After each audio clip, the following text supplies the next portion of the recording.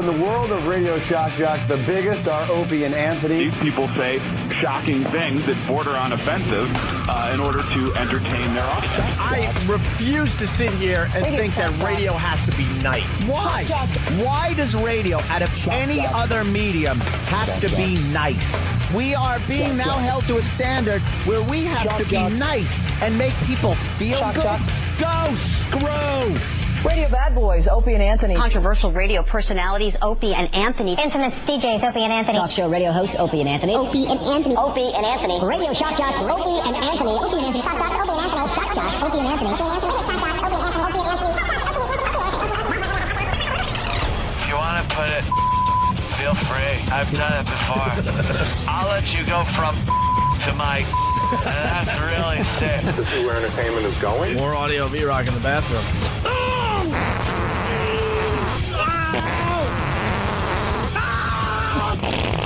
They are sick.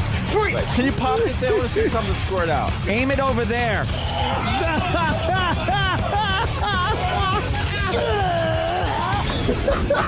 This is the worst. Good one. The worst show This is the worst show I've ever been on. But enough of this palaver. Let's get the show on the road.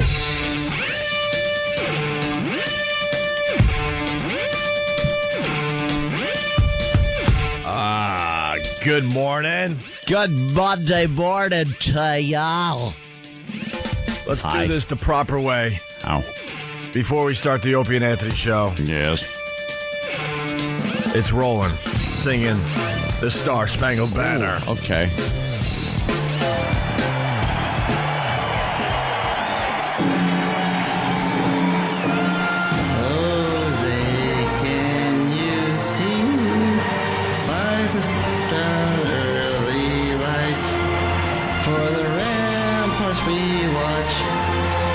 So gallantly gleaming, and the rockets regular, God's words bursting in air, gave proof to the light that our flag was still there.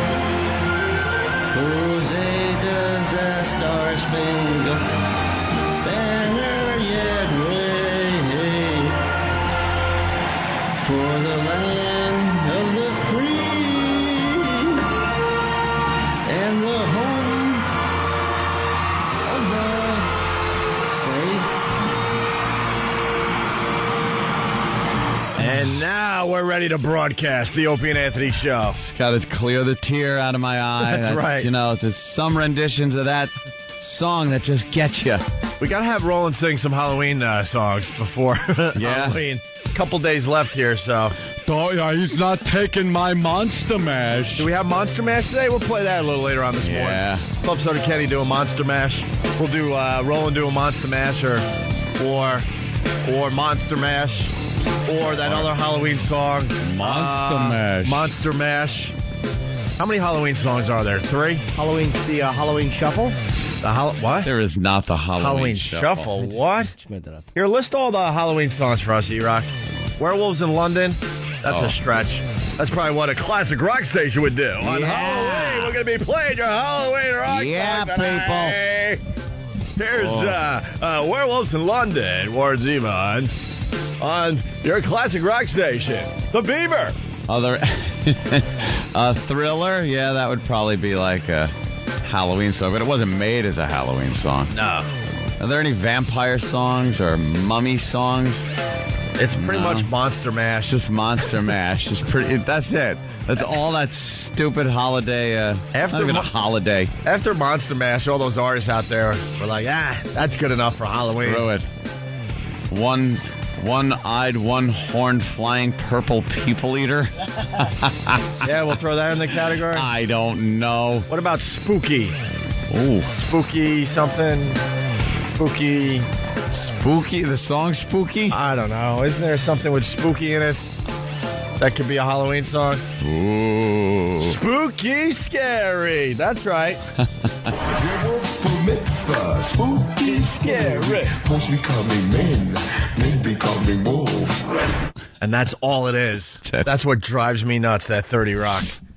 They should have had a full-length freaking video of that, man. Absolutely. But no one like Tracy, you can't keep him focused enough to do more than 15 seconds at a time, unfortunately. No, he'd start going off on something else. But you know what? That 15 seconds is always hilarious. Hilarious. Hilarious. You got to say it. Hilarious. That's hilarious. Oh, Rocky Horror, sure. We'll add that to our Halloween music list. Hey, it's Bruce in Louisiana. Bruce? Man, that Roland is damn hilarious. How does he end every song like it's a question? I don't know, because he looks around. It's the whole thing. He looks around trying to get approval from people, and he's not sure. Yeah. So he's, Well, you know what? Before the end of this break, let's do Ave Maria. That's my favorite Roland song. Yeah. Because you talk about a question, he goes, Maria? Maria? Maria? Ave. How about Maria? Chris on Long Island? Chris, what's up? I put a spell on you. I put a spell on you. Oh, yeah. What are we doing, a Howie Carr bit? Who gives a crap? It's your favorite Halloween songs. I'm going to be paid millions and millions of dollars to do hacky bits. What's your favorite Halloween song of all time? Come on, everybody. People. Be calling. Howie Carr is believe it or not, he really is a talk show hack. Mm-hmm. But the older people in Boston love the guy for some reason. And I was driving to Cape Cod once, and he actually asked people for an hour what we bring this up a lot, but their favorite ice cream flavor. Yeah. How many are there, and who cares? Call after call. Tell us your favorite ice cream flavor. Once you get through vanilla, chocolate, and strawberry, kind of a drop-off. And then they got outrageous because then when they were running out of flavors, they're like, well, how about a topping? What's your favorite topping for ice cream? And then you get someone silly going, I like mayo on my ice cream. And Howie's like, well, that's outrageous. Oh. Thanks for calling, E-Rock. I saw you looking at him. I beat you to the punch. I know. I was just thinking of him looking at the phone screen and seeing E. Nagel. Ray Parker Jr., yes, Ghostbusters. All right, we got to find Ghostbusters. Let's go to Steve on Long Island. Steve? It is 6 a.m. Hello. Yeah? You're playing Roland singing. I hope he dies of AIDS. It's too early for Roland singing? He dies of AIDS. You guys are killing me, and somebody needs to give him AIDS. It's a patriotic song. Yeah, we're going to start every show with that, unless you approve. Robert, California, what's up? Hey, you got Dead Man's Party from Oingo Boingo. Well, we'll add that to our Halloween music list. That one? Dead Man's Party, or something like that. All right, thank you, sir. Let's go to Neil in Buffalo, listening on the Edge, the home of Shred and Reagan. What's up, Neil? Hey. Witchy Woman. Oh, if we start going into songs like Witchy Woman. Well, that's what the classic rock stations do. Yeah. Not the classic rock that really rocks radio stations. That's your run-of-the-mill classic rock station. Hacky. We'll do their Halloween special. Classic rock. Oh, DOA has to be on that list. On that list. By Blood, by Help Me Out. This is obscure. BAB used to play it. The home of rock and roll used to play it every Halloween. That home of rock and roll. DOA, Help Me Out. Can't. What? Yeah, Blood Rock, DOA, a one-hit wonder, but the song gets played every Halloween. So, all right, let's play this and get it over with. He and the Rockies are down to their last strike.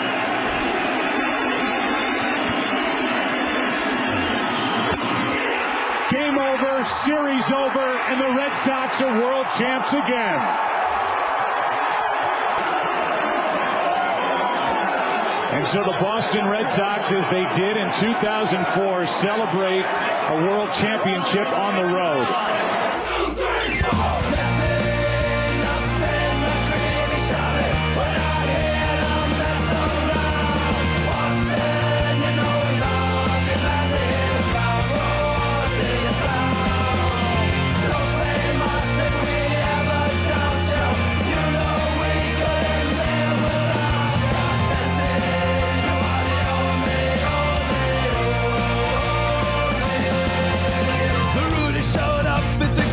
And there you have it. The Red Sox win the World Series. Is that their song, this team song? Yeah, I don't like the team song testing whatsoever, but yes, that's their song. What happened to Dirty Water?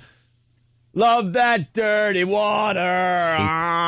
Hate that song, too. You don't like Dirty Water, really? No, I hate it. I love the original, and I love every cover ever made of Dirty Water. Something about that song. You know Dirty Water. Can I hear a little bit of it? I don't know.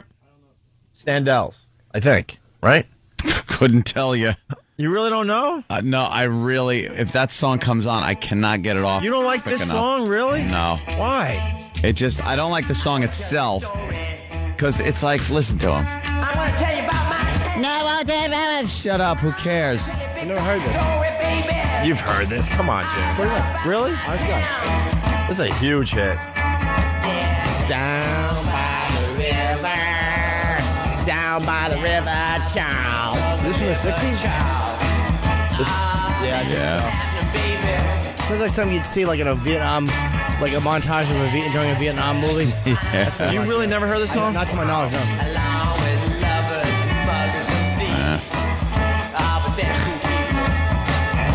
Just gonna go to the hook. Don't worry. That dirty water. Oh, Boston, you're my home. There you go. Let's say hi to Brian in Boston. Brian, what's up? Hey, the curse is broken. Go Sox, go, baby. Go Sox, go. And a lot of people are like, well, that means you didn't really want the Sox to win the World Series. No, I'm telling you. I'm telling you, when it comes to American League teams, that's the only team I want to see win. I don't like the Yankees. That's sacrilege. I'm a Mets fan, so you can't vote. You can't root for the freaking Yankees after the Mets are knocked out. You just can't. Give me another American League team I should be rooting for. Nobody. They all stink. Kansas City Royals all the way next year. Oh, yeah. Oh, they still play Dirty Water after every win. They play Dirty Water after every home win. Yeah, when do they play the Tessie thing, though? I don't know, when they're losing, because that's their, rally cry. They're like, they want the fans to rally behind a bunch of bums, but... Yeah, I don't get the Tessie thing whatsoever. I don't get that. I like the Dirty Water. All right. Oh, got it. Thank you. All right. Punching out. Yeah, there you go. Red Sox. On it. Thank you. We were up there. I don't even know when we were up there. It was a blur, man.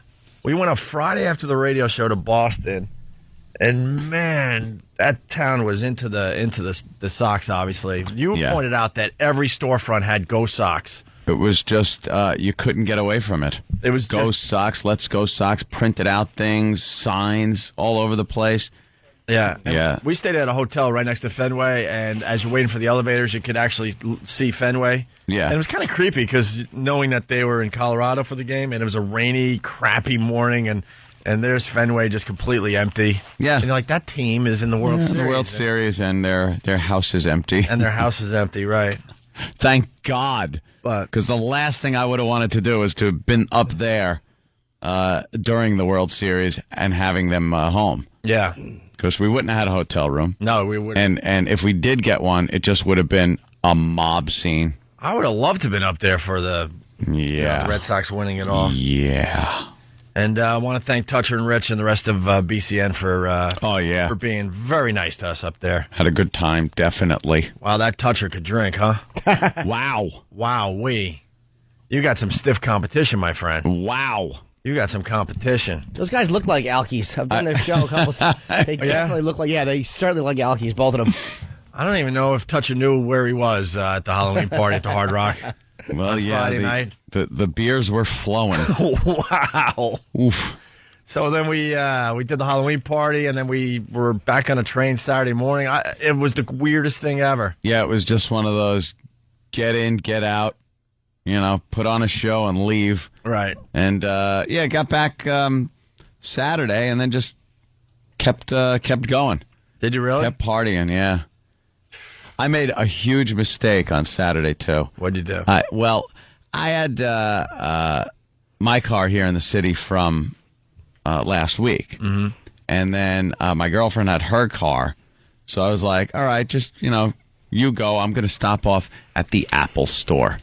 I wanted to pick up a couple of things. I get to the Apple store. There is a line around the block to get into the place. Why? For the new operating? For the new operating system, Leopard. But wait a minute. Why would there be a line to get... it's open 24 hours.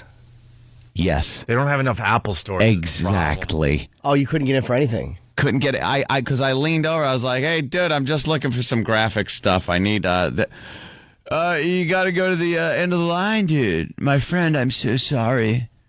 But this is the Apple Store, and I hate to turn you away because it's so, unfriendly. But you have to go online. And then I'm just standing there all like, grr. I wasn't going down there for that. But there are so many people down there, I guess. The fire code to have a certain amount of people. Sure. So you got to wait for a bunch of people to come out before they sent a bunch of people in. And a lot of people weren't coming out, so... How long was the wait? I didn't wait. I went home, click, click, click on the keyboard, and ordered stuff I needed online.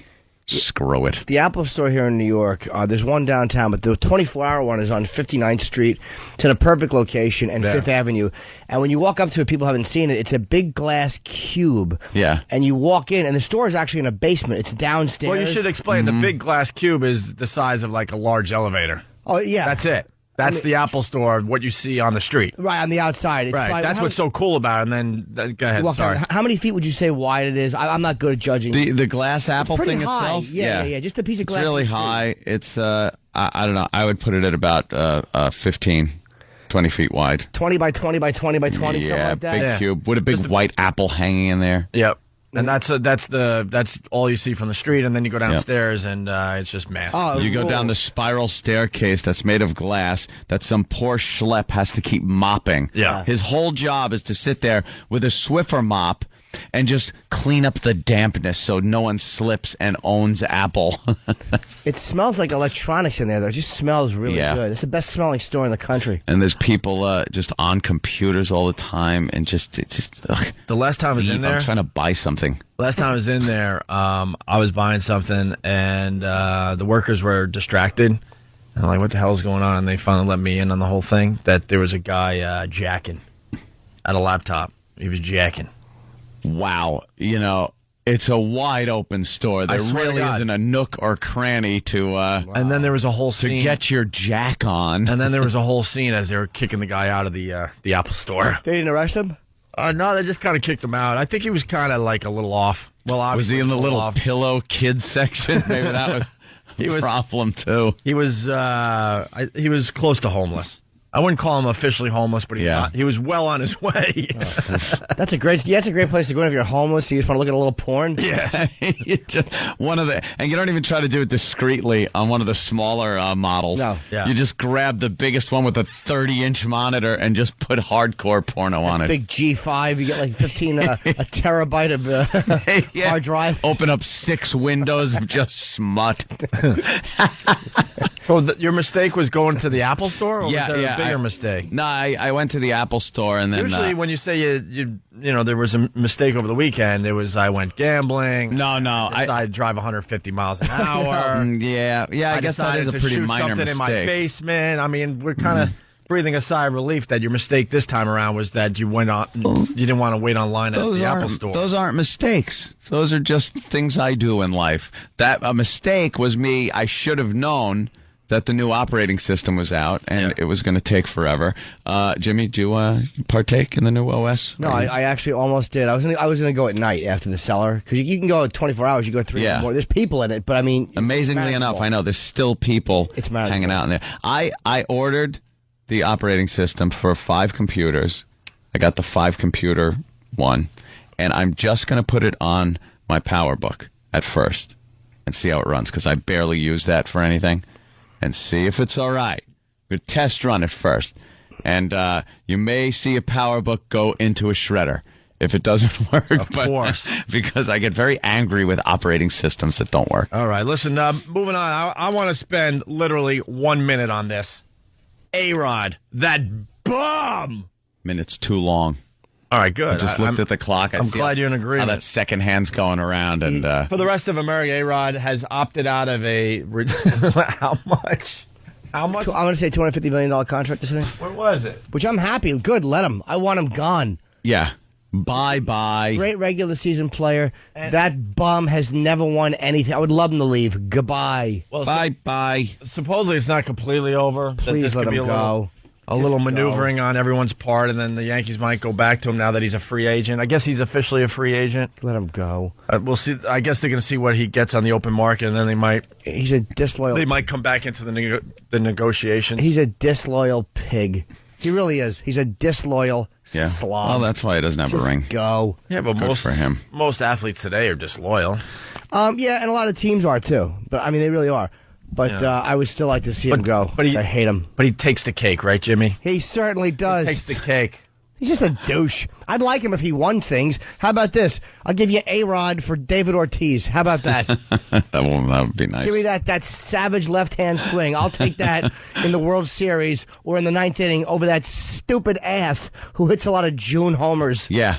August 9th, another homer. He could slam that ball in June, July. Oh, how was the Mr. clinch October? comes? Huh? How was Mr. October this year? Mr. Sucks.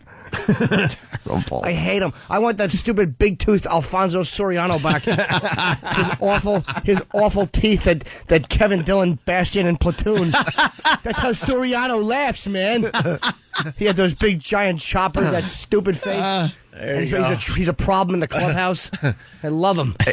Hey, really fast, the reporters here in New York, they're reporting on the A-Rod story from a very, very dark and empty Yankee Stadium. Why do they have to go all the way up there just to say that A-Rod is now officially a free agent? We're here in front of Yankee Stadium where no one will be for months and months. There's like a homeless guy sleeping in the background. That's about all. I don't understand when I don't know why they bother. The freaking reporters do that. Let's say hi to Jennifer in Jersey. Jennifer. Hey. Hey. How you guys doing? Great. Anthony hates your name if you haven't figured that out yet. Change your name, please.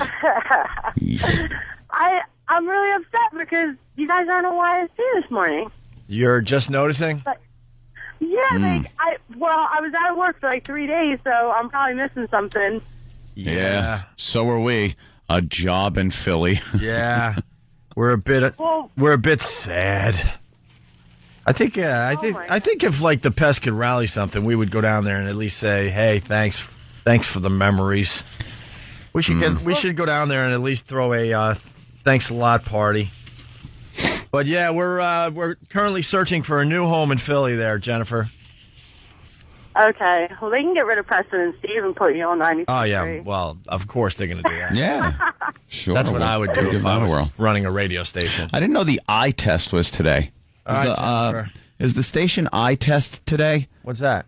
I don't know. E-Rock picked the smallest possible print for writing down stuff on his little monitor that we all have to look at. Well, there you go. Thank you. Hey, by the way, we're going to do E-Rock's air check. Maybe we could do that after the break. E-Rocktober wrapping up. I know I'm sad about it. Me too. But E-Rocktober only gives way to Povember. Which I'm very excited about Povember. We got to do a better job of introducing Master Po to a lot of the that's why we're gonna, listeners. That's why we're going to spend the whole month of November doing that. So we got to break out some of the old Po clips. Povember. So I hope the guys are on it. Poe's greatest hits of stupidity, please. He's our greatest hits of stupidity. Yes. Jesus. Oh, he could kill you with a pen, but he's not writing with it. He can't. No. I think you would have the advantage if it was a writing contest. Poe's the security guy at XM who greets everybody when they come in. Hello. And he's a good spirit and a good soul, gentleman. But frustrating as hell on the air. But I'll say this. I hope he's not listening. The man is a boob. Oof. All right. Hey, we're going to take a quick break. We got lots to do today, so there you go. The Sox win the World Series. Bravo. Yay. Bravo. Congrats. We're going to talk about Copperfield next. This story's got some legs. This David Copperfield. Oh, I love it. We'll get into that. It's hilarious. What a ghoul this guy is. Just a ghoul. Yeah, absolutely. And the more money you have as a ghoul, the bigger ghoul you can be. Yeah. Jesus. And for the people that don't know the sound you're waiting to hear today to try to win $1,000 between 7 and 7:30, we'll give you that sound after the break. We're going to make you wait a little bit, okay? Right. And also E-Rock's air check. All on the way. It's Opie and Anthony. Broadcast program. Saturday Night Virus. Coming this weekend to the Saturday Night Virus, Kevin Smith does nothing We just play shit he already did. So tune in this Saturday from 9 to midnight to hear 3 of Kevin Smith's Smodcasts. That's happening this Saturday at 9 p.m. Eastern on XM 202 The Virus.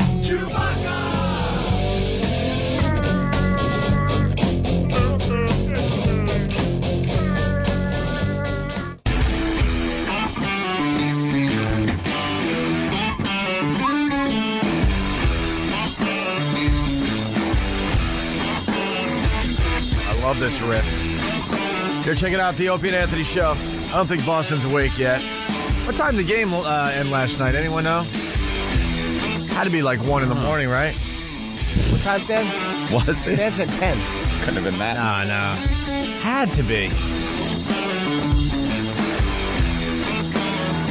Sox win the World Series. You know that by now. Well, it wasn't one of those ridiculous sweep scoring games, so it might not have been that long. 4-3, though. Sometimes those games take a lot longer because it's, a lot of strategy going on. Phone number 877-212-ONA. We got another chance for you to win $1,000. This is what you're listening for today between 7 and 7:30.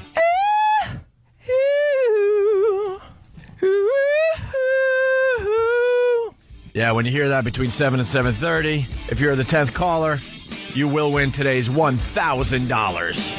Phone number 877-212-ONA. All right? Well, I guess the fires are pretty much under control out there in California. A few are still burning, but the winds died down, the Santa Ana winds, and the fire department, all of the fire department, like 1,000 fire departments. And those planes, that's something you never see around here. Those big, planes huge, just dropping. But they're like 747s of water. Or something like that. I know, it's not even like these little planes anymore. And then they got the helicopters and the little planes and these giant jets that have been transformed into water carriers. The belly just opens up. Yeah. Just a massive amount of water. Bunch of water drops out. Rumor has it they found a scuba diver in the middle of the forest now that the fire has been put out. Well, he wasn't even burnt, and he was in full scuba gear in a burnt-out forest. Yeah. I'm amazed how they found that guy. Really? Oh, the guy that got dropped out of the plane? Yeah, the scuba diver. Yeah. They're starting to think that maybe they scooped him up when they were getting some water to put out the fire. to put out the fire. And he was dropped from above with the water, and that's why they found him without a burn on his body. But in full scuba diver gear. Yeah. You wonder how he didn't have a burn, though, if they dropped him onto a fire. It's amazing how that happened. It's not like they dropped him on the polar ice caps. They dropped him onto a forest fire. Right. And yet there was not a burn on his body because apparently the little trickles of water falling out with him extinguished the fire and so did his wet scuba body. Yeah, that old gag. I love that one. Amazing there's not a lot of live frogs in forest fire wreckage. Yeah. And fish. You don't see a lot of fish swimming in those puddles. No. Old scuba guy. God bless him. Maddie from Greensboro helping us out. Game ended a little after midnight. That's a quick little baseball game right there. Right around 4 hours by the time they did the first pitch. Not too shabby. Not too shabby at all. Congratulations, Boston. Yes, of course. So you go back to the fires, and now you got the reporters, just kind of showing people going through their soot, trying to find stuff. Their wreckage. And I saw, where this lady was just devastated, and then, a neighbor found, a photo album and gave it to her, and she started crying. That story. That happens all the time. Because it survived the fire. Survived. The photo album survived the fire. How do you not take the stupid photo album? The fires, the fires were like, all right, the fires will be here in 2 weeks. I mean, it's very sad, but everybody knew the fire was coming. Grab the photo album. Grab your valuables.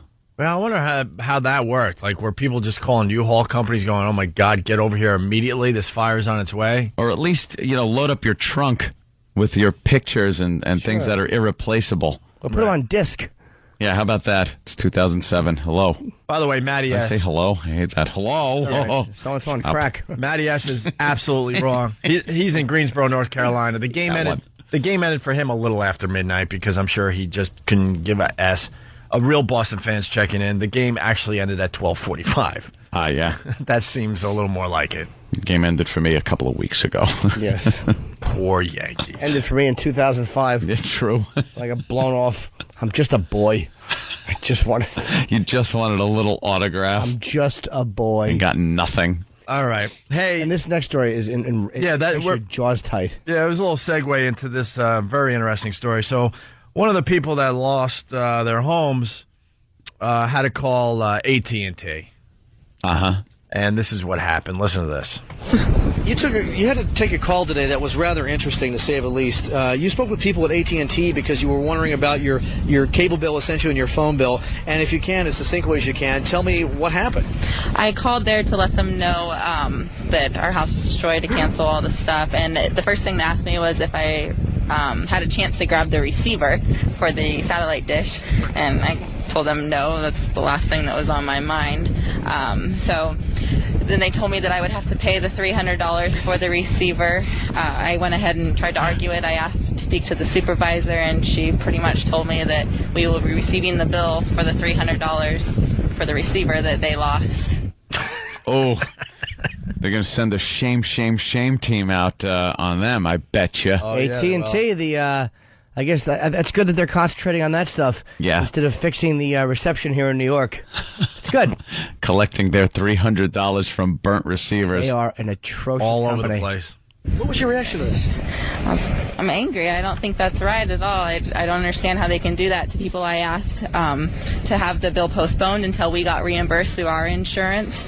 And she said, sorry, you have to pay it as soon as you get your bill in the mail like any other normal bill. And you clearly identified yourself as a San Diego fire victim. Yes, I did. I told her that our house was destroyed and things like that. I'm not just calling to get out of it, so. Okay, well, it actually kind of disturbing. Kind of. Yeah, kind of. Well, let me get back to the Red Sox thing. Bill from Waterford, who I could trust. This guy's a faithful listener. He writes, Opie, first pitch was at 8:30. The game ended at around 12:05. The Boston guy who told you 12:45 is still drunk. So now it's back to the game ended right around midnight, a little after. 3.5 hour game. That is a distinct possibility. We did also hear that there were 35 arrests. 30, yeah. Or thereabouts in Boston. All around Fenway. They just love getting a little raucous after the game. And the game wasn't even there. They were under control, considering. Were they? Yeah, that's when Detroit wins it. Forget it. Well, that's Detroit. It's there's a curfew for everybody. That's Detroit. Where was it? The Cardinals never won the World Series, did they? I'm sure they have. Or did they win the pennant? What happened where it was the lamest celebration ever? Because they're all just white bread family people, and they were just hooray. What was it, Travis? You know the story? That was last year. Huh? That was last year. The Cardinals won. Oh, they did. Yeah. See, white people hanging toilet paper under the arch, bunch of cornballs. Yeah, and they were all just like, yay! Our team won. Lamest celebration ever. It says the celebration appeared milder than 3 years ago when the Sox ended their long championship drought. But as the revelry continued into the morning, fans overturned cars and set small fires. Some were wrestled to the ground by police, who said they had made at least 37 arrests, mainly in the Fenway area, by 2 a.m. 37 arrests wouldn't be that much if it was people leaving Fenway. But the game was, 2,000 miles away or so, and they're just getting raucous in the bars, coming out. Of course, you have to. Get arrested? Yes, you have to get arrested for your team. You got to go old school. That's ridiculous. I saw the video of the Yankees winning it in 1977. Yeah. Oh, you want to talk about a celebration, man. Yeah, they kind of stopped that whole thing. Unfortunately, they took that away from us, the fans. The cops come right in on horseback and just, stop everything. Yeah. There's a police presence all over the place. Something about seeing a policeman on a horse stops you from, running onto the field to get your get your share of the field. you are absolutely not going to win that foot race, that foot hoof race. We should get some some stats from 1977 because I saw it recently. And I'm like, wow! And I remember reading or seeing that people were actually carrying their own seat out of the stadium and everything. They just felt they could take whatever they wanted. That's great. I'm just going to rip this out of the ground and take it with me, and there's no one there to stop me. No. Could you imagine trying to leave with a seat now? You know, it's worth mentioning again. I like to bring this up, but the Bills win the AFC title back in the day when I was doing radio up there. And you talk about how they've taken this away from the fans. Yeah. Like, all of a sudden, the Bills fans jump on the goalpost. There were, like, I don't know, a dozen, like, guys that were insane enough to figure out how to, like, climb up the pole. Oh, that was the big thing. And get up on the goalpost, and then the rest of the people are shaking it. Mm-hmm. This thing, I wish there was a video of this on YouTube. It's one of the most amazing things I've ever seen in my life at a sporting event, and I have not been able to find a video since. What? We're just looking at some old Yankee footage there. This is the 1977 clip that you can see on YouTube. The field is covered with people. Yeah, people were ripping up the grass. They were filling up little, like, beer bottles with the dirt. They were carrying their own seats out of the stadium. People probably still have that dirt. It's all hardened. And they're still showing people the bottle, and people are like, shut up. Who cares? I was at that. No one cares. You're an alcoholic and there's roaches in your apartment. Why don't you feed your wife? Now, if you had like a mummified Billy Martin head. Exactly. This is the windshield with a skull mark in it. Now, that is a piece of trivia. I would like, look, this is a plane with a Canton, Ohio destination. And there's a mustache in the steering wheel. You want the steering wheel with the mustache in it? Certainly do. Oh. Wow, that's great. Here's a burnt out husk with a catcher's mitt still inside of it. Would you like that? Jesus. There you go. That would be some memorabilia. Well, that would be something to show your friends. Hey, come down to my basement. I got to show you something. Young George. Wow. But anyway, so really fast. So then they're on the goalpost, they're shaking it, and they're able to completely knock it down. Yep. Completely knock it down, while the rest of the field is packed with people. This is way before YouTube, so it's hard to see this video. I need to see this again. And then the Bills fans got the bright idea they needed to get the goalpost out of the stadium. And I know the faithful listeners have heard the story, but I love telling the story. And you can't just take it out the old-fashioned way, like just walk out of the stadium with it. Through the, So as a group, I guess they realized if they carry the goalpost to the top of the stadium, they could throw it over the side. It just becomes this savage bunch of ants. So, yeah, it's a bunch of ants. They carry it all the way to the top of the stadium, and I watched this thing go over the top. Over the top. And I'm sure they made sure to look out below to make sure nobody was walking around there that could become impaled on a goalpost. I need to find this video again. And then we went back to the, some tailgating. We're just hanging out, throwing the football around, do a little barbecue, a few more beers, and we finally, leave, right? And we watched, I don't know how many guys were left on this thing, but maybe 3 or 4 guys on a piece of the goalpost that easily was 10 to 12 feet long, just walking down the road that leads to the highway. And it was pretty much the last guy that has it gets it. Yeah. And to this day, I've heard that in all the local bars in the area, they have pieces of the goalpost from that memorable year. That's something you just don't see anymore. No, you just... So, I mean... You'd be so arrested in a second. But 38 people arrested outside Fenway. The old days, it was crazy. Remember... what's his name on the horse backwards with champagne? Wade Boggs. Thank you. 96. Yeah, there you go. Well, that was at Yankee Stadium, right? And he was a Yankee. Yeah. I mean, he was on the field. Yeah. How about a great piece of memorabilia? I actually saw a DiMaggio World Series ring from the late 40s. The World Series ring still had a piece of Marilyn Monroe's cheekskin in it.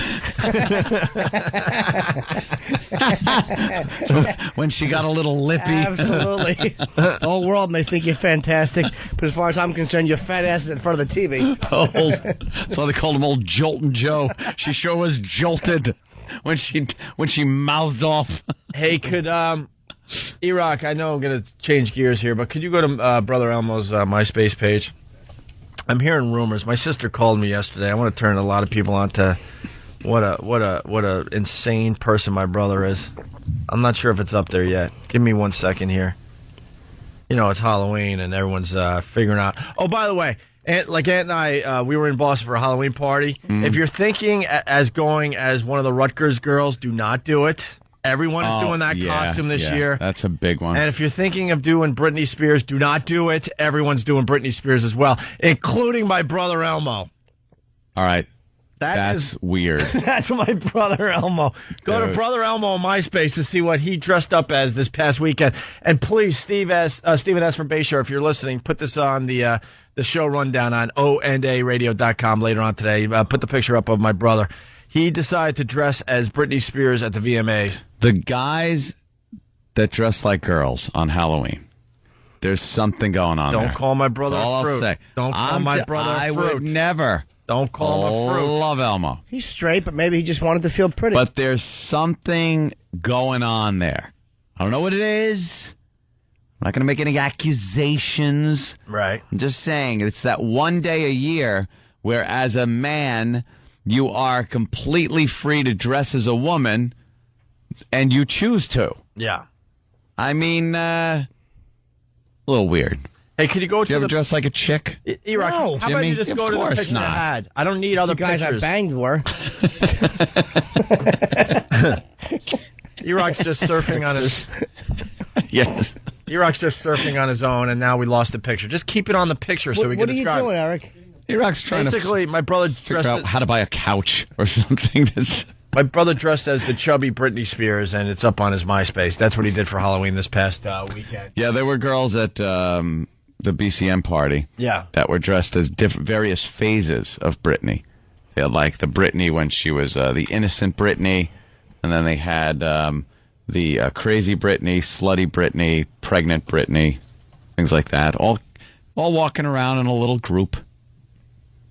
That's all. That's all I'm trying to say. All right, I guess there's nothing more there. Go to Brother Elmo on MySpace if you want to see my brother dressed as a fruit. Tim in Cleveland, what's up? Yeah, I had a story for you guys about the what happens at stadiums when the fans go nuts. Yeah. It was back in '95 when Cleveland had their last game at the old stadium, the old Cleveland Brown Stadium. I was like fucking oops, sorry. Oh. I was like 12 years old. And after the game was over, we were playing the Cincinnati Bengals, and we got our asses. I don't remember if we lost or not, but the fans just went nuts. They started tearing the rows out like you were talking about, and in the dog pound, the dudes were tearing up the old bleachers and chucking them on the field. They were actually there was like a couple of years ago at the new stadium, they were throwing bottles at the actual players. Back in the day, man, we were throwing stadium chairs. We were throwing bleachers at them. They tore up whole rows and chucked them out there. It was freaking awesome. Yeah. So, like I said, I was only 12 years old, so I just got to sit back and watch. Yeah, I missed that stuff. When your team won, I loved when you would just go completely insane. Rush the field and take whatever you can. People used to take the bases and run out of there, and Yeah. They would. Yeah. Some people were smart enough. They not only ran on the field, they knew where they were going. They were running right for. They wanted home plate. Yeah. And they would try to grab that and just run out of the stadium as everyone else is rushing the field. So they're like getting recruited on their way off the field by the management. They're like, hey, we need that guy. Yeah. Bunch of people fighting after the World Series ring, trying to break Joe Pepitone's Coke spoon in half.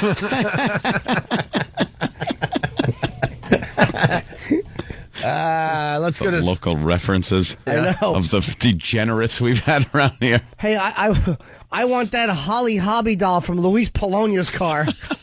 Oh my God! Wow. Good old Luis.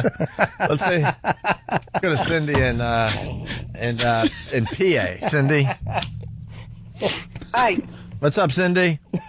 Listen, I used to listen to you on 94.1 WYSP, and the last week or so, you're not on that station anymore. Yeah. And I just wondered what happened. Oh boy, we went over it a lot, but they are stupid enough to think they need to go in another direction. So we're actively looking for a new home in Philadelphia. Oh, I'm so sorry to hear that. I've been listening to you since I lived in Brooklyn. Okay. I'll keep watching out for you. All right, thank you. Love you guys. You Way to can be still listen to proactive. us, by the way. Yeah. I know, really. All right, well, I keep guess. listening to that station, you're not there. Okay, thanks a lot. All right, FYSP, F them. By the way, are we on in Chicago today? Because our days are numbered in Chicago.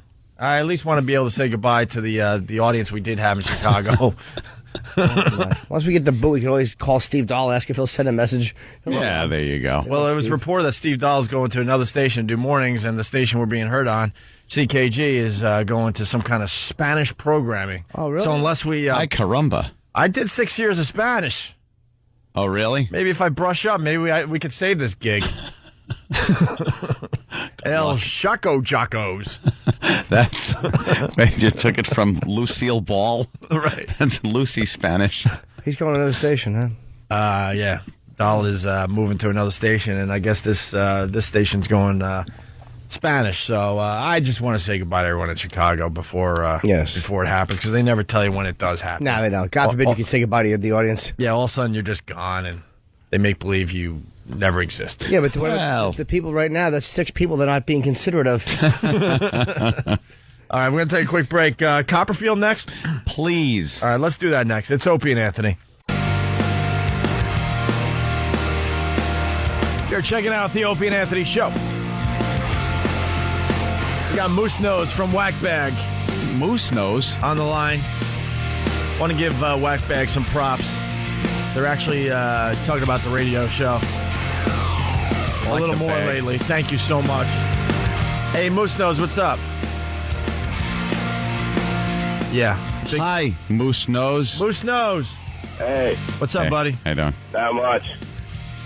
I'm sick, that's all. You guys are still on in Chicago so far, and as soon as I get to the job, the radios all go out on CKG. Well, cool. I do believe that today might be the announcement. I'm sorry to hear that. So if it is, Caja de tu madre. Thank you for effing on my dick. You got to talk about one of the worst baseball disasters ever. Yeah, do we? What's that? The disco demolition in '79. Oh, we've talked about that before. Thank you, sir. It's always fun. Thank you. It's always fun, except this time. Okay. You know your cold medicine just ruined everything, right? Yeah, that's what it's supposed to do. I was just going to say Caja de tu madre to everybody in Chi-Town. Ah. Did he say it first?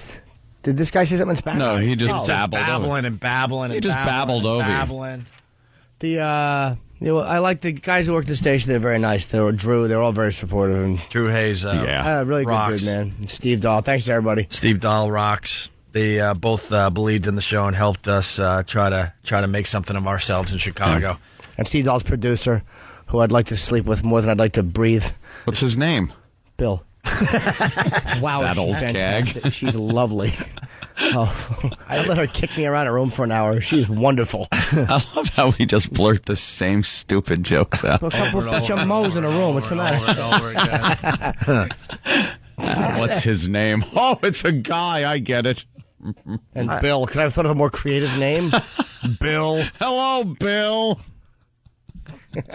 Continued success for Steve Dahl as he moves to another station, but I don't get it, man. I know the show is way better than like a show like Eric and Kathy's, but I don't know, man. For some reason, they like what they like out there. Whatever. Yeah, what are you going to do? Whatever. Let's say hi to here on a daily basis and have fun. Let's say hi to Ziggy. Ziggy! Pop and Ack. What up? Hey, man. It's Itchy Fish Ziggy. Oh, no kidding. What's up, bud? I got my free couch last night from Jordan's Furniture because the Red Sox won the World Series. Yeah, what was that all about? They did a promotion for like a 3-week span. If you bought any amount of furniture in those weeks, free. 100% free. So they lost, they did an insurance policy, but yeah, the they take out like a contest insurance policy, so because they'd go broke. Ziggy speaks the truth, by the way. Free furniture sits well with faithful fans. Thousands of Red Sox fans are sitting pretty on their new free World Series furniture from Jordan's. Others are kicking themselves on their old stuff. The happier ones took advantage of the Jordan's Furniture promotional offer for full rebates if the Sox win the World Series. Wow. Jordan's Furniture promised free sofas, chairs, and beds to customers who bought between March 7th and April 16th if the Red Sox won the World Series. Jordan's took about 30,000 30,000 orders during the promotion. But what did Bernie and Phil do? I'm going to get to that in a second. Chief Executive blah, blah hasn't disclosed how much the rebates would be, but he won't have to pay it all. He bought an insurance policy to cover losses in case of the sweep. 30,000 people took advantage of this. Wow. So I guess it was a way to get you into the Jordans, you know, to buy furniture like between this date and that date. And then he's hoping that the Sox don't win. Wow. And then he just makes a lot of money. Yeah. And even so, the insurance company pays for it, so he still makes a lot of money. There you go, Ziggy. Congratulations to you. All right, guys. Hey, tell me if this sounds like a phone hanging up. Anyway, speaking of Bernie and Phil, when we were getting ready to take the train back to New York on Saturday, a Bernie and Phil commercial came on, but it's not the old couple anymore. Have they finally moved on? They don't have Bernie and Phil anymore. They're huge institutions in Boston as far as furniture sales go. And they did their own commercials when we were up there. And they're just the worst collection of commercials ever. But it was them. And they'd act out little skits and sketches. One of my favorites was when Bernie, who is the guy, and Phil, who's the woman, the wife. But barely. Her name's Phyllis. But he would call her Phil. He woke up on the couch and goes, "I had a nightmare, Dr. Phil." And she was his psychiatrist. And it goes through this whole thing. "I dreamt we were selling furniture at much too high a price." Well, that's impossible, Bernie. And they just go back and forth with this lame conversation about furniture. It had nothing to do with furniture. Oh, it was horrible. But, man, they are huge. Just like a ship captain. Aye, first mate Phil. Where are we steaming off to, Bernie? We're steaming off to furniture savings. Are you? Hit an iceberg. Or to the David Copperfield rape island. I'm doing the Leon Klinghoffer impression. Some savage is going to throw me overboard. In a comfy chair. We're getting info on this. Maybe we shouldn't be making fun. James in New Hampshire, what's up? Hey, gentlemen. Hey. Good morning. Good morning. Hey, just an update. The new people on it are Bernie and Phil's kids. Because Phil is shaking like Michael J. Fox nowadays. Oh, no. Oh, yeah. They put her on every now and again. She'll still be in it, but she won't talk that much, and she'll just be just shaking like there's good tune on. Hey, Phil, is this our new vibrating bed?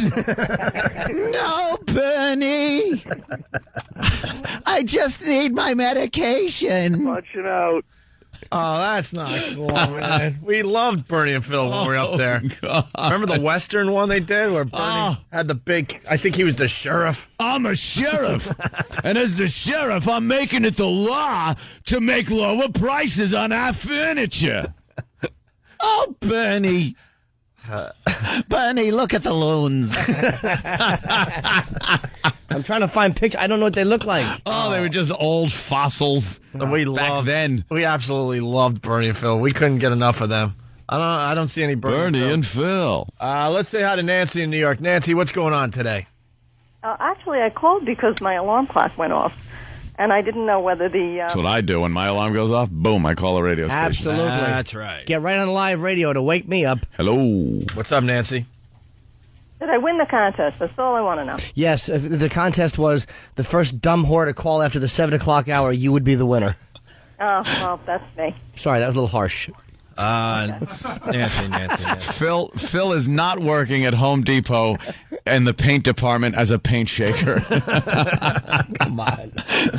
Some reports are coming in, and I don't believe that is true. Yeah, Nancy, good news for you. We have not played the sounder yet, so hang in there, okay? Okay, thanks. All right, you got $1,000 up for grabs still sometime between now and 7:30, all right? So mean to So Bernie and Phil, blah, blah, blah. All right, you want to do the Copperfield thing? Yeah, I love this story.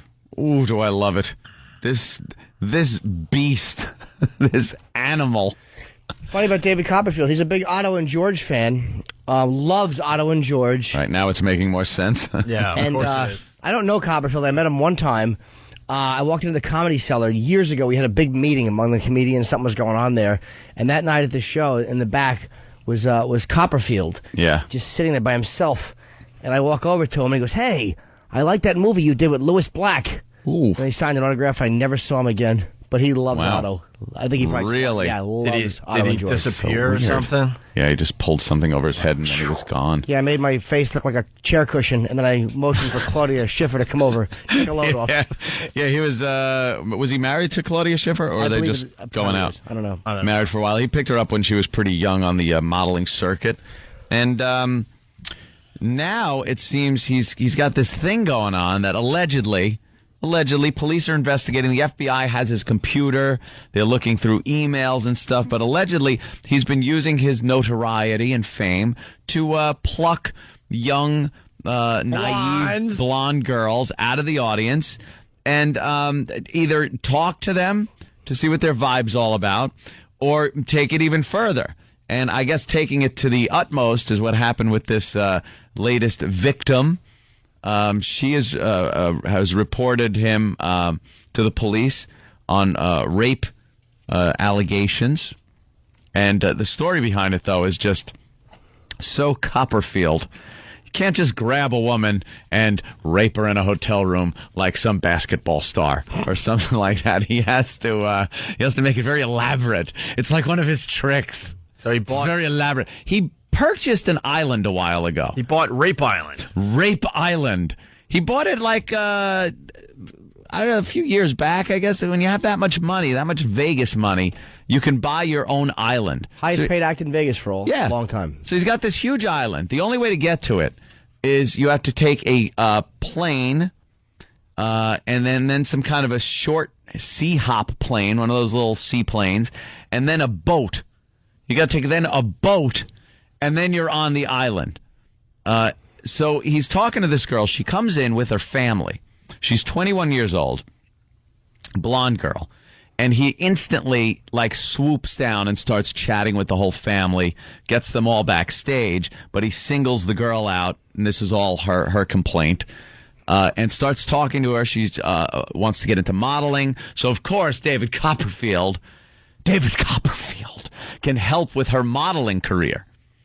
So he invites her to his private island, to a big party, he says, to network, meet people, and discuss her modeling career. So she takes this friggin', 18-day excursion to try to get to his island. It's like the island on Lost. Once you get there, you don't know what's going to happen. So she goes through the planes and the boat, gets to the island, and much to her horror, she realizes there is no party. It is just David Copperfield and her and an island. He's standing there at the dock with a hammer and some Rohypnol. She says then But she was the only one that was dropped off on the island? That sounds almost impossible. That was it. Just her. This is what she is alleging. Okay. That she was alone on the island with David Copperfield. Yes, very frightening. The swashbuckling David Copperfield with a knife in his teeth and no pants. So she, I guess, gets off of the boat and it goes to the house and starts slowly realizing there's no one else there. All alone with David Copperfield. Was he moving his hands like a magician? making her dignity disappear? Making black eyes appear. Yeah. So apparently then she alleges that she, for 2 days... He copped a feel. Yes, that's where the name comes from. She was beaten and raped by none other than David Copperfield.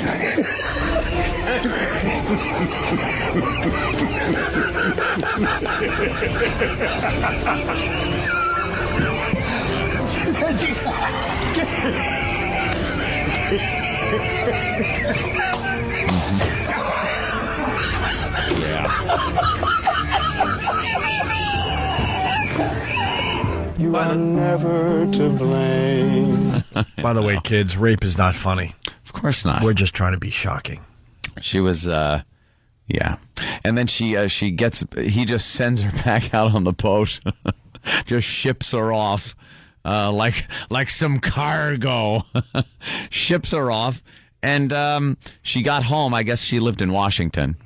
and immediately told her parents, who then took her down to the hospital, the police. They did a rape test. They've taken some samples off her clothing, some suspicious samples off her clothing. How anxious was he? Man, yeah, right, I know. There should never be samples on the clothing. No, your bodily fluid should never be on her shoes. That's not the sign of a patient man. It's like on her parka. Yeah, and her hair, her earrings, and her shoes. None on her skin. He couldn't wait. Right there on the boat dock, and he just sent her back. Oh, my God, you showed up. And then he grabbed my leg, and he humped like a little dog, and then he threw me back on the Cessna. That throws her back, and yeah. And now he's going to try to make a rape charge disappear. Yeah. Good luck there. The FBI has seized all the emails because apparently they had some email correspondence back and forth, and they're starting to say that maybe this isn't the first time this has happened on Rape Island. You hear about this warehouse of his in L.A.? No. It's like a warehouse where he stores all his magic stuff. All his magical tricks. And it's like, I guess it's massive. It's like this massive warehouse. And you know how you get into the warehouse? How? Through a sex shop. I was reading. Does he own that, or? Maybe we could find the story, but you have to do something in the sex shop to get to the secret door, and then he has the key after, I guess, like a secret panel is revealed or pushed away, whatever. Well, how do they bring stuff in, ship it in? There's got to be a warehouse entrance. There must be another way in, I guess, but that's how he goes in. Supposedly, he brought a reporter or somebody, and they had to go through a sex shop. Yeah, secret door in a sex shop. Meanwhile, around back, there's 18 loading docks. No kidding. Just people working. I know, you got to put your mouth by this hole in the wall. And that's a key. And the key comes through. And then you have some key juice. And you gargle with the key juice and question yourself as you walk around back to the loading dock. Key juice. Let's go to Eric in Connecticut. Eric, what's up? Hey, how's it going? Hey, Eric. Hello? Yes. Yeah. Hey, what's up? Hey, we're in the middle of our David Copperfield bit. What's up? I thought I heard the sound of the day.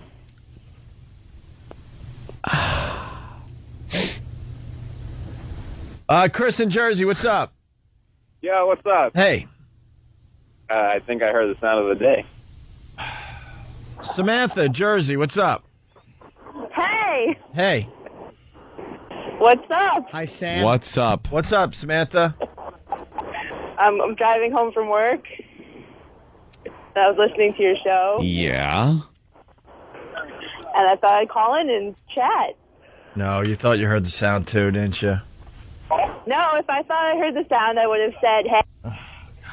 What I love the most is interacting with the audience. You never know what to expect. David Copperfield. Different every night. David Copperfield eyes a woman in the audience at one of his Vegas shows.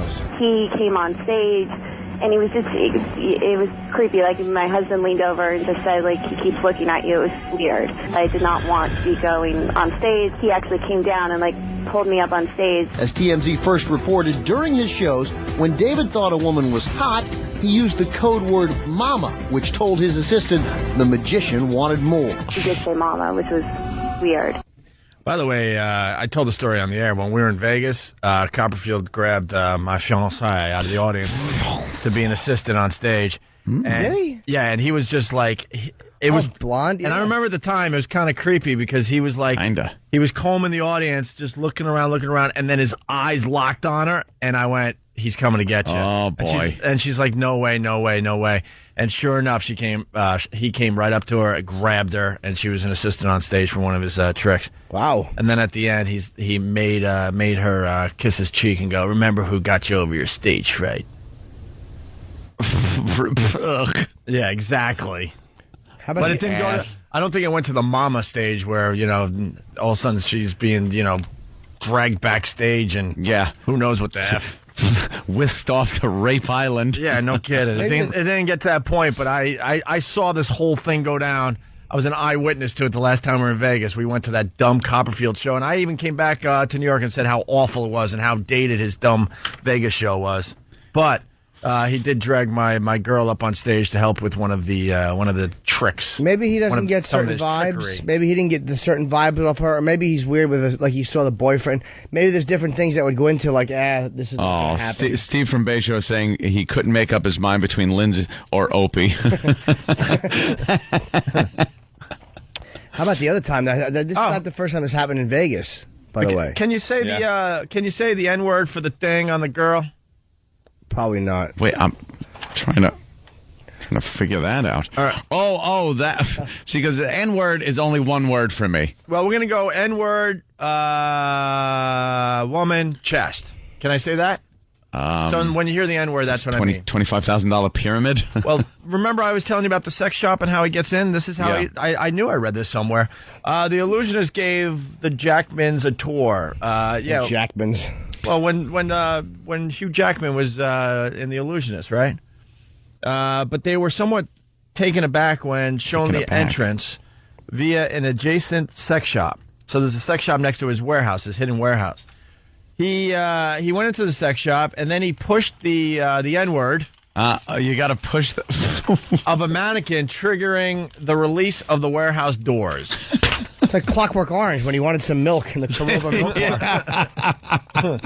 Here's more from the one of the victims here of Copperfield's scam. One of his assistants came to where we were sitting and just said, if you guys would just wait, David wants to meet you. And I said, I can't bring my husband. And she said, no. Backstage, David did his thing. He took a picture with me with the digital camera, and he took like a full body shot and then a headshot and then made me turn and do almost like a profile shot. Then, the dossier. She gave me a survey to fill out, asked me what kind of jeans I like to wear, the whole cologne question, some personal questions. I think there was like your height and your weight, describing what you look like, all that. And then she talked about the Bahamas. Can I tell you something? This woman is as dumb as they come, and I'm kind of bummed that they didn't pick up on this at TMZ. This is how he gets info so he could use it in his stage act. In his act. And all of a sudden it's like, oh my God, this guy's amazing. He knew everything about this woman. Yep. That's all he was doing. The show, though. I don't know if it was before or I don't know, but it's so obvious. Those questions are like going to be used somehow in one of his tricks. Because I'm saying, like, well, either that or because he wants to have the clothes that she wants there. If you say let's go backstage and don't bring your husband, why do you allow that as the husband, and why is the wife okay? I'm a pervert, and I would never say leave your husband outside. You can't do it. Yeah. But husband's gonna go, all right, honey, go have fun with David Copperfield. David Copperfield is so mysterious. A guy that's pretty much a billionaire. You just go have fun. I'll sit out here and my fat Midwestern guts sticking out and worry about how we're gonna pay for this Vegas trip when we get back to Omaha. You just go have fun with the billionaire. Or maybe I'm going to play a couple rounds of blackjack. Or maybe it's go in there and take one for the team. We can sue him, and the Vegas trip is taken care of. I lost 6 G's. Right. Go to the sex shop, stupid. Help us out. 2 months later, she got an email from David's assistant trying to reestablish contact. I got an email from one of his assistants saying David would like to contact you. The story is similar to Amanda from Atlanta. He kept eyeing me throughout the show. I did notice a lot. I do need to borrow a lady from the audience. The FBI has seized Copperfield's digital camera equipment and computer hard drive after a Seattle woman claims Copperfield sexually assaulted her in the Bahamas. Today, the National Enquirer reports Copperfield allegedly used the same MO on his accuser, and after the alleged assault, tried to buy her silence by offering her $2 million. Copperfield denies any wrongdoing. So what he does, first of all, she's a blabbermouth. $2 million, shut your face. And second of all, he would have all these digital pictures. He would just look at them probably, and that's what I would do. I would look at them and think, oh my God, that one was hot. How great to have an assistant. That's what I need, an assistant. Contact her. They just start snapping pictures, and then you choose and it's a couple of mil. It's not rape if you're going to be paid $2 million. Well, if she takes the $2 million. Yeah. How do you know? She doesn't. It's pretty much rape. Why are you raping people when you have that much money? Do you get that spoiled that you're so used to getting whatever you want? I don't understand the appeal of rape when you could just go, no, okay, no, okay, yes. If he's smacking a girl around and forcing himself on her, if he's doing that, there's something more going on than just, hey, I'm into a little bit of kink. Yeah. You know, this guy's got some, if that's the case, this guy has some really serious issues. Well, what do you think? Don't know. Too soon to tell. I need more facts. I need to go to Rape Island and do my own investigation. Sounds like there's something there, but I don't it's pretty wild. If he offered her $2 million and she didn't take it, that's a big one. He must have been a bad boy. Yeah. Well, she probably knows she can get a lot more than $2 million by getting him convicted. We got some sounds from Rape Island.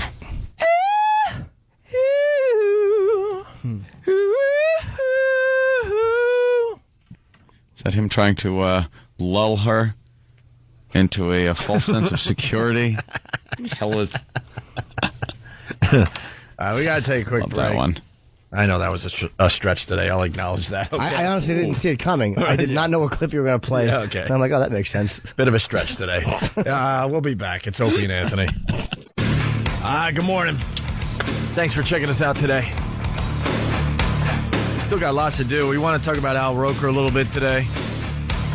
He wasn't offended by the Friars Club N-bomb thing that we discussed. No. We'll explain a little later. Also, a second-grade teacher blindfolding girls, putting toppings on his... no way. On his... No way. Popping meter. And then making them play the tasting game. Are you kidding me? How did that story get past me? Minorities less likely to trick or treat. They do trick or treat. Oh, really? They do with a gun and they say carjacking.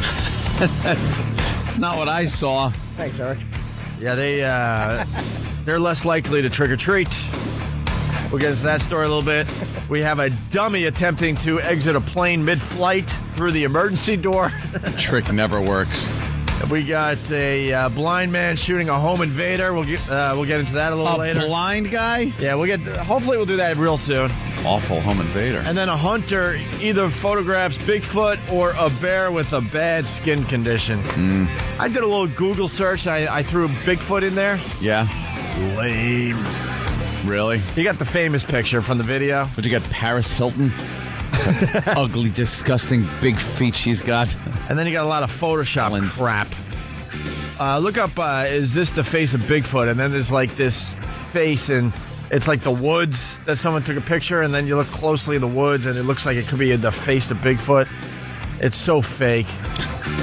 Look at that. It's not the face of Bigfoot. Anyway, you can do that at home, but it's just lame. There is no face of Bigfoot. No. There is no Bigfoot. All right. We got to say hi to Annette in New York. Annette. Hi. Cigarette? Annette, you've been trying to win the $1,000 a lot, right?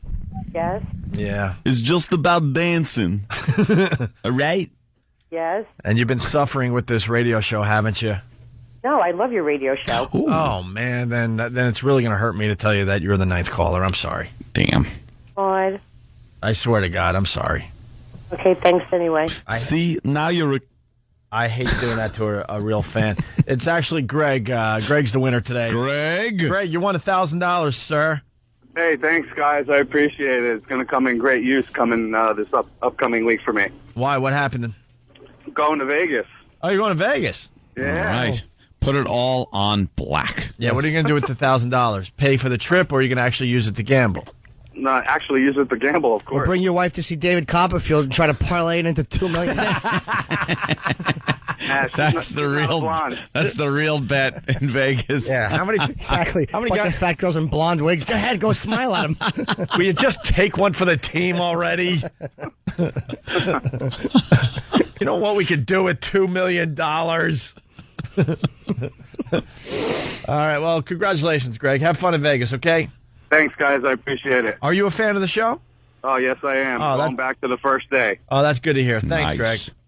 All right, thanks, guys. There you go. We'll have we got to figure out what the sound's going to be for tomorrow. So stick with us for a little longer, and we'll figure that out. Or Anthony, you pick one sometime in the next. Yeah, I'm 15 looking or 20. around on the All right. screen. You don't have to do it right this second, but there you go. we had a thought. Fantasy Island. We were kind of hashing out the fact that he should at least not just be alone there, but maybe just have some greeters.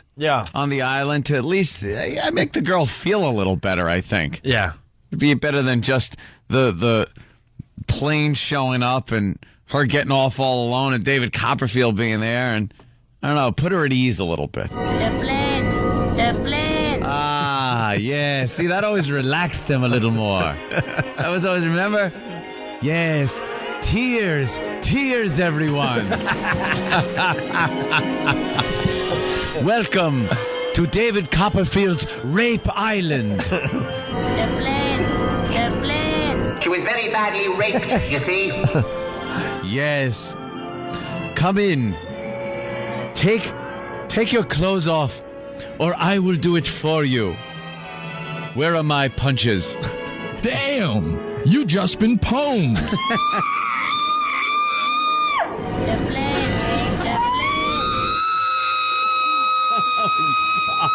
I used to like when Tattoo would always ask what the fantasy was, and Mr. Rourke would have to go through the explanation. Yeah. Well, Tattoo, she wants to lay on a rose petal and then be kicked in the face and repeatedly sodomized while somebody yells, "Ta-da!"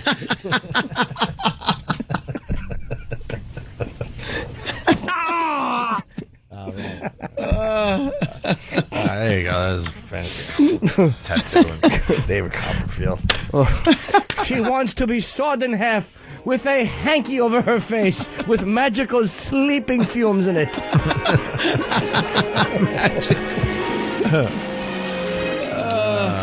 Yes. Wasn't a very good Mr. Rourke. Let's say hi to Kara in Doesn't Jersey. matter.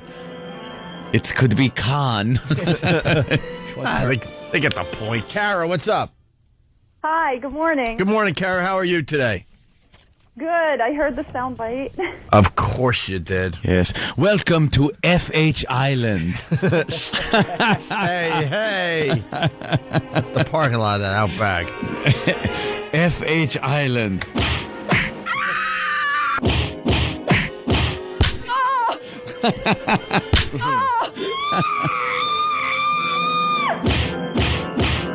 I like turtles. Of course you do. Oh. All right. Kara. Do you want to kiss me? I want to kiss you on the mouth. Ah, yes, Kara. Kara? Yes, here. Good morning. Kara. Yes. Show me with your mouth. Show me with your mouth. Kara? Kara? Yes. You can't possibly think the $1,000 is still up for grabs. Why not? That's terrible. I'm sorry. Hope is a virtue. Hope is a virtue. No, it's not. Is it?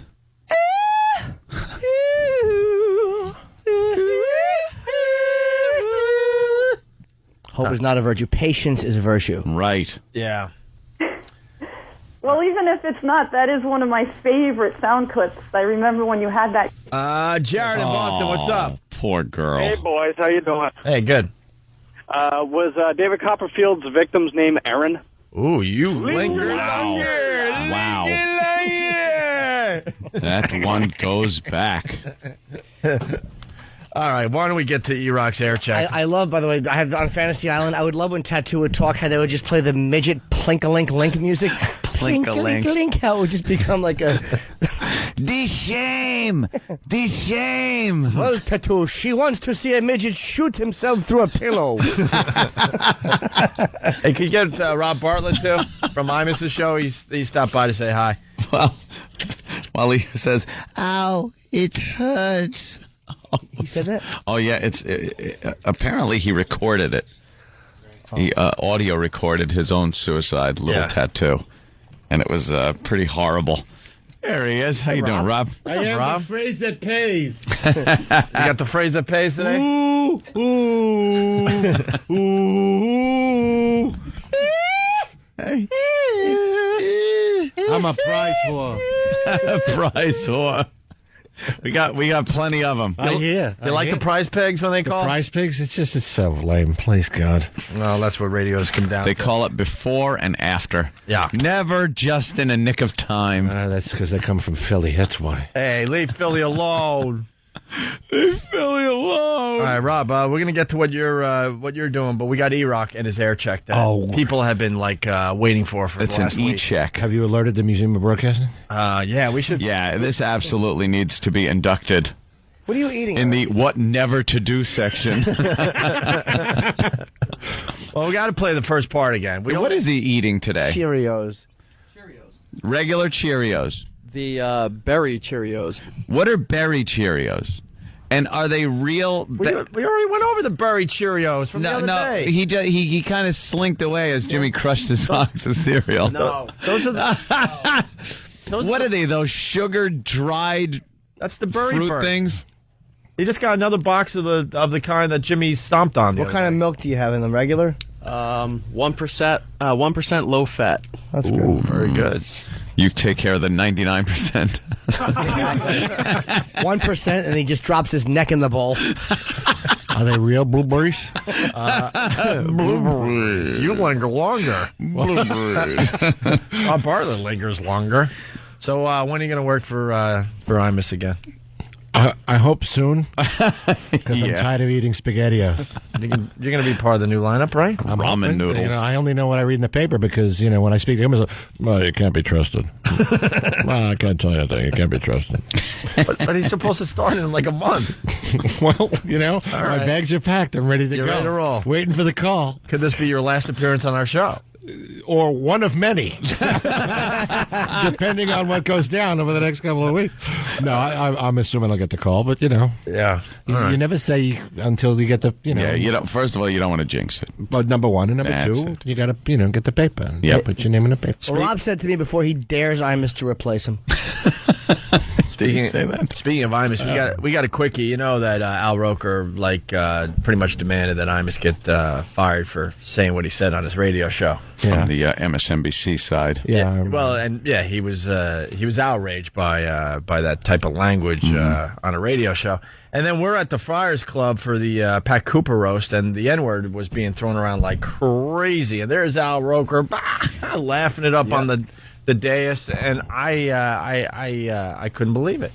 Found it a little hypocritical. And he's finally has put out a statement about that. Do you have that, Jimmy? I did. And I might have thrown it out. I know he wasn't that. It says here. Ooh. Roker not offended at Friars N-bomb. Al Roker was only mildly offended when host Lisa Lampanelli dropped the N-bomb during Pat Cooper's recent Friars Club roast. It was off-color, Roker, who was on the dais, told us at the Quill Awards Monday night. But at the same time, it's one of those things where it's just a joke, and you're at the Friars Club, so you kind of expect that. But see, that's what you expect from a radio show or a Don Imus radio show. So an edgy radio show. So it's kind of being hypocritical because Imus was just doing his job and following FCC regulations. So so really, Al, what's the difference? And Lisa Lampanelli did, in her defense, come with Ted Danson. So yes. She was really good that night. She was great. She was great. And Gilbert dropped it, and Pat dropped it. Yeah, there were a few people that dropped the N-bomb, as they call it. And Al thinks it's okay. I guess it's different. Yeah. I guess it's different. I wonder if you would have asked him in public, do you think there's any place for that word? He probably would have said no. I don't know for sure, but judging on his past performance there, I bet he would have said no, there's no place for that word. Except the Friars Club when I'm hanging out and laughing my ass off when people drop it. Yeah. All right. Well, anyway, that's a quickie. Ginger in Jersey. What's up, Ginger? Hi. Ginger? Hi. Ginger? She hung up. She heard the sound. Of course she did, but this contest is over. That was Opie doing it, by the way. Opie does a great impression of the Poe. See?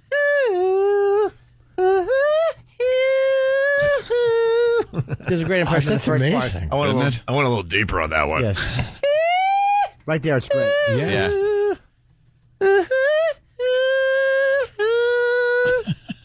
Uncanny. I had it as a ringtone for so long. I got it nailed. I got that one. Hey, all right, let's do some E-Rock radio. This part you heard, but then we're going to play some new stuff from E-Rock's Air Check. E-Rock, back in the day, where were you? WGNX in Vero Beach, Florida. All right, and Rob, you could pile on and beat him up like we're about to do. So you were doing Sunday nights? Nah, Monday through Friday, 7 to 11. Whoa, Night Jock. Oh. The nighttime attitude with E-Rock. Linger longer. All right. Here's E-Rock. Let's get right to it. Hey, Sunday nights, GNX is the place to be. Violent Femmes, Psychedelic Furs, Susie and the Banshees, Haircut 100, B-52s, Michael Penn, Joe Boxers, and plenty, plenty more. Original MTV DJ Nina Blackwood takes you through 3 hours of the New Wave Nation every Sunday night from 9 to midnight on 99.7 GNX. Hey, GNX. Yeah, hey there. Can you, play Pride by U2? I can, do that for you. Thanks. What's your, name? This is Brian. Brian, where you, calling from? In my car. I'm out delivering pizzas. Oh, what pizzas? Papa John's. My favorite. Of course it is. Why wouldn't it be? A hubcap with sauce on it. My favorite. You know where the station is, right? Yeah, could you come by here, please? He could have said anything and it would have been his favorite. Yeah. Creamed corn. Wow. My favorite. My favorite. Oh, God. And that too cool for the room. Yeah, where are you from? Because the guy said Right. I understand that. But then you, kept doing it and, tried to be, too cool for the room. Yeah. Yeah, I understand. Cool DJ. Just happy to be there. Talking over the music. Did he get food delivered every night? Yeah. Oh, I'm sure. Every Thursday and Friday. My favorite. What do you get every Thursday and Friday? It was an alternate between pizza, Checkers, and I forgot the third one, but you ate Nixon's dog. Checkers is like a burger place. Which is pretty much like eating Nixon's dog. Checkers. All right, I want Checkers. I think we're finally moving on. More E-Rock. For you. Thanks. What's your name? This is Brian. Brian, where you calling from? In my car. I'm out delivering pizzas. Oh, what pizzas? Papa John's. My favorite. I love the garlic butter sauce. Well, next time you're in the area, make sure you stop by, all right? Nice edit. Nice edit, too. I love the garlic butter, so next time you're in like the old tape razor blade edit. On the 360. On the 360. Oh, is it the 360? That is a sloppy-ass edit. Wait, so you wanted him to stop by with some pizza if he was in the area? Yeah. I didn't notice the edit. I didn't notice it. Listen closely. You could hear it. I love the garlic butter sauce. Well, next time you're in the area. Like he must have talked over your S. Yeah, probably. You know, I love the garlic butter sauce. Or maybe you were shoving food in your mouth and couldn't finish the word. No, he had to cut off the rest of what he said, which is, I love the garlic butter sauce and well-endowed men. There's your sound for tomorrow's contest. I love the garlic butter sauce. Hey, yeah, we could use that. All right. Wait, can you clean that up, and then we'll play it as the sound for tomorrow? That's not a bad idea. Oh, what pizzas? Papa John's. My favorite. I love the garlic butter sauce. Well, next time you're in the area, make sure you stop by, all right? Okay, we'll do. Thanks. Okay, man. Bye. Bye. Baseball season is here. Oh, that was a good one. I could see it. Baseball season is here. Is that you doing a commercial? Yeah. Ooh. Bye. Baseball season is here, and the Los Angeles Dodgers are back. Back at Holman Stadium at Vero Beach's own Dodger Town. Better than ever, 14 games for less than... Oh God, boy. Listen to you rambling through that. Radio commercial cliche. Listen to you rambling through that. And I know you didn't write the copy, so you got to give him a little bit of a But pass. it's a no one gives a crap delivery, too. It's just like... blah, blah, blah, blah, blah, blah. I love that back and better than ever crap. Yeah. Just what do you expect for them to be back and just we're just gonna kind of lose every game? See, I thought he was very believable. I really felt that he had something for the Dodgers. Just bad summer radio. And by the way, this is a commercial for spring season, spring training. Spring training. Sorry, very big. Yeah. In that area, the Down Dodgers are the big home team. Yeah, there's spring training campers right there in Vero Beach, so they show up a couple times a year. It's a big deal. The Dodgers are back. Ooh. Okay, man. Bye. Baseball season is here, and the Los Angeles Dodgers are back. Back at Holman Stadium at Vero Beach's own Dodger Town. Better than ever, 14 games for less than $200. 14 exciting spring training games with our Los Angeles Dodgers, taking on the Florida Marlins, St. Louis Cardinals, Atlanta Braves, Houston Astros, and the New York Mets. Pearl Jam, I Am Mine on the Rock Station 99.7 GNX. I'm Sex Bagel. Give me a call.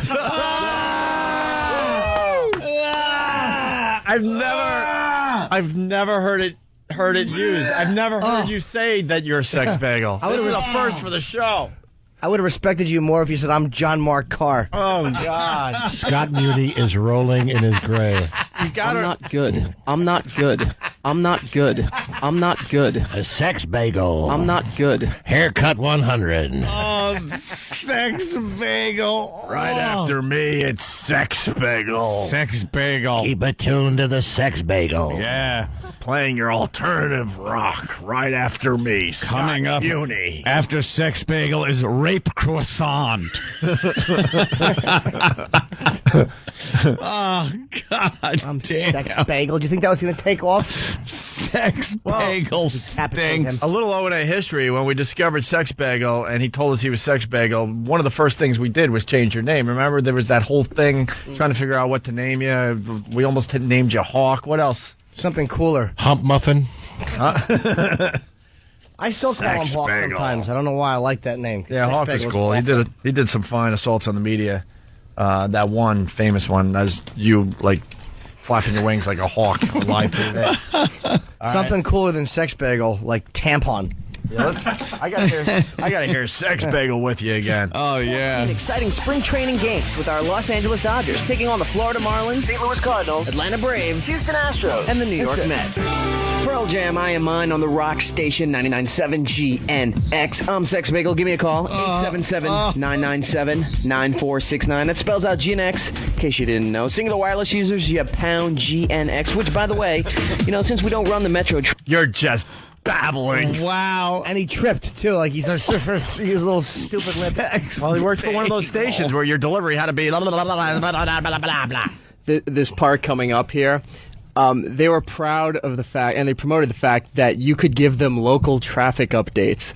So what's come up here is you had to do this twice an hour to promote that they could text you with local traffic updates. Oh, wow. His mouth's just not used to moving this much without actual food being in it. Yeah, let's go to Pauline in Connecticut. Pauline.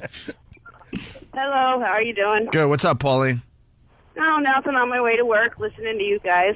Okay. Cool. And I like you. And hello. why are you calling the radio show? Just for the heck of saying hello. I know the price. Holy crap. Back to you, Rock. No, singular wireless users, you have pound GNX, which, by the way, since we don't run the Metro traffic at this hour, it doesn't mean the traffic reports have to stop. No, perish the thought. Just because they're not running it doesn't mean the traffic reports have to stop. Perish the thought. Just because it's 9 o'clock at night doesn't mean there isn't a pile up somewhere. Right. Oh, God. It's a big rush to go down to the stadium and see those Dodgers. I actually feel for him, man. I had to do this crap. Oh, he's just being a good soldier. This is just radio crap. Why don't you just get on and go, this sucks? Half the liners. No. Half the liners that jocks have to read are just crap to fill up space. Who would actually anyone listening to you at that hour? Who cares? They're not listening for dumb traffic. That rock station format lasted 3 weeks. Oh, really? Yeah, they flipped it from an 80 station, turned it into an alternative rock station, which they thought the Grease Man would be a good morning show. Waddle-doodle. Stay tuned for Sex Bagel. Sex Bagel. It was Sex Muffin, but I shot a hole through it while I was slinging lead, and now it's a bagel. I might have some of his IDs. Bagel-de-woodle-de-doo. Goes good with a bone dry. Bone dry, snarlins, sex snarlins with you. Well, now people are doing their own traffic reports for E-Rock. The drive-through traffic at the McDonald's is backed up.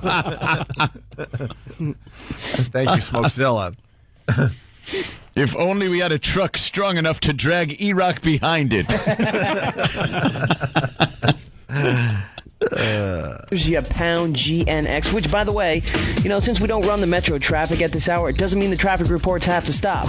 You're on the roads. You're our eyes and ears. So if you see something going on, you can report it. No. You're our eyes and ears. So if you see food, tell me. Because I'll be the stomach.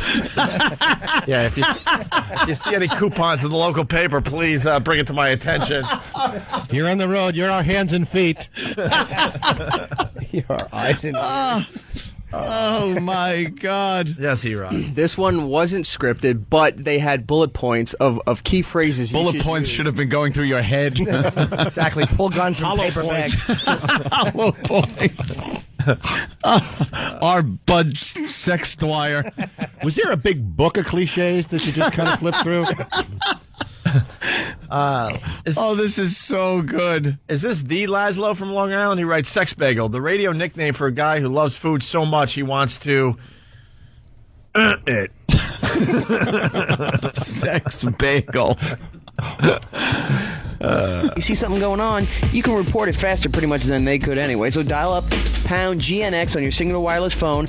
Let us know what's going on. Helps everyone get home or out and about much easier. Okay? Cool. Gonna hit you up with some more music before she gets really pissed. It's Puddle of Mud, She Hates Me, on the Rock Station 99.7 GNX. Let her go. Here's the pose. Right after the pose. Cha-cha-cha. Everything. Why did DJs do that? I wish you'd hit the post in a car. Exactly. And then phone pound GNX so you can tell us about it. Yes. There's a fat hack pileup.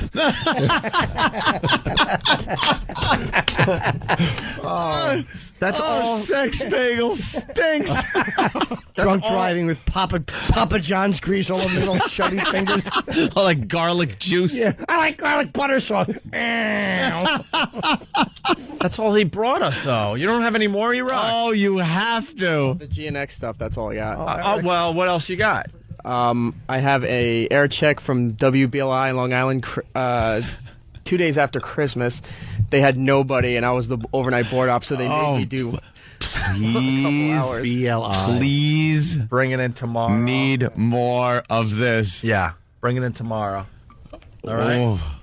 All right. God, E-Rock, that is just some classically bad. The cliches. Let's go to John in Jersey. Yeah, I know, Dan. You're doing your job. Hey. Let it be known that Dan is doing his job. He's holding up his brake sign. John, go ahead. What's up, guys? I got a traffic update for you. There's a mayonnaise truck flipped over, and people are handing out bread. We like the intent of it. Yeah, I like which was just hurtful. Yeah. Tara in Jersey. Tara. Hi. Good Hi. morning. Good morning, Tara. How are you today? Very well, and you? Good. Why are you calling the show? I wondered if I still had a shot at that $1,000, and I really like the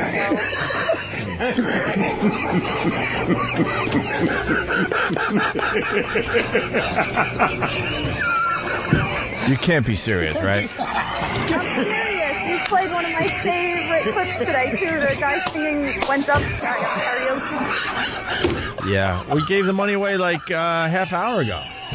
But I didn't hear it on the air. I've been listening and listening. I didn't hear you hand it to anybody. Yeah. I'm sorry. Today's the first time I got through. I've been calling almost... Are we ready for tomorrow's sound? It's part of that air check. No, we didn't pull it yet. All right, we'll tell you right after the break what tomorrow's sound is. It's from the E-Rock air check. Oh, please. What was the line again for the people that might not be able to figure out? The line? Help them out a little bit. But I love garlic butter sauce. What? I love garlic butter sauce. All right, but it's gonna be from the air check. We'll play the actual clip after the break, but just give you a little heads up with that, okay? Rob Bartlett in studio. We got Bob Kelly coming through that door in a minute or two. Rob's gonna be playing November 10th at the Seven Angels Theater in Waterbury. Oh, Connecticut. 203-757-4676 for tickets, or go to robshow.com. That's it. All right. We'll continue with Rob Bartlett and Bob Kelly next. It's Opie and Anthony. It's the Opie and Anthony Show. Hey, I forgot to give him a plug as we were doing the E-Rock air check. Coke Logic did a great E-Rock animation. It's up on ONARadio.com. The station here in New York has kind of hired Coke Logic They're hiring like O&A fans like crazy if you want to send in a resume. You got Stephen S. from Bayshore doing the show rundowns on onaradio.com. Coke Logic does like a video every other week or something like that in animation. And he animated us just beating up E-Rock and his air check last week. It's really, really good. Check it out later on today. Bob Kelly in the studio. The just married Bob Kelly. Yes. How long has it been? A week? 2 weeks now? 2 weeks. 2 weeks. And I'm back to lonely Bob Kelly. Why? I don't know. It just went away. It was good for 2 weeks. And now? I felt like a man. And now you realize that's not going to help your problems. Nope, and neither is a new pair of headphones that I tried to fill it with yesterday. Nothing. That's it. It's over. What are you saying? You're back to humping the sink? I'm going to say it now. For those haters out there, shut up. Hey, your team won, though, there, Bob. You should be happy. I see the Boston Red Sox hat, the T-shirt. Yes, they won. It wasn't the same, though. Well, congratulations. What do you mean it wasn't the same? It wasn't the same. They're getting all jaded. You got 2 goddamn victories, and you think of the Yankees. Good. I hope the Sox win so long that it just becomes completely meaningless to you. And they never win at home. I was actually feeling better now seeing you angry. Completely meaningless. You know, that's what it is. Like the Yankees are kind of, after Yankees. Crapping. But you go through those phases so that you feel succeed and then get to the series and stuff. See, you guys are all like, you expect it now every year. No. Go ahead, start expecting it. That's not it. It's that you guys have been winning for 100 years. You've had a team every once in a while that would just kill people. We haven't won in 86 years. My whole life we didn't win, and we came close to winning. And then we finally did it, and we did it in the fashion that we did it, on the backs of Yankee fans. And then we won 4 straight, and then we did it, and it was like, oh my God, you can't get better than that. It's like nothing's going to compare. It's like dating a hot stripper and then going back to a regular chick at a bar. It's just, it's not the same thing. You're not like feeling greedy Boston animal. We had the Yankees beat the Braves down 2-0 in '96. Yes, that was the best of all of them. Right, that was a satisfying victory, and it was amazing. It was Torrey's brother was, Frank was in trouble with his stupid heart. I mean, it was a big whole thing in New York. But after they were still victories after it were nice. But you guys are just like, it's old hat. Well, I think he's honest on, though. I think there's an energy that's lost after your team wins a championship, because then you're like, now what? Like, you're excited today, you'll be excited the next few days, and then it's like, all right, now what? Yeah, now what? Because now you're hoping for, I guess, a dynasty or something. That stunk that you guys got blown out by Cleveland. That would have been great to beat you guys to get to the World Series, and that's then what happens. That would have been fantastic. But you guys, you miss your enemy. The Mets stink. I was rooting for your Sox in the World. I wanted to play you guys. Who wanted to play Colorado? Yeah.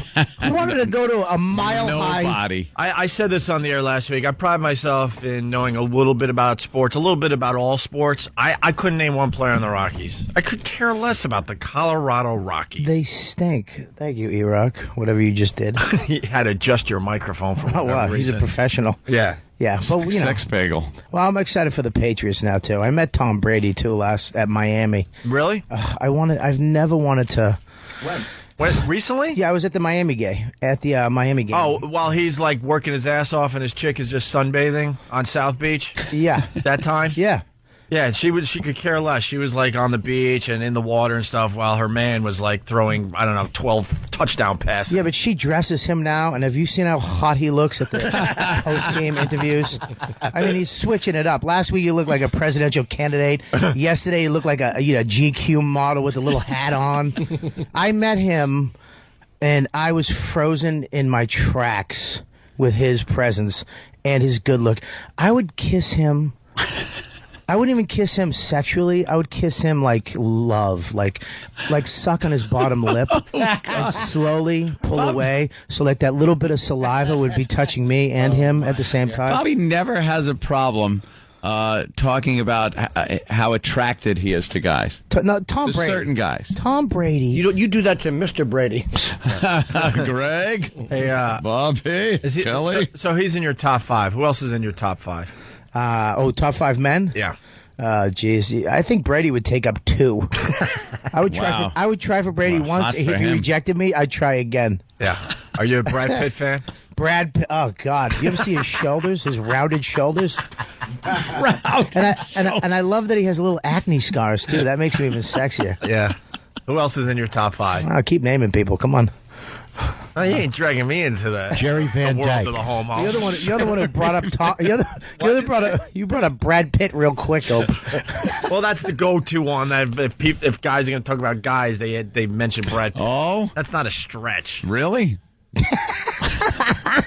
I never get caught up in that. And if I ever have to say something, I'm always like, girls do seem to find him attractive. That's as close as I'll get. No, I have because sometimes it's just, Well, how'd you meet him? How'd you meet Tom Brady? Well, it's not as you'd think. How would you think I'd meet Tom Brady? I would think you have a wide stance when you take a crap, and perhaps your foot was tapping. A little tap, tap, tap. Tapping the foot. Yeah. Wide stance. How'd you meet him? At Starbucks? Something stupid, right? No, I was at the game. We went back in the locker room after the game. Oh, you were hanging with Dane Cook, obviously. Well, no. No, you were able to do this on your own? No, absolutely not. Yeah, Robert Kelly Live got me back in. Have you been to my website? I have a MySpace. No, I was with Mark Wahlberg's brother, Jimbo Wahlberg. Oh, not Donnie. I'm thinking, all right, Donnie Wahlberg, that's but he could pretty say good. Donnie. We would know who that is, but no. Pete Best of the Wahlberg family. Yeah. Wow, Jimbo, huh? I tell you what, though, that name. Get your That name just. Oh, I met Belichick. Went to his back little room. He just got out of a shower, all wet, kooky-eyed. Like one eye's going this way, one eye's going that way. Andy Belichick? It's just meeting people with famous last names. It wasn't uncomfortable. Gummo. The worst was Gummo. Eric B. from New Hampshire, he writes, Opie just basically said dance monkey, and Dumb Bob started talking about banging dudes. I'm just being honest with you, folks. How about those Pats, though, man? You know that Brady set an all-time career record for himself, touchdown passes, and the season's only half over. Yeah. And people thought he was great before this year. Yeah, what has he got, 28, 29 already? I think it's 30. I think he's on pace. Up to 30. I think he's on pace to do 60 touchdowns. To do 60, and the record is 48, I think? 48, yeah, by Peyton. By Peyton Manning. Yeah. And then you got the big game this Sunday. You got the Pats playing the Colts Super Bowl at home. 41 and a half. This should be the Super Bowl. Screw the actual Super Bowl at the end of the year. This is the game. Yeah, this is going to be a big game. This is going to get massive ratings. And it's never been done. No two teams have ever done this. Undefeated this late in the season? Nope. The last time it happened, both those teams got defeated the week before. Oh, really? Yep. So now this is going to be. The Pats are going to beat the Colts. You got to go Pats on this one. I think Belichick. What happened was he got accused of cheating, and then he was like, okay, now I'm gonna stick it to every team. From now on, I'm going to just bury every team that we play. And show we don't need no stinking tapes. Show that these tapes work. All the backlog tapes that I have. Yeah, he still has them. I don't need to do it. What kind of points are we talking in a game like that? What would it be? I think the Patriots are actually favored. Are they? It's got to be by nothing, though. Yeah, right? by nothing. Even though the Pats are away. By the way, this is a great opportunity to say the football picks sponsored by Dish Network. I went, my brother did the picks once again, and I went 6 for 7. I'm tied for first this week with Derek. We're going to decide that tonight. So your brother went 6 for 7. Oh, yeah, I have nothing to do with it. Elmo Spears? Elmo Spears. Lincoln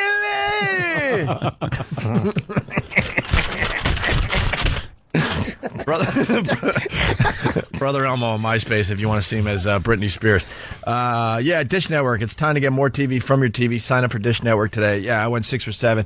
But this week, Ant's going to do the football picks, and he's got a great strategy. Why don't we start with the Pats and the Colts, Anthony? Using your strategy. You're going with the names of the teams. Yes, I figured just the names of the teams and what they represent. You should be able to determine who's going to win. Mm-hmm. So we're looking at Patriots. Guys in a three-quarter Patriot. hats. A Patriot. Three-quarter hats. Goofy hat, though. Goofy hat, musket. Doesn't matter, though. And a musket. I mean, Patriot sounds really cool, but let's remember, goofy triangle hat and a musket. And shoes where you could shoot one time every 20 minutes. And they'd shoes with buckles. Yeah, but muskets... I've seen a lot of muskets take down a lot of Colts. You're going to have to shoot the Colt more than once with a musket. That could take a long time. In the Civil War, or even in the Revolutionary War, let's say, since that's the Patriot, in World War II. Which side were the Patriots on in the Civil War? In the Revolutionary War, I would say many a musket took down many a Colt. The only shot the Colt has is horse gag and that video from Seattle. That's the only shot the horse has. So you gotta go with the Patriots. Yeah, but while the dumb Patriot is like getting his musket ready, which is the same motion you do to take care of yourself. He gets trampled to death. The Colt could kick him in the head. I'm not saying a Patriot has never died from a wound inflicted on him by a Colt, but the majority, I'm sure more Colts have been victim of Patriots' musket fire than Colts hitting the Patriot. Bert and Philly reminding us that Paul Revere did ride a wild Colt, and because of that, he's saying Pats win this game. Pats win. Pats win based on that. That's my pick. So a Patriot beats a Colt every time. Right. Patriots over the Colt. Colts. You don't see horses by the family being driven around by people, do you? Being pulled through Central Park. The horses are slaves. Exactly. They're fun to just abuse and make glue out of when we're done with them. So based on just what their names are. One musket shot, though, is going to just piss off the Colt. Nah. He's going to have a fight. Down. Well, it's one Colt. If it's Colts, plural. Colts. Yeah, but if it's Patriots... plural. Now you got a nice firing line. Fire while the other ones are reloading. Fire. Tamping down the blunderbuss. Yeah. All right, hold on. Fire. Hold on before you make your official decision. Yeah. Now you got the Patriots. Do they have the wacky drum guy? Yeah, you got to have the wacky drum guy and the flag. How is he going to take on a Colt with his Doesn't dumb drum? need to. He's just showing how they kick ass. Yeah? They kick ass. And the Colts, what are they going to do? Especially at range. You walk up to them later, they're all dead. You shot them from friggin' 100 yards away. It's done. Colts over, or Patriots over Colts. Patriots over Colts. Patriots over Colts. All right, we'll have the rest of your picks later on this week. Of course. Thank you, DirecTV. Hey, here's the sound for tomorrow if you want to win $1,000. You're listening for this sound between 7 and 7:30. Here it is. I love the garlic butter sauce. Not even sauce. Yeah. I love the garlic butter sauce. Hold on. What a puker. Here it is again. I love the garlic butter sauce. A garlic butter saw. Or garlic butter sod. Sod. That's what it also sounds probably like. would taste better. That awful stuff. Papa John's pizza with butter and garlic sauce. That's wonderfully healthy. Wow. Yeah, by the way, good point, Tom in Chicago, listening to us for the last time on WCKG. Yes, Tom. Whoa, last time? What are you talking about last time? Get ready for Española. Mira la cosa que tienes su mujer aquí. You've got to be S-ing me, man. I'm from New York originally. I've been listening to you guys since WNEW days. Just remember, there's still lots of different ways to listen to the Opie and Anthony show. Now, Tom, what do you got for the show today? I will. Jimmy throws the towel with the whole accent thing. I'll go that way if I have to. God forbid. But I want you guys syndicated on the radio. Yeah, I kind of want to be on a station in Chicago. That's for sure. Yep. What do you got, Tom? I'm out here to support this Steve Dahl character. The station you guys are on here, no disrespect, sucks. Well, Steve Dahl's moving to the station that's doing Jack, right? Canada, because the station sucks in Chicago. All right, Tom. What do you got? I'm sorry, Ope. It's all right. Just what Anthony was saying and how his strategy on picking teams based upon the mascots. Yeah. How the Colts and the Patriots. So you're saying, Anthony, a Buffalo beat a Jet yesterday? If you had to size the two mascots? Yes. Buffaloes can absolutely beat a Jet. Yes, I could. How is a Jet going to beat a Buffalo without crashing? Exactly. And then the Jet dies. It crashes. The Jet and Buffalo really can tear apart a Jet on the open prairie. The Buffalo. Wait. Who was home? The Jets. The Jets. My brother. All right, so let's see. It's at an airport. My brother picked the. You're right. My brother picked the Bills over the Jets. Dude, birds take down planes. Yeah. So you'd have to, the Buffaloes. Could you see a Buffalo getting sucked in a 747 engine? That plane's going down, baby. But how about on the runway if it just runs over the Buffalo's big stupid body? It's probably going to get, a herd of buffalo. You got to line up that buffalo. You ever see a buffalo maneuver on an open plane? But how's the buffalo going to get through the metal detector? He doesn't have metal on him. But the size of him, it's just, you can't. Oh, he's not going to fit. He's not going to fit. He'll have to be patted down. Okay. Right. He's going to have to go around and get patted down. Yeah. Buffaloes are queer. Yeah, but a jet has a rocket. Why can't a rocket? Yeah. It's called a jet engine. No, rockets that you shoot. You're talking about like a jet? A military jet. Yeah. No, the jets aren't based out of. No. You think they're based on commercial airlines? Of course they are. They were named LaGuardia Airport. Dude, they used to play at Shea Stadium. What a crappy logo. They had to rework the logo. Back in the day, it was obviously a commuter jet. They used to play at They didn't even Shea. pick a military jet? No. They just, like a TWA passenger jet with propellers? Yeah. New York Airbus. Propellers, jets. I got to jump in. I just want to make it. I want to make it perfectly clear. Yes, sir. The football picks are sponsored by Dish Network. Yes. It's time to get more TV from your TV. Sign up for Dish Network today. Mm-hmm. All right, we got to take a break. We got Rob Bartlett. We got Bob Kelly. Bob, you promoting anything? Yeah, I'm going to be at Uncle Vinny's this Friday and Saturday, the 2nd and the 3rd. Yeah. Guess where I'll be? You going to be in Jersey? No, way north. So we can do alternate plugs because I'll be way north in Queensbury. No.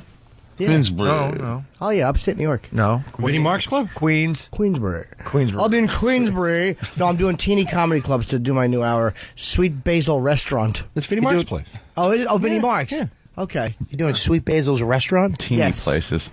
And you're doing Uncle Vinny's. Uncle Vinny's. Huh? Over in Dover. Some of us are doing theaters, even though we don't have a, place to promote, you know what I'm saying? It's a theater. It's a Well, you're theater. Doing tiny places. It's a theater. Well, but it's a theater. That's my point. It's a theater. But I like doing the smaller comedy. I like doing the restaurants because you just have a fun eating atmosphere. You get a free meal, too, which is also kind of great. nice. I should be shot. I really should be. You got an HBO special, a DVD, a best-selling book, and you're in an Italian restaurant, Jimmy. I'm trying to work. I got the new hour I'm working on, so I have to work it out. Do you work it out with bigger people on a bigger ticket? No, what are you, I nuts? I like small little rooms. Do you have to promote the special? No. Oh? No. No, it's over. Let's take a break because you're just babbling now. Yeah. That's good. Sometimes you win, sometimes you lose. All right. And we got to get to the home invasion. Blind guy shot a home intruder in the neck. We'll have that story for Anthony next. It's Opie and Anthony.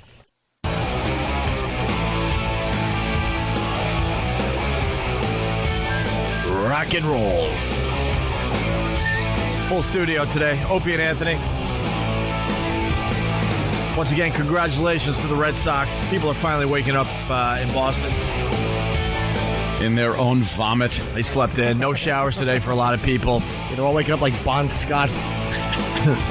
But we had the car service that took us from the hotel to the Hard Rock for the Halloween party up at in Boston with WBCN. I want to thank everybody up there. That was really a great time, and BCN took care of us. That was very cool.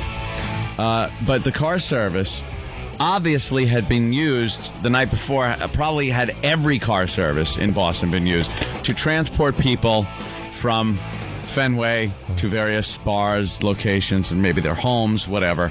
And nothing but the smell of vomit and crumbs and booze spilt in there. Like, the guy didn't even really clean the limo up, or he did as best he could. He probably didn't have time. Did you see the last one we were in?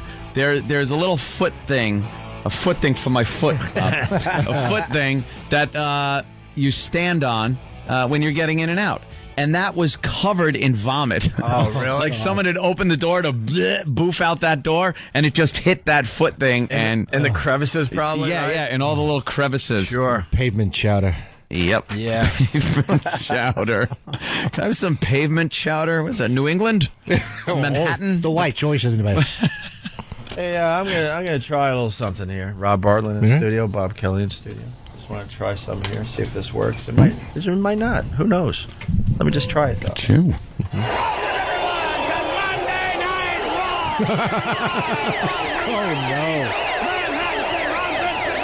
Wow. With the Macho Man, Randy Savage. Bobby Heenan's on the outside. Who's on the inside? Rob Bartlett. Oh, God. And tonight, live, you'll see one of the great matches. You'll see the Spinning in tag team action. Plus a very special interview with Razor Ramon. There's a great match I can't wait. You're talking with Sex Bagel here. Oh, my God. What was that? What was that? Beware versus Yokozuna. You know, the guy's got that soccer thing going right up there in the middle between the dead man's land and no man's land. And watch out! Mr. Bartlett said that about Yokozuna. That's all I can think about right now. But also... I hope that sound is a UFO ready to take you off the planet. Oh, God. What was that? At that point, I was hoping. You were announcing a wrestling thing with Vince? Yeah, I was one of the first hosts of Monday Night Raw. Yeah. For the first 13 weeks. 1992, right? Then you got fired. Yeah. I did the first 13 weeks. In week 12, Vince was getting some kind of an award, some humanitarian award, and I did him. I wore his tuxedo. They put the big things in the shoulders, and the makeup person did all the makeup on, and I did him. Just the whole night. I just went, and the next week, Vince went, very funny. Very funny. I think we're going to do some stuff outside. You know, we're going to do some pre-production with you. You're not going to be live. Ooh. Who took your place? It wasn't Bobby. I'm trying to remember who it was. The guy, King, Jerry the King Lawler. Jerry the King Lawler. Jerry the King Lawler. So okay. Oh my God, King! Yeah, that was Burger King. Yeah, the other guy there. That gets the. Hey, you know it. The Bell's palsy. Yeah, JR. JR gets the. JR, I got Bell's palsy. Oh my God, King! All right, he can't. Have my face is dripping down to my shoulder. Yoko should spend a little less time at the sushi bar, a little more time at the salad bar, Vince. Well, we'll see about that. All that. Well, we'll see about that. I got a great observation. Hey, Vince. Great observation. Rob Bartlett's a very funny guy, but Vince hates you, and there's absolutely no chemistry. He's like, this was the wrong hire. You can just tell. It was the weirdest thing because I had done this. It has nothing to do with you. It's very obvious. Listen again. Yoko should spend a little less time at the sushi bar, a little more time at the salad bar, Vince. Well, we'll see about that. All that weight Yokozuna uses to his... We'll see about that. And as the Macho Man said, he has thus far not even been knocked off his feet. Much less undefeated. He hasn't seen his feet in quite some time. That's a good point as well. That's a good point as well. That's right. He hasn't seen his feet, meaning his fat. Yeah. No, make fun of everything. You make fun of everything. And the minute you start to make fun of everything, well, it's wrestling. You can't make fun of wrestling. What do you think you're doing? What in the hell do you think you're doing? You think you're funny. You're trying to be funny. We want you to be funny, but don't be funny. I don't enjoy you being funny. Yeah. You got some nerve coming on my show and trying to be funny. Ooh, yeah. You want to do fat jokes, Rob? Come on, do some fat jokes. That's right. Do some fat jokes. Yokozuna, he just did a new movie around his waist in 80 days. Fantastic. Let's go. I'll move on. Yokozuna wakes up every morning and has a sheet cake for breakfast. Enough about Yokozuna. We get it. He's fat. People saying Yokozuna's sitting on the couch behind us. Looking on Pal Talk. No, that's Robert Kelly. That's Robert Kelly. A little confusion out there. Oh, wow. I thought that was the tape. I know. It does that one to a T. It's one of my things. Take a look. 505 pounds. I wasn't that heavy. Yokozuna. That's one big butted Vince. Oh, jeez. You dropped the N-bomb, didn't you? No? Oh, you got to dump out the... Oh, boy. What? Oh, the racial... What? Oh, boy. What got beeped? The O word. That was back in the day before it was really Wait a minute. The O word. Oh, where they... but the O word is for stuff, not people. Oriental. They beeped the word Oriental? Yeah. Yeah, Oriental is things. It's things. Asian or people. Yeah. They beeped the word So you could have been talking about his shorts. I learned my lesson. You know. Yes. Who beeped it? Danny decided that we couldn't hear this. I had asked. I was told that it happened. Is that hysterical? Of course it did. That is something that happened on wrestling years ago. It's not really it's a nostalgic look back. It is. Just faulting. That is something. Bunch of cowards. Anyway, well, thanks. Oh, man. That's one big butted Vince. In a matter of speaking, And then Vince is just like, yeah. He hated me. He hated me. Oh, you can kind of hear it. Well, what happened was I had done some charity event for Special Olympics, and he was in the audience, and he was wearing a peach-colored velour suit, and I did 20 minutes just on his suit. And didn't do any material, just 20 minutes on his suit. And it was such a big hit, you know. All of a sudden, a couple days later, I get this call. How'd you like to come on and be a commentator on a new live show? Live show. So that's great. You know, I saw you work with those retards. And I'd like you to come and work with my retards. Come on! You want to work with my retards? Hello, that's what E-Rock's waiting for. Sex Bagel, how would you like to come and work for me? Sex bagel. Give you all the garlic saw you could eat. Sounds like it's another movie series, Garlic Saw. Garlic Saw. Saw 5, Garlic Saw. Where E-Rock, as Sex Bagel, has to chew through his own body to get out of the cuffs, and he doesn't mind because he tastes delicious to him. Let's hear the rest of the Rob Bartley clip commenting about Yokozuna. Oh, God. That's one big butted Vince. In a matter of speaking,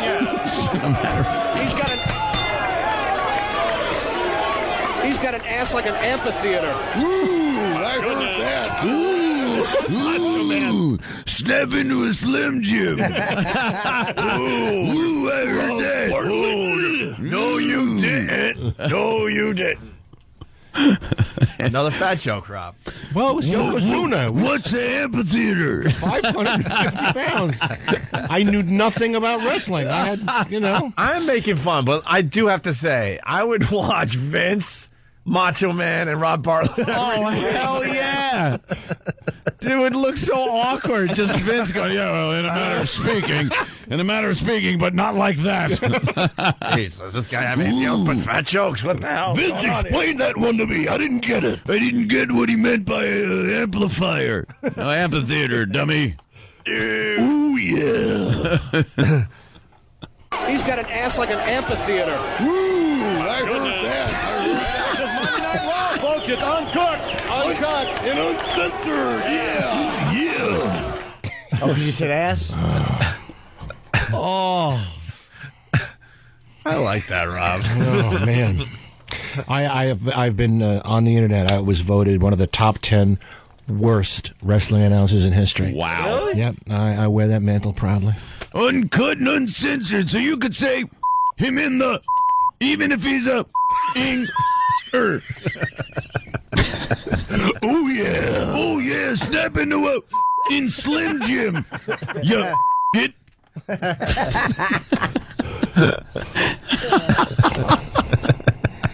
Live and uncensored. No, you didn't. I'll be at the Walmart opening on Thursday. In a matter of speaking.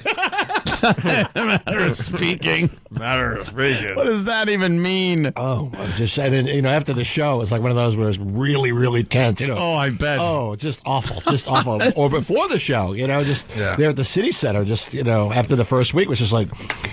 That look was. I thought it was a good idea at the time. Oh, all uncomfortable. Yeah. Been there, man. Oof. Oh, man. Just I couldn't buy enough pies. Linger longer. Vince has a knack for picking radio guys that aren't going to work out. Linger What do you mean, an XFL? Don't make us bring in our XFL tapes, Rob.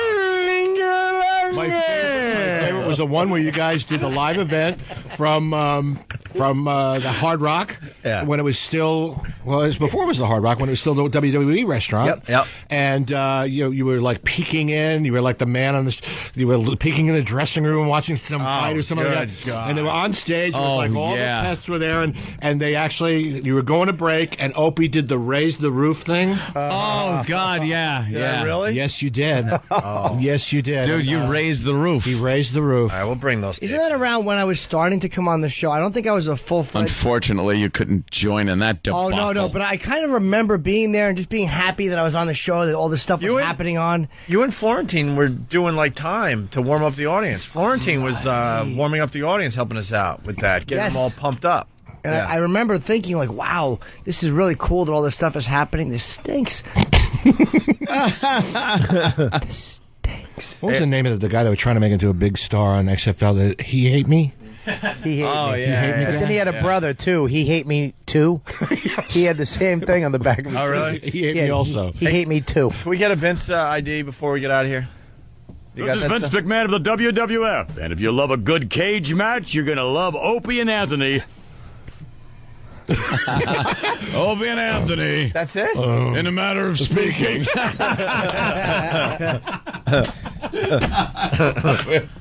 In a matter of speaking. Hey, let's squeeze this in. Blind man shoots home intruder in neck. Gainesville, Florida. Anthony loves these home invaders. A Gainesville man's lack of sight didn't stop him from defending his home from an intruder. According to police, Servon Curtis Jr., 28, broke into Arthur Miller Williams' house in... Arthur Williams' house? Arthur Williams' house in Gainesville at around 3 a.m. Curtis, police said, knocked on the door, asked to be let inside, but Williams refused. Curtis then tried to force his way into the home. The 75-year-old retired taxi dispatcher, who's been legally blind for the past 61 years, opened fire on the would-be thief who kicked down his door, police said. Police said Williams shot Curtis, who tried to flee but collapsed on the front porch in the left side of the neck. There you go, blind guy. Just started firing a gun on a sit and spin. That's about the only way I could figure it pan out for a blind guy. No, I'll tell you, this is how stupid the crook was. He's trying to break in, so he's making a loud noise at the one place the blind guy can identify without looking, the door. Right. Kick. Right about there. I know where the door is. I walk in and out of it. When you throw a brick through the window first, a little diversion. A little diversion. Guy knows nothing about diversionary tactics. Absolutely. Turn a radio on or something. I must have been surprised. Guess I'll leave through the back door. Crooks must hate crooks. What is this, 1940? Man, see? Crooks must hate when a lousy screw gets the drop on them. Those mugs. But they must hate like that instant they get shot and just go, oh, man. I could have had a date. Yeah. You think they were saying that? Were they talking out like Gans? I got shot. Top of the world, Ma! Shot me! Nice gun. The greatest was in Kiss of Death when Victor Mature tells the cops, now pull up in a couple of minutes. And when they do, he gets himself shot. So as the cops are pulling up, they see Richard Widmark shooting him, and then they get him on gun charges. He gives up his body to arrest the guy or get him shot. That's love. Stupid movie. That's love. It was so 50s or 40s. Yeah. We have to leave this side. No. Yeah, we do. Tomorrow Sound, between 7 and 7:30, we're going to play this. I love the garlic butter sauce. When you hear that tomorrow between 7 and 7:30, if you're the 10th caller at 877-212-O&A, you will win the $1,000. That sound will be up on OandARadio.com. All the sounds are up there in case you miss it as you're listening to this fine radio show. Rob Bartlett, thank you so much. November 10th, the Seven Angels Theater in Waterbury, Connecticut. RobShow.com. And Jimmy this weekend at up in Queensbury. That's not Waterbury. That's Queensbury. Sweet Basil. Sweet Basil Restaurant. Are they nice, Vinny and his wife? Oh, adorable. No. Really sweet. And, if you talk nice, a little three-way action. Oh, cool. Yeah.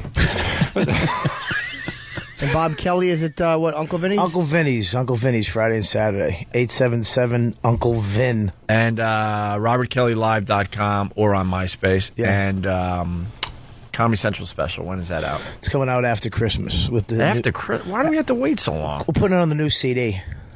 Yeah? Yeah, I don't know. Comedy Central takes forever to do them. You did great, man. I was in the audience. That special's going to kill. Oh, thanks. Yeah, that was good. It was a good time. Well, it was a good time. What kind of pat answer was that? I had fun. I get uncomfortable. Good time. Why? Let people love you and come with your friends. By the way, I love you. La caja de su madre was. Linger a little longer.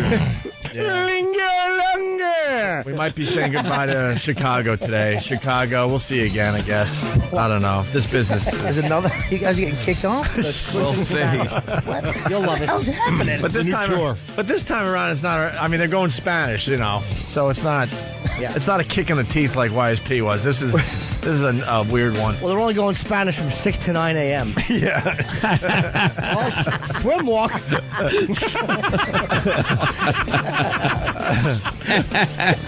All right, there was some. Congratulations to your Red Sox there, Bobby. All right, thank you. And to you and your wife. And to my wife, yes, my new wife. And now it's all about the Pats. Go Pats, go. Go Patriots, go. All right. Huge win. All right. What is that? Uncanny. In a manner of speaking. This is the Opie and Anthony Show. It's the Opie and Anthony Show on XM 202. The Virus.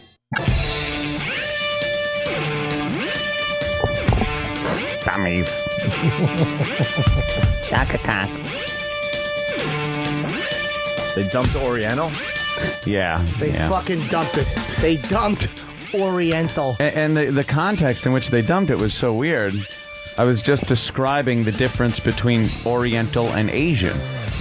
Because we were listening to an old WWF tape that included the multi-talented Rob Bartlett from many years ago. And he said something about someone having a fat ass and then added the Oriental tag on it. Oriental, though, now is like furniture and rugs, and Asians are people. And I was saying that, and they actually dumped out of Oriental. How is that? Why would they? And then Tracy was waiting for me outside. She's like, if that's true about Chicago changing formats and going Spanish, I hope you're not going to spend the whole show tomorrow raging about that. I'm like, do you understand the difference between the Philly situation and the Chicago situation? Are you the Philly situation and the Chicago situation? We need to really have to sit down with the. How did it come to this? I won't have it sold to children. That's an insomnia.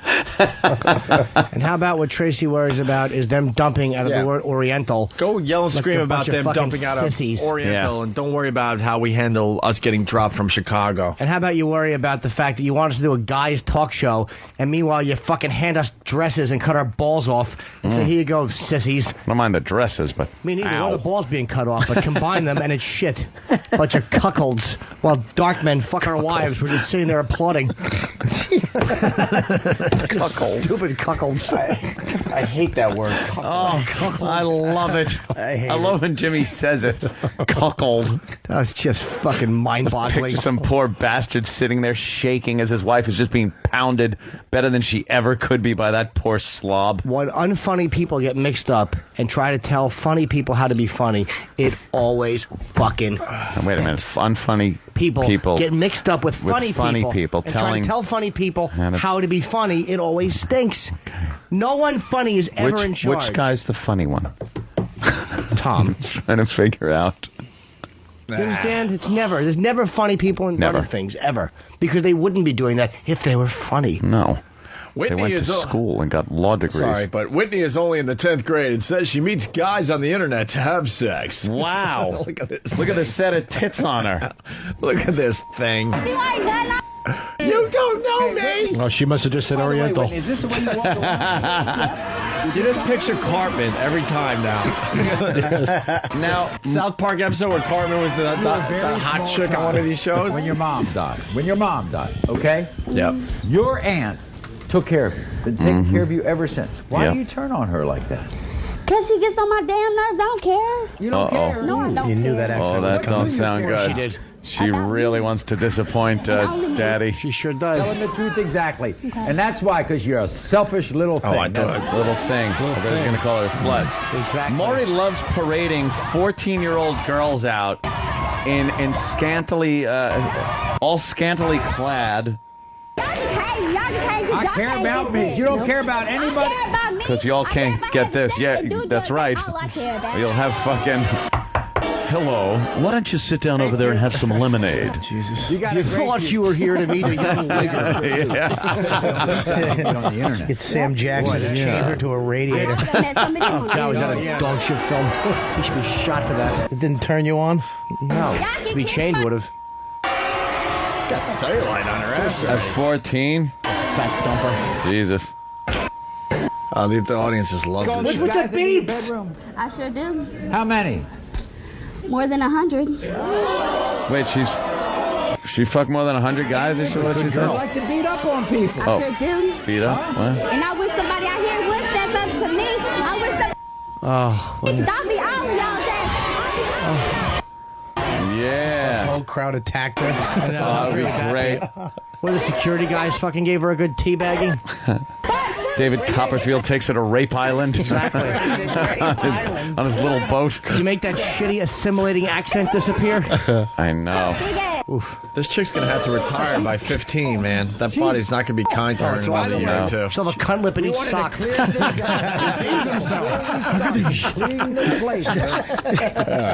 She has a barrel chest like the first Superman. She really does. George Reeves? George Reeves reference? Certainly is. She should end up the same way as he did. Well, that's what Maury's doing today. That's great. Maury, I got young girls on, naked. What does Opie and Anthony have? Instead of Lex Luthor, she's got Lex Steele firing at her face. Get it? Oh, shit. Swim walk. Oh, shit. Hey, where's the penis story, man? Ooh. We couldn't do the Gonna penis story. sex at it the up a other little place. bit. All righty. No. Yes. Really? How could you mistake the penis story? Are there two? Yes. what? I'm almost positive. Oh, How many of these mouth-watering stories are there? Oh, no, you didn't. Oh, no, you did. I wish you would step up to me. You just want this. You just want this. You're so stupid. Hey, could you get the Cartman clip? And she has that from awful, South Park when he like did the mocking this shit. The shiny. What do they put in their hair to make it like that? The white cum. Cameron Diaz do. No, the fucking it makes their hair look wet all the time. White homegirls do it. Squalene? Is that what that is? I don't know. Squalene. Sex for a double cheeseburger. Nice. Oh man, I've done that. You get hungry. What are you gonna do? Here's the taste. I've had sex with a double cheeseburger. How great is that? You pull your dick out and you never explain to your chick while it smells like that. This lettuce thing, you just suck it. Quiet. Parents Why is there a sesame seed? News of cock. Yes, the cock You news. know why I didn't know this was a story? Because listen to this headline. Parents say they complained about White weeks before arrest. I thought it was whites in general or whatever, but it's a guy named White. Yeah, of course. All right. Okay. The parents of two children concerned about a game that teacher John White was playing with their children had told Urbana School District officials their concern several weeks before a criminal investigation into his conduct began. So they were complaining ahead of time. Those parents testified Thursday in pretrial motions in the case against White, 26, accused of sexually molesting their daughters and 7 others at Thomas Paine Elementary School. Nice. At Ass Pain Elementary School. White was playing the tasting game. The mother said she picked up her 7-year-old daughter from aftercare at the school on November 2nd and immediately noticed that her child was wearing red rubber fingernails. She said, we got to play the taste testing game today, and I won a prize. Oh, no. The mother recounted of the conversation she had with her daughter as they drove home. The mother said she had heard her daughter mention the tasting game about 3 to 6 times before that day. Never questioned what the tasting game was 3 to 6 times before or whatever the fuck? But hadn't talked with her about it. What she learned from her daughter is that the game took place in White's classroom after school, sometimes with her alone and sometimes with other girls present. It involved White putting toppings on a banana and having the girls taste the banana to identify the topping. I bet that's how it started. Okay. When she asked her daughter if she ever saw the banana, her daughter replied, "No, silly, we always have blindfolds on." Oh, silly. Don't be silly. Holy shit, this guy is a douche. The woman said after her daughter described a second game White played with the girls and demonstrated how he put his hand on the back of the girls' heads while they bobbed their heads. This cannot fucking be real. The mother finally became alarmed at that point. Finally? At that point? At that point, the blindfolding fucking banana licking? Well, it was when the back of the girl's head was, pushed. That's when she was like, all right, something's up here. I tried to keep the conversation as casual as possible so she wouldn't see or hear the panic going through me, she said. Blah, blah, blah, blah, blah, blah, blah, blah, blah, blah, blah. Another mother testified that she learned of her daughter's participation in the tasting game as the two of them ate dinner at a fast food restaurant over the school break in December. After hearing many of the same details described by the other woman and seeing her daughter demonstrate how White held the banana and put a hand on the girls' heads, she told her daughter it wasn't appropriate and not to do it ever again. It's amazing how, the fathers, fucking 7-year-old girls, I guess you can't, but how does the father not show up with a bat? Kill the guy, yeah. How do you keep that rage inside you? Oh, man. Scumbag. She got candy for doing the test, her mother said, adding that White also had her daughter go to his room to clean. Not that these are the brightest kids. I guess at 7 you don't know. I would have. You don't know at 7. The parents are the ones that, if there is the tasting game in school, you gotta ask, well, what is that? Well, doesn't every parent start when they first see their child go, so what'd you do in school today? Yeah, and they would go, well, the tasting game, and you go, oh, that and you sounds just like drive fun. and go, okay, that's great, and you're on the cell phone with your stupid Yenta friends, not thinking about what the fucking tasting game could be. Did you ever see the banana? That's something. What do you taste? What is toppings? Bleach and foot. And the cream topping never seems to go away. What is that? That's a game Bob Barker wished he was the host for. The all-new tasting game. 7-year-old girl, come on down. Fuck, you guys got the mountain climber on his penis. This is something we call Plinko. Plinko, yeah. We're going to be right back with the tasting game, so don't go anywhere. The tasting game. That is really... I could just picture the guy picking up those toppings, all shaking and all frothed and sexed up. I can't believe we're going to get away with this. All right, I need some sprinkles. Right. I came up with a perfect scheme. Butterscotch, the chocolate chips. I'll give that. And never one of the, don't say anything. That seems to be something you would be like, well, don't say anything. Yeah, we'll have to stop doing the tasting game. Well, they don't know what they're tasting. They could be his thumb. They don't know it's on his penis. They had blindfolds on, right? They thought it was a banana. They thought it was a banana? Yeah. That's a penis, Bob. Until someone said, dude, this is your cock. I get it, Ope. I'm not stupid. Let's say hi to Brian in Illinois. He lives in the town from this story. He might have some more to... Brian White, hello. To offer. Brian, what's up? Hey, guys. This is the second school district in Illinois this guy worked at. He did it at another school, and they finally caught him. So then he moved to this town, and they hired him again. He'd been doing it for months and months. He's finally going through the court system, but he's going to get it handed to him. He did it to a bunch of kids. What? So I just wanted to comment if that contributed anything to the show. Yeah, I mean, I didn't realize it was a second school district. By the way, Shane from Dallas in a car. I have a 6-year-old girl. I would murder this sick fuck. Yeah, absolutely. You'd have to kill the guy. You got to be careful though, because that guy in jail now. who like said she's 2 years old, is so young to communicate anything, but she like thought that the neighbor molested her, or she told the mother something. Oh, yeah. So this guy goes next door and just stabs the neighbor to death, and it turns out the kid was wrong. The girl said he comes over when the stars come out. That's all she said. She goes, the neighbor, whatever his name is or was, said, yeah, he comes over when the stars are out. And the guy went over there and fucking killed him. And it turns out he never did anything. But now the guy's writing a letter from jail saying, no, he was guilty. Like, the guy is trying to defend himself from prison. Right. Saying that the guy did do it. But you can't, you got to be careful, man. Well, let's go to Rob in Maryland. Rob? Hey, morning, guys. Hey. I'm just wondering, he's telling these girls that this was a banana. What happens when one of them decides to take a nibble? Yeah, I guess there were some rules. Right off the top, maybe? I guess there were some rules in the tasting game. You already know it's a banana, so you don't need to figure out it's a banana. Has to be rules. Just got to taste what's on the banana. I want to save the banana for later, so just the toppings. This isn't the way I play it with Daddy. Oh, God, wow. yeah.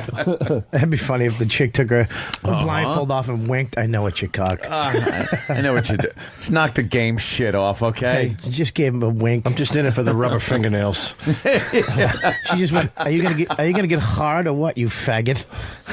Could you come up with some better prizes? I've been sucking your dick with butterscotch for 20 minutes and you're still soft. Let's go. Speed it up. I got nap time. Fuck. What's wrong with you? You're a married man. Well, what are you going to do? Let's go to Joe in Jersey. Joe. You mean the tasting game isn't real? Great. Playing the part of a victim. That went over wonderfully. Well, let's go to Wally. Wally. It's Sting. Is he playing a loot? Is Sting still looting? Oh, motherfucker. He's looting? Hold on a minute. It's on the Today Show. Can we pilot? Yeah, hold on. Beat a girl's head. How do we get to the loot? It sounds like Maury. Oh, you just have to go put... Oh, it's too late. Done.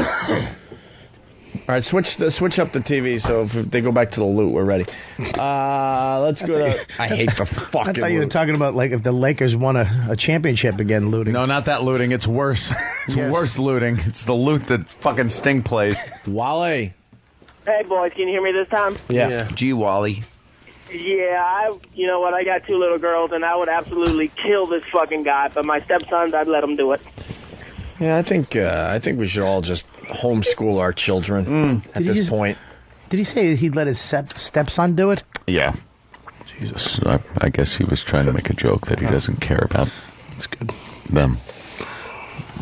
His little stepchildren. Well, that's awful. No, it isn't. No one cares as much for their stepkids as they do for their real kids. Yeah, I know that. It just doesn't fucking happen. I know. Oh, you know? I got punched in the face for 5 years. You know personally? Oh, yeah. I was never a stepkid, so I don't know. What years were you a stepkid? From 17 to 22. Oh. 30 to 35. I was a stepkid, but that's like to Sal, and I was already older. I mean, like, as a kid, though, like during those formative years, you're just fucked if you're a stepkid. Yeah, my mother married Billy. Just a 6'4", parted his hair to the side. Really? Oh, he'd throw me down a nice flight of stairs. And he would, like, fucking beat you? Just call you stupid, smack you in the back of the head, and then he used to go make me wash his spokes on his Monte Carlo with T-tops. With your tongue? Wait, you lived wash with my spokes. You lived with your mother for a while? Yeah, I lived with your birth mother? Oh, yeah. Oh, I thought you didn't live with either parent. No. We lived he's the guy who kind of set me off. She didn't want to marry him because he was a lunatic, but then she married him. And because she needed stability. Was it one of those? We lived with my Irish Catholic family, like 13 of us in a 2-bedroom. So it was just creepy. This is the start of every horrific movie where it was the loving family, something happens to the freaking husband, and then she goes out and gets a man because she needs the stability and someone to raise the boy, and then that guy becomes the complete asshole. Right. And beats the shit out of the kids. They're always, the guy was nice, though, at the beginning. He was Dole. He was beautiful. Nice. Oh, I can't. I remember they got married. How old were you again? I'm sorry. I had to be in first grade. Kindergarten. 6 to 10, 6 to 11 around there? Okay. 5 to 6. 5 to 10. Young boy, you shouldn't see things like I went from sleeping on the floor to having my own bedroom. That boy Bobby got a heart big as all outside. Don't you dare hurt that boy. Get the fuck out! Get the fuck out of my house! I'm fixing to kill you, Bobby. Reckon I'm gonna take this blade, cut your head clean off. And why'd you throw him down the stairs a few times first? I like to watch it. Fucking Bobby is getting beaten. It's awful. Now go down and hug him a little bit and then throw him down the stairs. All right, so you went from having no room to having your own room. Oh, Mommy's got a new man in I her remember life. walking in my bedroom. I had a toy box. He filled it with toys because he had a lot of cash. Yeah, filled it with toys. My own bed. I remember I had a chandelier, well, it wasn't a chandelier. It was like a light fixture. And I've never seen a light fixture before because, like, my grandmother's house, it was just the light bulb. You know what I mean? Yeah. And I had a little side room with my own TV and a beanbag. That sounds nice. It was. You don't understand how great it was. It was unbelievable. And then I remember being on my little beanbag. I don't know how long. It must have been months later. After he set you up nice, new room, new toys, everything's good. Had a desk with all little, school stuff in it, ready to go. And then he set me up. I was sleeping on my beanbag, watching TV. I fell asleep, and I remember waking up, and I was kind of just woke up from a nap. This is my new life. 5 years old. I had my own little room, and I think I was in feety pajamas. No, I think I actually had this shirt that said Slugger. Oh, you're a little slugger. It had a baseball, and it said Slugger. Did your pajamas have a little bloody hatch in the back? and it wasn't an SLU at the beginning of that shirt. And I remember walking out, and I heard a noise in the kitchen, and I thought it was a TV. I walk out, my sister's crying. And I've never seen anybody cry up till this point. You know what I mean? Sister's crying. My mother, I walk in right when he punches her in the gut. What? Yeah, he just punched her right in the gut. I punched my mom. Then my sister went to grab the phone, and he hit her and, like, ripped the phone up, but it was kind of around her neck, so she fell on the ground. And then my mom, and I'm in shock. And then my mom grabbed us all into the room, shut my sister's door, and he was banging on this guy was 6'4", big dude. And he's banging on the door, and then I remember What'd your fucking mom do wrong? Holy shit! Continue. I remember I was holding the door, trying to hold it back because you were the. I was. I was the guy. Little man of the family, right? He's trying to hold the door. I was Slugger. Oh. And I remember he kicked the door, and I went flying, smashed me against the wall. So ever since then, you said, I'm going to be a fat fuck so that if this ever happens again... I'll wait. All right, he kicks down the door, then what? This is what's weird, is I remember that this is the first time I've ever felt fear, and I pussied out. And I regret it to this day. Well, of course you pussied out. You're 5. No, but I remember a toy box full of toys. I mean, come on. I slammed me against the door, and I hit the wall, and I pretended to be hurt more than I was. You know what I mean? Like I pretended to be that like... was a tactic. I pretended to be like dazed. Yeah. And it was self-preservation. You were like playing possum. You were playing possum instead of being a tiger. No, playing dead. He was playing dead, hoping the big bear would smell him and then walk away. That's an instinct. And then 5 years later, I chased him around the house with a knife and a hatchet. But it wasn't to kill him. Yeah. The guy had bread and butter, and Bob was hungry. So you pretended you were more hurt than you actually were? Oh, yeah, dude. Hold on. I hurt my knee, man. I hurt my hand, man. Wait, there's two. Only back then. Hold my hand. Hold my hand. So, dude, you chased him with a knife. Wait. I want to back up, though. So, what did he do to you guys after you got in the room and you're, like, playing like you're hurt and stuff? Did he go after your mom and stuff? He came in, he said one of those things you say, I don't know, like, shut the fuck up. That type of shit. Like, fuck you. Or, And like, kind of like, if you didn't do this, then this wouldn't have fucking happened. What was his problem? Yeah, well, like, dude, just an anger issue, or dude, I think this is. I don't think he wanted kids. My mom was hot. Boy. My mom was a hot mom. I think he wanted my mom, but he didn't want the kids. Hang on one second. Yeah. I just said my mom's hot. Who went, Who didn't? Exactly. And I think he didn't want to deal with us. But my mom blew him off for a lot. It was like, screw you, screw you, screw you. And then he started treating us nice. I mean, this guy's such a scumbag. When my mom finally said, fuck you, I'm out of here. And he had money too. He bought us Atari, but it was when Atari first came out. Yeah. And we were in 6th grade. So it's like she came home one night and we were all sitting around, me, my sister, and him, playing Atari like best friends. It totally worked. It totally worked. We fucking were like, Mommy, maybe you shouldn't divorce him. Oh, wow. Yeah, maybe you should work things out. I mean, he's a fucking So he scum. worked you guys. Oh, dude, he was a... Whatever happened to him? I have no idea, dude. I know I saw him one time. He's dead. Years later. Yeah. I was working at Grossman's Bargain Outlet, and I seen I don't know if it was him. I'm 99% sure it was him. And I saw him. And this is when I was, I think I was like 22 or 20. And I saw him, and I had to go upstairs and like leave the floor because I was gonna get beat up by him again. Nah, he was you go to be a tough guy, and he pushes you on the floor, and you make believe you're hurt again more than you are. He pushes you over a carpet. Punches me in the stomach, and then he goes he beats the shit out of my mom. Just finds out where your mom lives and beats her up again. I told you to keep this kid in check. So then it drastically changed after that, and they started beating you guys? Dude, this guy would... I remember coming home late. I was happy that I got Miss Julian for 2nd grade. Who wouldn't be? You know, at the end of the year, you got told who your teacher's going to be. Who your teacher's going to be. It was either really good news or like, oh, fuck. Right. Summer of, oh, fuck. Exactly. You know that you're going in. Miss Irving, you're fucked. I got Miss Julian, and she was, it was great. I was actually skipping home. I got Miss Julian. Yeah. She played the taste game? Huh? No. I wish she did. Mr. Washington sure did. Put chopped meat, lettuce, and tomato in there and say, eat the taco.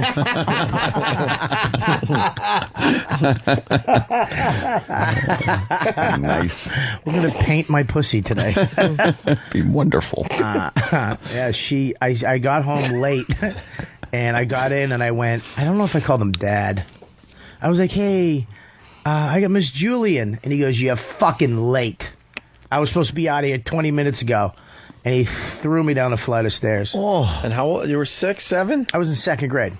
Second. So you're 16. Now you're up to about... Yeah, I was right. I was actually 15. I was 15. I get it, Jim. He's stupid. He's as dumb as the day is long.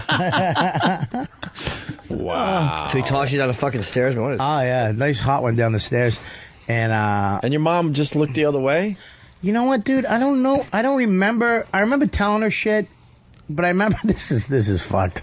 I remember I ran away. Remember when you run away? Good job. Where are you going? Yeah, it's like, dude. You run to the end of the yard and then realize it's a scary place. I ran over the fence. Exactly. Exactly, dude. You run away, you got such good... I'm running away. I'm gone. And then you get like 2 blocks away and you've never been there. You look around, it's just strange. You feel like a mouse. Yeah, the weather... saw humans for the first time. Just all the... And the weather's different 2 blocks away. Like cars are bigger. And right. There's more noise. Nothing familiar. Out there. I remember standing at the bus stop, I just stopped at a bus stop crying. Just crying. And this hot chick was like, hey, where you, blah, blah, blah. And, you all right? And I was like, I ran away. And she was like, where do you live? I'll take you home. I was like, okay. I just wanted to go home. And I remember, you run away because you want your parents to be like, where the fuck were you? And I got home. My mother opens the door. I don't think I ran away long enough. Yeah. Make sure you have to be away for at least a couple hours for her to panic. Because if you come back 10 minutes later, she's like, hey, what's up? where'd you go? You just Can I jump in? Tim H. got it figured out in Columbus. He writes, he ran away but ran out of breath at the end of the driveway and collapsed. He Bob was a good-looking kid when he was young. He was a good-looking kid. Bob was Speaking of which, I was at the Cellar last weekend with the Philly crew, and all those headshots. Yeah. As you're going downstairs. Yeah. There's one of you. It's unrecognizable. It's the same person. I was gorgeous. I wasn't even. I'm not even saying. I was full. A full head of hair, no goatee. Gorgeous. I safe full lips. Say full lips. Safe to say 40 pounds lighter. 40. More. 40. That was fucking 2 and a third Bobs ago. I was 185 in that He's photo. Bob on Jupiter now. No offense, Bob. I'm teasing you, of course. But he was. I knew Bob back then. Well, at least I was good-looking once in my life, Norton. Were you? You lost a bunch of weight, and you're still you. Exactly. So I learned to get pussy as a mess. You. Do we have? Well, it doesn't matter because you have a girl now. I'm saying you'd be in bad shape if you were still single. No, I wouldn't. Shut up. Come on. All right. We got a song for Bob. We got a song for Bob. Said shut up, Bob. Little number. Bob, just for you today. Listen closely. This is gonna make me cry. My name is Luca. I live on the second floor. Oh, yeah. I talk when the game is on. Yes, I think you've seen me before. Here's something weird, some kind of trouble, some kind of place. Just don't ask me what it was. Stop talking. Ask me what it was. Just don't ask me what it was. I think it's 'cause I'm clumsy.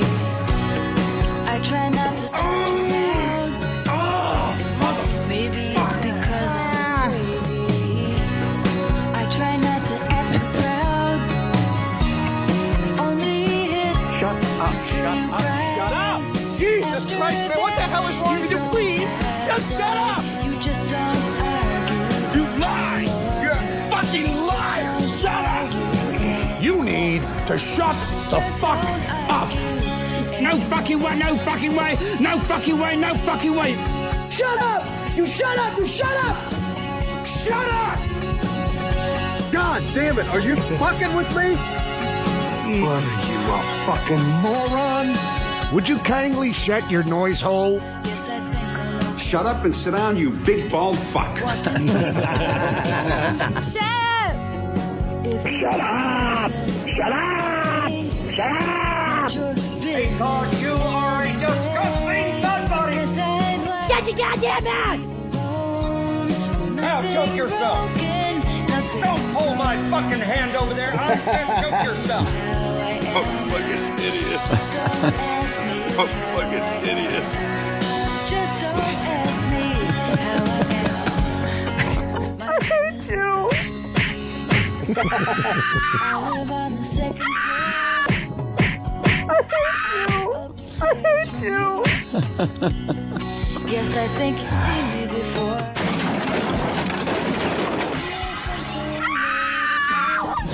Is it ringing a bell?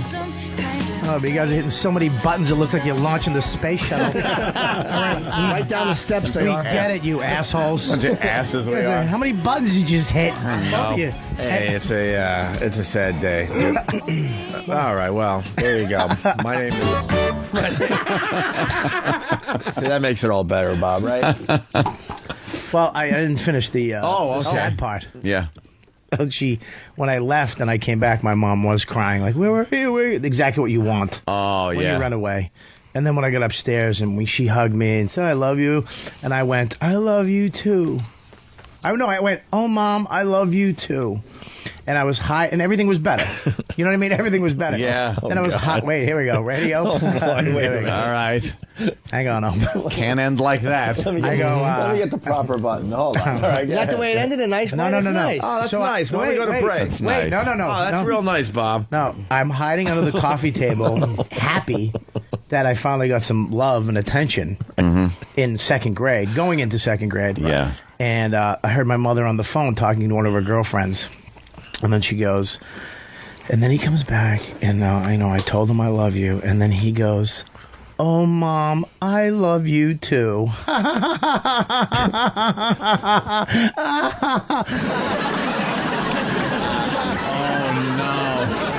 So she laughed at that. You thought it was like hysterically. And I remember. Oh, and it was everything to you. Oh, dude. Oh, and just a fucking joke. It was, dude. But wait, Bob. Was it a joke or was she laughing like out of relief, like how cute it was? Dude, at the time, maybe now. You broke my trust, dude. You broke my trust, dude. Voodoo Dick, Long Beach. You fucking idiot. That was I'm a fucking idiot. I'm a fucking idiot. I'm a fucking idiot. You look like assholes right now, man.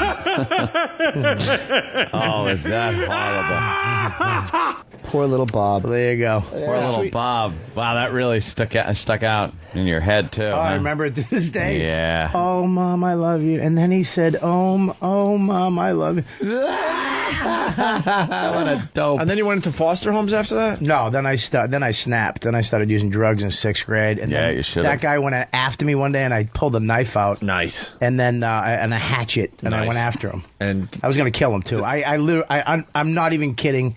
He stuck his hand. My mother grabbed me. He was like, "Go ahead, do it." Didn't even think. I just pulled the knife right down. You were gonna kill him right there. I was gonna gut him. 6th grade. I was gonna gut him. I was gonna gut him. You'd have been out already. You'd have been out When already. did Mom say goodbye to you? What'd you say? Didn't your mom say goodbye to you too? You had to start living in other places?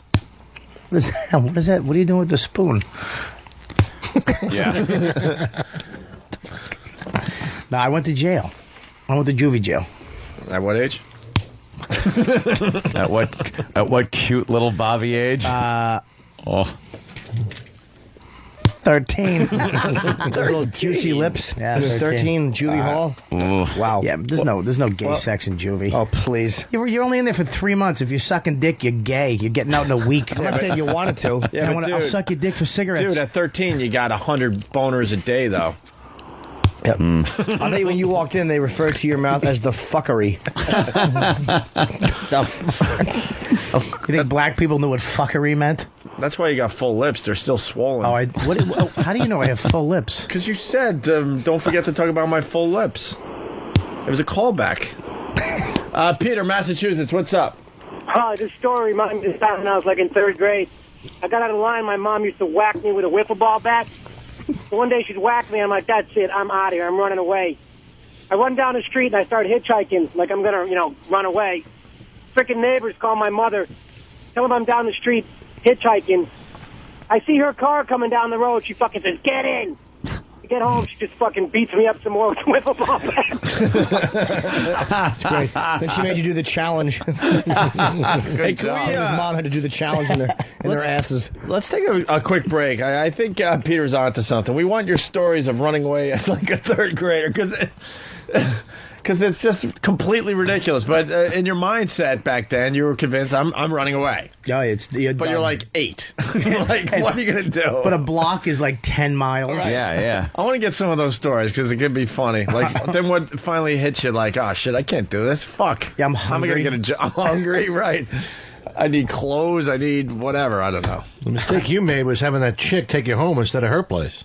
Yeah, Exactly. really. Oh, I wish. What a goody two Scored. Well, I definitely relate to the guy that doesn't want the kids because my mother was going out with some guy, and he was like a lot younger than she was, and he was just so demeaning to especially me. Like my brother didn't give a shit because he was already out. Like he didn't care. He'd just leave and smoke pot. My sister was the girl and too young to really, but me, I was just like constantly being fucking criticized by the guy. It was like everything I did. And then I was putting together a model of the Visible V8. It was a V8 engine, and it was like you could see through it, and the little lights lit up when the spark plugs happened and everything. And I happened to put the crankshaft in backwards. So I'm like, the pistons wouldn't line up, and then I realized I had to start taking shit apart. And he comes in and he goes, what happened? I go, oh, I think I put the crankshaft in backwards. And he goes, everything you do, you fuck up. He goes, everything you do, you just fuck it up. And I'm just sitting there like, yeah, just fuck the model. It's a model. It's fuck. But everything was like that. Everything I did was all fucked up, not good enough. He'd tell Go me fuck yourself, you cocksucker, you fucker, you motherfucker, literally. Yeah, fuck him. Fuck mine. That could have been a much worse story, though. That could have been, and he pushed my face into the model and ruined my bottom. He just gave you a little scolding. Oh no, it was all just like mental. It was all this mental abuse like that. Yeah. Like I was into drawing at one point, and I had a little wooden case with pencils and paper and stuff, and I would draw things. Usually I would try to draw naked chicks. You know, you got to kind of have talent for that. So I'm just drawing, and he'd come by and look and go, that sucks. Jesus. That sucks. I love And this I'd be guy. like, oh, him. he was the worst. Dennis was his name. Fuck yourself. I used to figure mine would make me go outside and do yard work, and I'd pretend like a weed whacker, like I wouldn't do it right, and he'd come out and go, "Look, you got to do it this way," and then he'd do it a little bit, do it then. give it back, and then he'd fuck it up again, and he'd go, just get the fuck out of here, you idiot, and he'd just wind up doing it. It was stupid. It was like, good, I didn't want to do it, you fucking idiot. Who's the idiot now? Guy was a douche. Oh, I should have stabbed him. Hey, we got some phone calls coming in. This is the mind of like a 7-year-old. Here we go. John in Texas. Go ahead. Tell your story.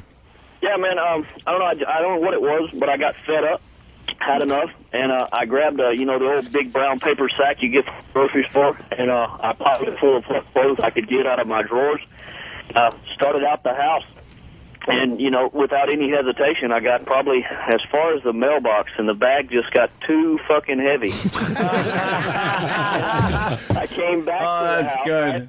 And my mom and dad, my aunt and uncle, were sitting inside the house laughing, and they'd locked the fucking door and wouldn't let me back in. Jesus. That's what I want to hear, because everyone has the great idea of I'm going to run away, and then what caused you to turn around and go, oh, fuck, I'm stuck until I'm 14, 15. Fucking Clarice Starling was better at running away than you could. She carried a lamb. I know. You grabbed 2 hams. Let's and go a to butt cake. Let's go to Crotch Critter. Crotch Critter. Hey, boys. I was living over in Japan. We were in the Air Force and everything. And me and my sister, I was in the 1st grade. We took off, even grabbed my, goofy-ass little stuffed animal, went down to the park there, waited till, gosh, it must have been about 8, 9 o'clock at night. Ended up, we just, chickened out, went back to the house. My parents were in bed asleep, didn't even know we were gone. Thanks for sharing. Yeah. Okay. And then he hung up. All right. Kinda All right. Get what he meant, but he didn't really tell it with much gusto. Gusto. Let's go to Tom in Philly. Tom. Hey, how's it going, guys? Good. What's when up? I was about 5 years old, I ran away from home, but I wasn't allowed to cross the street, so I just ran around the block. Hoping a bridge was built. We got Doug in Los Angeles. Doug. Hey, how's it going, guys? Hey. Okay, when it was either 7 or 8, my mom caught me playing doctor with this girl down the street. So she grounds me, and I was so upset at this that I decided to run away. I threw a bunch of toys into a pillowcase, and I opened my window, and I was going to run away, just going out through the window, but I couldn't bring myself to do it. So I'm sitting there on the windowsill for about 45 minutes until she finally, poked her head into my bedroom to see what I was doing. Because I just had to sit there until the last second when she was going to open the door, and then I was going to jump out the window. I wish that happened on the 20th floor. I know what I think these parents were right.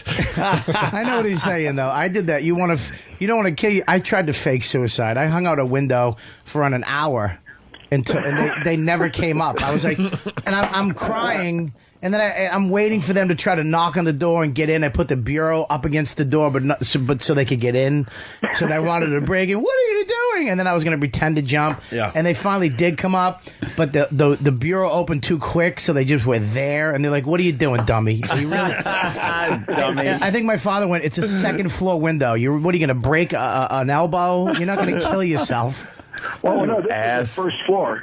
I wanted them to see me as I was leaving, but I couldn't commit to the running away. Oh, all right. You wanted them to stop you and rescue you. Yeah. Let's go to David in Dallas. A couple more of these. David? Yeah, I was about 8 years old. I got as far as the neighbor's garage. All right, hold on. What? I ran away. I was about 8 years old. I got as far as the neighbor's garage, fell asleep in there. There's 5 of us in my family. Nobody knew I was fucking gone. Right, here's the kicker. Here's the kicker. I brought my dog with me. It wasn't a fucking Chihuahua. It was a goddamn Great Dane. And they didn't know either one of us were gone.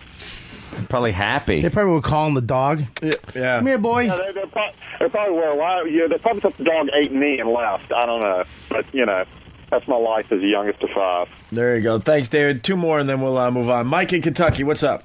Hey, how you guys doing? Hey. My old man was going to whip my ass with a belt for about the 60th time, and I decided that I wasn't going to have it anymore. So I grabbed my shotgun, went on out in the woods. I was probably about 9 years old. I was going to go out there and be Grizzly Adams and survive on the land. Yeah.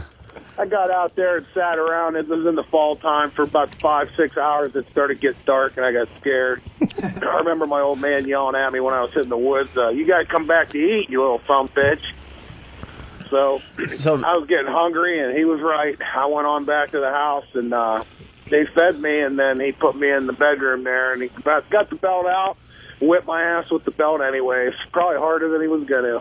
Wow. That's good. So you are going to run away. Belting on the ass. And then it got dark, and you had to turn around. I got dark. It got dark. I got hungry, and he was right, and I probably got it worse than I would have if I just would have hung around. But that was my lesson. See, I knew it. Most of these end with you got to go back home. But this guy, I wonder if this is true. Richie in Connecticut, tell your story. Hey, what's going on? Hey. I was 12 years old. It was 1986. I ran away to Washington, the state of Washington. I was from Long Island. My parents were coke dealers, and I just took $8,000, and they didn't even know I was gone for 2 weeks. They thought I was at my grandmother's house. And you really went cross country at 12? I got nailed in McDonald's. The reason I went to Washington because like the Goonies were from Washington. With them or some shit like that. Wait! You got to hold on, sir. You got a big laugh, so we missed the next line. So the Goonies were from Washington. So I thought I could live out there and live with the Goonies or something. I don't know what I was thinking, but I took. They caught me in McDonald's because there was a cop next to me, and I took out I had like $600 in cash. And he's like, "Where'd you get that money, little fella?" And they wound up nailing me that way.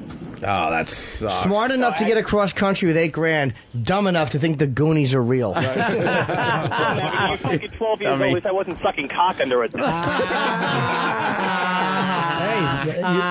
You missed out. That's true. You should have turned your parents in.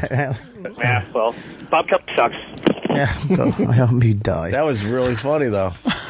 Oliver, Texas, what's up? Hey, guys, what's going on? Hey. I remember one time when I was like 8 years old, I got pissed at my mom. I don't know what she wanted me to do. I think it was clean my room. And I looked up at her and I said, well, you know what? You don't love me anymore, and I'm going to run away. And she looked down at me with that stern face. My mom had a set of balls on her. And she looked down at me and she goes, well, fucking do it. And so she goes off and does her own little thing, sits down. I don't know what she was doing. So I walk outside. Right when I get into the middle of the street, I look back at the house. I got cold. And I just said to myself, oh, well, she's going to come out because she's going to feel sorry. She's going to be crying. She's not going to know where I am. So what I ended up doing is I hid in the neighbor's bushes. And so I'm crouched there in the bushes like a dumbass.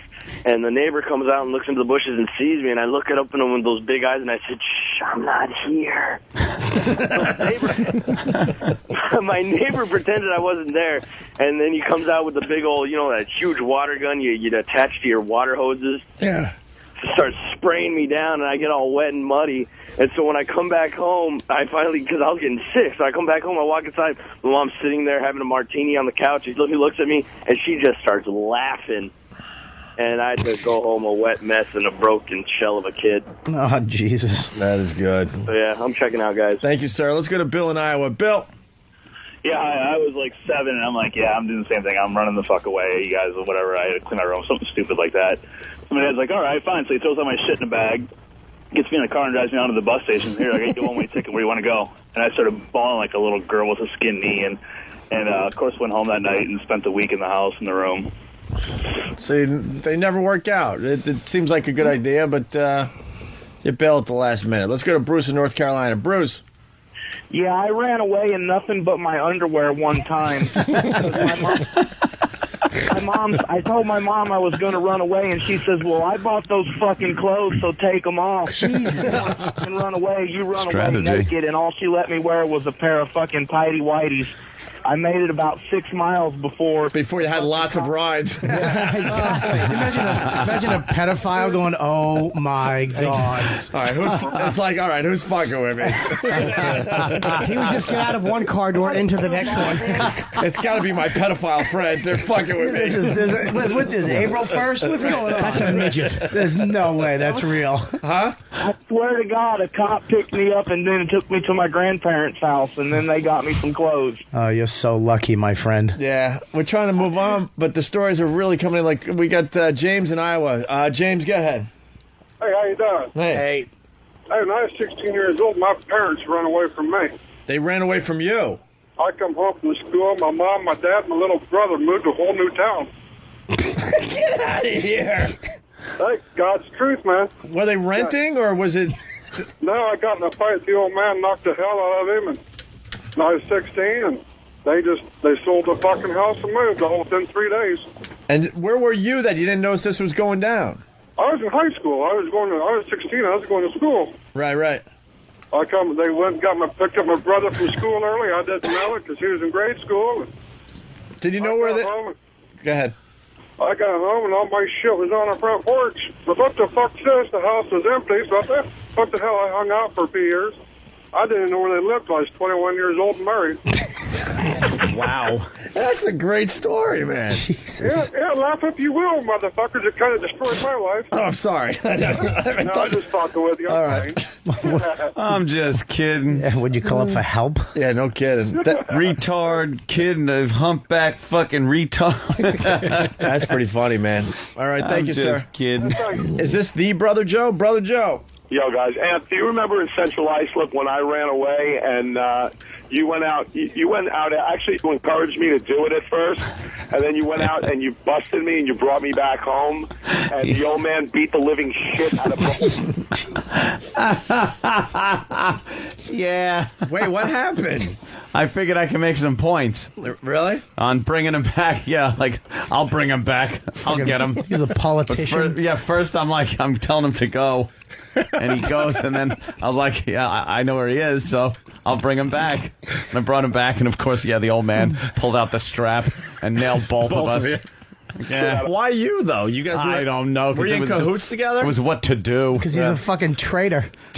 Yeah, I was a traitor. Fucking traitor. Turn your brother in. I'll bring your boy back. The head, the tail, the whole damn thing. The whole damn thing. Okay, so I can run away again. I'll talk to you later. All right, Joe. We got, well, this one's pretty good, too. Damn. Tom in Westchester. What's up, Tom? Hey, boys. I ran away when I was about 11. I took my Raleigh 3-speed. I drove from the Bronx to Orchard Beach. With a banana seat? Yeah, high handlebar sissy bar. Hold on. You got to back up a little bit, Tom. Yeah. So you rode from where to where? I was 11 years old. I ran away from home because I was pissed at my parents. I took my Raleigh 3-speed bike. I drove to Orchard Beach, about maybe a quarter mile from the beach, when I got a flat tire or the chain fell off or something. This guy pulls up while I'm walking, says he'll take me home, opens up his trunk and throws my bike in, and I'm just about to get into the driver's side of the car when I look in the back seat because I had a weird feeling about this dude. Both of the back door locks were wired shut with coat hangers. No. I said, no, thanks. I'm not going to get in the car. Just give me my bike back. The guy started screaming and pleading at me to get in. When I refused, he drove away with the bike. I had to go to a stranger's house and call my parents. My father picked me up in the car and fucking beat the shit out of me. You never saw your bike again, huh? Exactly. So I Sniff the seat. God damn it. No covering left on it. Yeah. All they found was the seat with nostril marks all over it. Oh, were you a little sweaty, upset with Dad? Boy ass had been sitting only a few hours before. That guy's probably like a bloodhound. He probably smelled your bike seat so much he knew what you were fighting about. He was upset. He wanted to stay out later. He wears Landry Tomp, but not today. Let's go to Jeff in Jersey. Jeff. Seat is worn. In a way, I'm sure he wears tough skins. Yeah, you know how big your bag was? By the way, each little ball mark was very subtly worn to the side of your seat. You're fucking the CSI of children's seats. He knew exactly. All those wheelies you did, you frightened boy ass. Wow, let's go to Jeff. Hey, Jeff, you're on the Opie and Anthony show. How's it going? I actually have a runaway story that worked. I was about 8 years old. I wanted to go on a trip with my friends, and I ran away, and I snuck back in through the basement and snuck back up to the basement door and listened to them. And, you know, they laughed about it when I first left, and time went on and time went on. And you know, meanwhile, there's all the luxuries of a house in the basement. There's TV to watch, a couch. I just relaxed and listened to them freak out more and more to the point where they called the police and they left the house. When they left the house, I had free run of the house. I just hung out, watched TV, ate dinner, and waited till they finally came back freaking out and then let them know, you know, I'm going on the trip, and ended up going on the trip.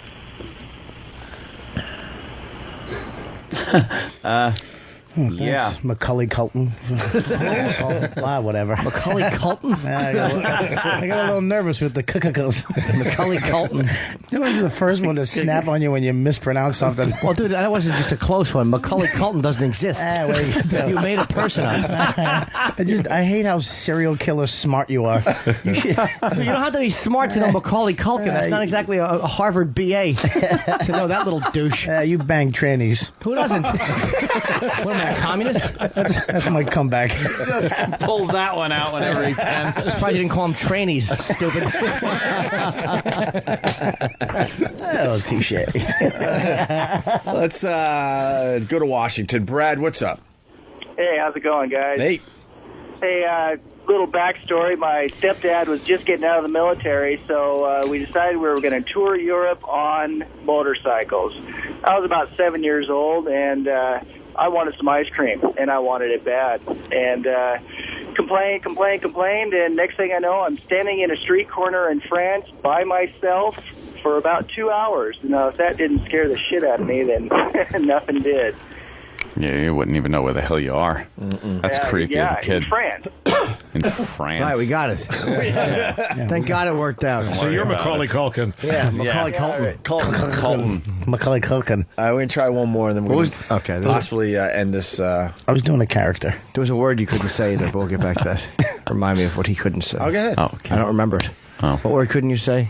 Oh, I can't say Eminent. Philanthropist. Well, that was Philanthropist? Eminent. Yeah. Eminent? You said it now right, but you can't say eminent. I can't say, I can say, fuck me. Eminent? What word can't you say? Philanthropist? What is it? How do you say it? Just say it. Doesn't matter. Just say it once and I No. can get Why, it. so you do an impression like a parrot? No. Figure it out. Say Entenmann's a few more times. Entenmann's. I could say that. That he could say. Eminent he could say. Philanthropist. Philanthropist. A philanthropist. Now you got me saying it wrong, fuck. It happens. Peloponnese. Philanthropist. That's somebody who's nice to flowers. All right, let's. Rachel. Jason in New York, what's up? What's going on, guys? Hey, man. When I was about 7 years old, we lived in the country. We never lived in a town, so I got really pissed off at my dad one day, and I went into the woods. And we had a bear. We had a bear and a couple coyotes that lived around the house, and a bobcat. So by dark time, I got pretty scared, and a deer ran through the yard, and I freaked out and ran back to the house. That's all it took. Yeah. I think it's funny now that even as an adult, you describe it as dark time. Like it's a childlike description. It's got dark time. Dark time came. Dark time I'm came. punching I out. had to go. I gotta piss. Yeah, we'll take a break. Kevin the trucker, what's up? Hey, man. I was about 12 years old. I hated my dad. My mom wouldn't leave me. He used to knock us kids around quite a bit. So I decided I was going to run away. I was going to go live with my stepdad, my mom's previous husband, in Arizona, living in Washington State. So I hitchhiked down I-5, ended up getting a ride all the way to Hollywood. And I was walking around the streets of Hollywood, walking down the hill, and the guy goes, whoa. I was looking up at the buildings. The guy goes, whoa, you can't go that way. You're not from around here, obviously. I'll give you a place to stay. Huh. Well, he was living with his sister in a flat and North Sycamore Street or whatever, somewhere around there, and he'd go to work, and his sister Debbie, who turned out to be his girlfriend, de-virginized me.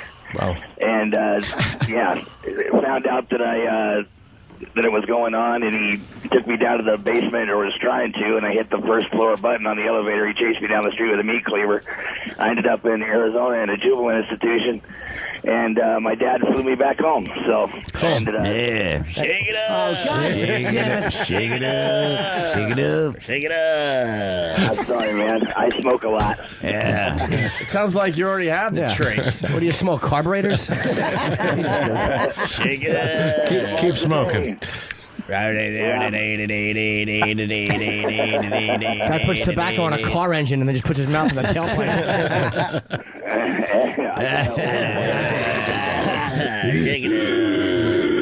All right, sir. Good story. Yeah, all right, man. Take it easy. All right. Well, this is worth Say the going guy to. lived in a bacon smoking house. Shake it up. He lived in a glass gargletarium. What'd you do? We made asbestos cookies. Or the Kingdom of Nakedness. Yeah, he scored. So I went out to the desert and started the Kingdom of That Nakedness. is some friggin' Lionheart, what's up? What's up, pal? How's it going on? Hey. Make it quick. We all got to piss. Yeah, there's a lot of peeing that's about to happen. I'm going to take a shit. I was about 9 in New Brunswick, New Jersey. I figured I was going to take off. I was mad at my dad for something, and I figured the best place, me and my friends had this fort, we built in this woods by our house. I figured I was going to head out there because, that's a safe place to be. But around 9 o'clock, I realized, man, I should have brought a light. It's really dark out here. And then about 10 o'clock, I realized that the fort where me and my kids played during the day was where they did a lot of drug deals at night.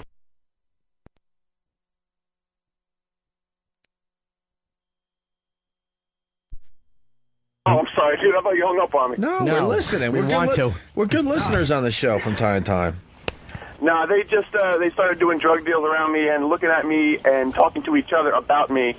And eventually I just left, and I went to, the only other thing I knew to do was go to Krauser's and ask them if I could stay there. Krauser's? And they called the cops. What a Jersey reference. Called the cops. What's Krauser's? It's like a 7-Eleven in Jersey. I was like, can I, work here and you give me some food or something? And What is this, the fucking 30s? He's one of the little rascals. Can I work here? Sure you can, kid. But you can't bring that dog. And they told me I could, so they put me doing something in the back. In the meantime, they called the cops when they showed up. Oh. They're like, this douchebag kid is back there working.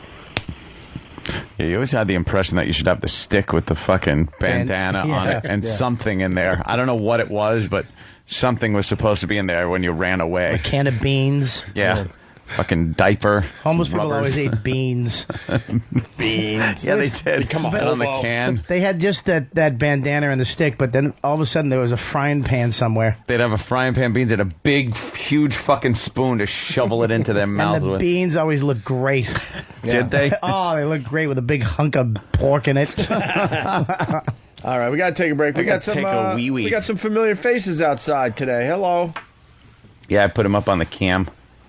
Say hi, pal talk. Red Rob. You got all the hot chicks. Oh, I didn't even know that was her. Hey. Red Rum's in studio. I zoom in on them, they get all embarrassed. I don't recognize her in clothing. I know, it's a little strange. They get embarrassed. Well, Watch. she gets naked? I'll give She's them the a- one who shower cams. I'll Oh give my you a little God. zoom Fantastic. in on this No, girl. the other And girl's like, not me. I don't do that. I'll keep her on camera, though. I don't do that. Red Rum, will you get naked for Bob Kelly today?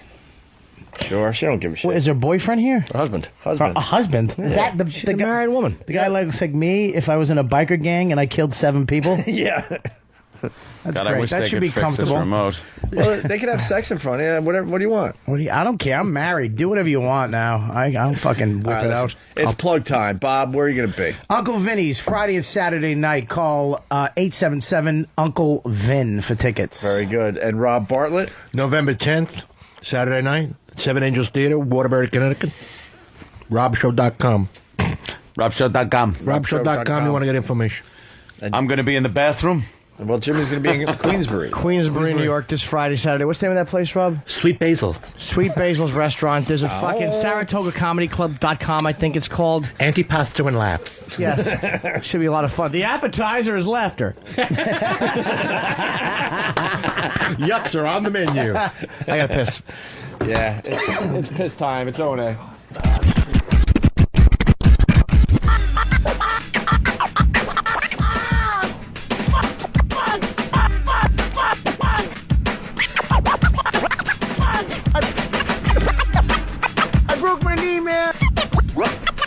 broke my knee, man. Knee, man. Knee, man. Man.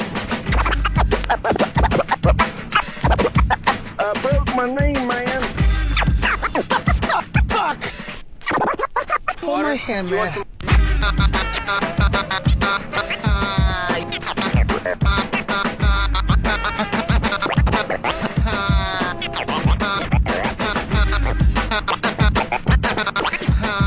You mother. I just love listening to Opie and Anthony. Sometimes I laugh so hard, I forget about all the times my Uncle Henry rubbed my special place. Opie and Anthony! All right. Piss break is over. Opie and Anthony. What's up? What's up? Check it up. Rob Bartlett in studio, and he just informed all of us. He's been hanging with us for about 3 hours, and finally he decided to tell us that in his pocket he has a few kidney stones. Yeah. Wow, a few. Let me see that. Holy jeez. Now you have to take that to the doctor to have him figure it out. I know your doctor needs them. So analyzing? They got to be analyzed. Oh my God, that came out of your pee hole? Mm-hmm. How'd you catch that tiny one? Well, if you got to pee through like a strain, you got to like a little fishnet, you know. Oh, so first it has to travel through like fucking angel hair pasta kidney. Right. Which, like, your kidney's just a bunch of wound up fucking thin pasta. Yeah. And it's got to go through all that. Yeah. Which is just horrific pain. Well, what happened? What'd you do? Did you drop one? You didn't drop one. No, you didn't. Oh my you God. just didn't do. You just Ate it didn't- like a Tic Tac. You just did not do. Oh my God. Did you do a poker chip thing of my kidney stones? No, I didn't You mean- fuck. I didn't mean to. I got nervous. One might have fell out. What am I? No. Oh, you know, God damn it. There's my cure right there. Wait, can you get it? My Is that cure. it? No, it's a crumb. It's going to be a crumb or a rock. Doctor's going to be like, what the fuck is this? Well, you got too much uric acid, and you should use a little less yeast. Yes, Anyone have a flashlight? I dropped Son one of of a his bitch. God damn it, Opie. Opie, you ass. I didn't mean to. I got. that fucking thing had to travel. It's on all fours. Rob, looking for his. first of all, I had blood coming out of the end of my dick, and you lost it. I almost. You only lost a little. You didn't lose. I have to blame Rob a little bit because why are you giving Opie anything? No, you I know got- the show well enough. No, you don't understand. You don't understand. I didn't mean to drop it. I just got nervous because I knew they were This one was valuable. actually one. It broke in two pieces. Oh, what a big piss hole you must have. Well, no, It see, does it's the whole now. point. I was able to pluck the one from the end, which was good. So What? It was just stuck there. stuck there, What is that? which is great. It's always fun when you're trying to pee. Well, there's a rock stuck in the end of your dick. It's kind of like the little sprinkler you used to have when you were a kid. Yeah, you it's know, spraying all little over your spider bathroom. Thing. Yeah. Is that a tooth? Did your tooth break? What was that? Kidney stones. No, it looks like it. It looks like a piece of. It looks like baby tooth. Like a kernel. Yeah. From popcorn. Like someone hold that in their half a mouth? kernel. It looks like. Can one of our guys hold that in their Christ. mouth? Not eat it, but just hold it in their mouth. But then The results will be all fucked up. That's right. You know. He'll have man's saliva on it, and he'll think he's getting his dick sucked. well, Some guy. Oh, that old gag. That's all right. We don't have to do anything. Just have your boyfriend suck the rest out. We got good news and we got bad news. Oh man, I'm telling you. Oh, It's worse than getting your dick cut in your zipper. I never had. My brother had them and said they were Well, just. I don't it know was about the that. worst pain. Is Pat Duffy around? Why? Why? Oh, fuck. Because you said it's worse than getting your dick caught in your zipper. Our boy Pat Duffy would, like, do a little experiment. I don't think you could do that on purpose. Well, we'd have to give him a kidney stone though, so we could compare. That's one of those things like, go ahead, punch yourself in the face. Like, I don't think you could really give it your all. Well, someone remind me tomorrow, because Pat Duffy will be in tomorrow, and we'll have Pat. You got to accidentally zip your dick up. I think he could, like, keep a little, like, little skin out. Maybe we could have a friend help. Then you do it slow. Breaking me. No, you got to pull a little out. Yeah. Zipper down, holding the skin that he got pulled out, and on three. That isn't even how you do it. Oh man! And the worst part of zipping up, because right now I'm in pain just thinking about it, is that surprise, because you never intend on doing it. No. It's when you go zip and just. The worst place is when you zip over the cock hole, like over the hole itself, and you zip up, and the bottom piece is caught like you're like a fish hook on a lip. So then you have to fucking because you can't pull back because your cock skin is caught. That's great. And then after you're done, about an hour later, it looks like you're pissing out of Amadou Diallo. Keep going. Kelly's about to puke. Kelly, you want to see his kidney stones? Yeah, that shouldn't get you puking. I would love to see. Would you let someone give you a paper cut across your cock hole? No. How about your eyeball? God damn it! Don't say paper cut on the cock hole. Well, how about the end of the corner of the paper and dig it? That almost happened the other night with Esty at the cellar. Just grabbed the set list and dragged it in front of my face, and it almost sliced my eyeball. Imagine taking the corner of some sharp paper, just poking your eye at the corner. Oh, I can do that. That's easy. Esty still at the cellar? Oh, yeah. How about Soupy? Oh, yeah. Who's Soupy? I think he died. Sales? No, it was a guy named Soupy. He was being manager with Esty. Soupy. Can I see your the thing that came out of your penis? Yeah, right there. Just as a tribute to the size of my He's got cock. to the doctor. Yeah, that really is. Wow. If you smash this and put it in tea, it cures cancer. I'm hung like a salmon. That came out of your penis. Mm-hmm. Yeah. And what is this? We don't know. It's a kidney stone, but we don't know what it's. It's probably calcium or something. Calcium, or we don't know. I mean, salt. I take medication to keep me from getting uric acid kidney stones, but sure, it's not obviously it's not a piece of candy from a kid. It might have been. We do play the tasting game every once in a while. This thing has teeth. It looks like a little tooth from a Shih Tzu. Oh wow, Pop Rocks. That's kind of creepy. Oh wow. All right. Why can't they be like smooth like pearls? Oh no, and worth smooth money. And round. I'm gonna have earrings made. Moving on. Like jade comes out of your dick or fucking diamonds. Or something. It's got to be some kind of crappy fucking calcium thing you can get anywhere. If you piss diamonds, at least it would be worth the pain. Oh, ow. Oh, that's a nice one. All cut. And somebody lops your arm off. We're going to play this. Hobbles you so you can't leave. Remember Lee Abrams was in? He said the audio of the... I know. The midair collision was out. Yes. We got the audio. Republic Airport, two small planes kind of banged into each other on the way in. That happens a lot at Republic. When? About 2-3 weeks ago. Oh, okay. Around there. I live really near there. That's why I was curious. Yeah. If it was today, I might want to make a call home. They both landed, though. Oh, they did? They were both able to land. But I remember a few years back, probably about over 12 years, maybe 15, two planes were coming in, and one was above the other one and didn't see him, and he was descending at a faster rate and came right down on top of them as they were both still in the air, and both of them just wow, wow, wow, wow. Probably didn't make that sound. That would be silly. Yeah. But died listening to cartoon sound effects. Yeah. Actually, one plane went as he flew all around the sky. Beep, beep. And the other one hit with a tremendous... Hey, Bob, can we play a video for you today? What's that? Just a video. Oh, no. Oh, yeah. Oh, I hope he's really good. Yeah, sure. Oh, right. Just a video. This shouldn't be awful for you. Or yeah, don't worry about it.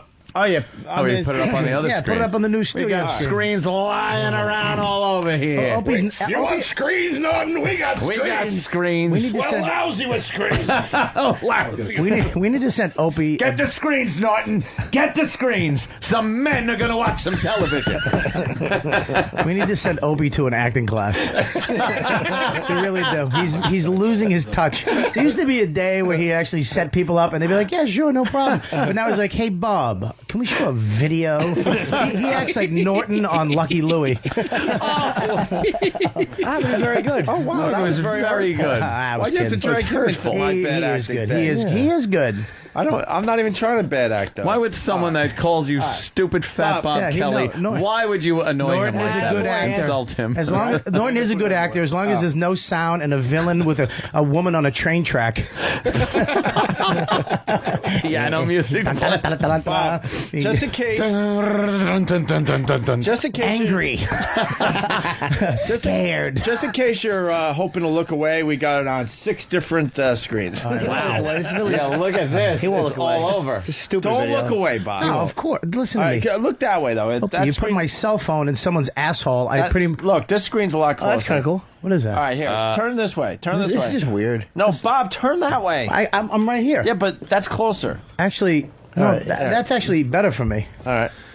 right, whatever you want to do. I'm Let's sorry. see if I can find a screen Are here. you guys gonna trying to make me throw up? No. Why would we do that, Girls. Bob? No, let me ask you something. Just to let you know, I got nothing in me. I I had was the going with shits the all bad day acting yesterday. bit, see? It was pretty good. I liked it. Bob. Bob.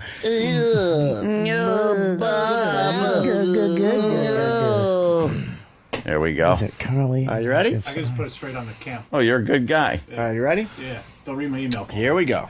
What is it? Make it full screen there. Here we go. For you, Bob. Let's go. It's hot. It's just It's lesbian stuff. See, the girls like. You gotta look, Bob. Look. Stop the tape. Stop the tape. Stop the tape. Go back fast. Stop before he sees that the part. Bob saw only 2 seconds. Oh my A girl shit in a cup, Lord. and all of a sudden, Mr. Sensitive is fucking gagging. Yeah. So now we have to start over, Bob. Wait a second. Bob, you didn't even get to the good part. I don't like the fact that it makes one comic throw up and another one gets a hard on in this room. You have pleasure and pain. It looked like mousse, chocolate mousse. Bob! An airy consistency. It's light and lovely. No, it froze up, unfortunately. Oh, come on. No. Oh, I backed it up. All right, here we go. Bob, now look. Bob. She shits like a horse. All right, Yeah, Bob. look, you gotta Bob, watch. you gotta watch. You got watch the whole thing. Watch the whole thing. Now Just turn around. watch it. Please, Bob. Go ahead, I got you. love I it. got you. Let's Okay, go. look. Come on, Bob. I'm with Watch, don't turn away. Because it's very interesting. It's hilarious how she shits. Yeah, look how she shits. It Go. fills up the All right, cup go. so fast. Here we You go. gotta watch. I'm Just watching. watch. What an Don't amazing turn your job. eyes There you go. off. A little lesbian action. Watch. Wide open Look, asshole. yeah, Pulling look. up. Wait, Bob. Don't turn away.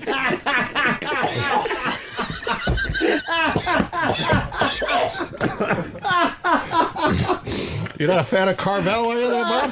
Hey, it's thinny thin shit. What bothered him? Here's what bothered him. Fudgy the whale-sized dump. Right after they shit, the asshole opened up again, and a little stringy piece went from the asshole to the cup. A little stringy piece. Oh, Bob, you're the best. Want to thank Aaron Buzzard. He wasn't looking close enough. Yeah, Bob. Wait. Bob. Bob. Hold me here, man. Hold me here, man. Man, how could you pay to get somebody to do that? How could you not? What are you? Danny, could you go a little bit that way? Come on, Bob. There you go. I just need the camera on Bobby. There you go. What's wrong with No. What's wrong We with got Danny. Now, Bob. I don't know how you guys can There just you go. watch that. on Bob, fucking sit face. down. There's a lot more. You gotta watch the rest, Bob. Bob. All right, Opie, we weren't even at the best acting like my part. stepfather and just relax. All right, You're gonna miss the part where all the toppings. Opie just said, "Sit down." All right, You want to I'll- smack me in the back of the head and call me stupid? I'll talk to you. I'll talk to you like you're 10 years old again. Does Bobby want little plugs for his comedy date? Yes, I do. Then he better sit down and look at the film. Don't threaten me, you asshole. After the big log comes out, Bob. Yeah. Bob, just get to the next thing. I'm all right. All right, hold on. Let's take bets. Get my wallet out. You gotta watch this. How long does Bob last? I think Bob will last because after the shit Bob comes got out, no money. watch Bob. Damn it. Bob, watch the asshole. Gee, that's unusual, Ope. Bob, you gotta watch the stringy piece, like when the asshole spits out the last piece. Hold on. All right, here we go, Bob. It's like peanut butter. Are they betting on Pal Talk at least? Because I have no money today. Fuck, Pal Talk, have fun. How long do you think Bob will last? Let's put him on the clock. All right, All right, why don't you bet me? Bet me. I'll bet you. How much? Yeah, how much? How much, Bobby? I'll bet you $6. I like a little cute Opie. I bet you $20. How much, Bobby? I like that. I bet you $20 that you won't last past the fucking original shit in the cup scene once you look at the asshole opening up and the last piece being spit out. Yeah, not with your fucking David Mamet description. It's almost like Jesus. It's almost like a fucking earthworm spitting something out. All right, Watch Bobby. the asshole open up again. Are we betting out there in Pal Talk land? Hopefully. Here we go. All right, here we go, Bob. Just watch the How asshole. many how we gonna? Someone get on the clock because I want to watch Bob's reaction. That's way better than the clock. All right, you got it? All right, here we go, Bob. Concentrate. Now, obviously, the first scene's wonderful. There's a girl, sucking on another girl's tit. That's nice, yeah. right? Yeah. All right, here we go. Okay. Very nice. Watch the asshole. Watch. Right. No, right there. Oh, my God. around again. Stop the tape. Stop the tape. You gotta put the bucket underneath the screen. Bob. Did you see the asshole kind of spit the last God piece damn out? it. Can we hold his head? Bob, would you let us hold your head? Orange, yeah. Huh? And I don't fucking like Indian chicks either.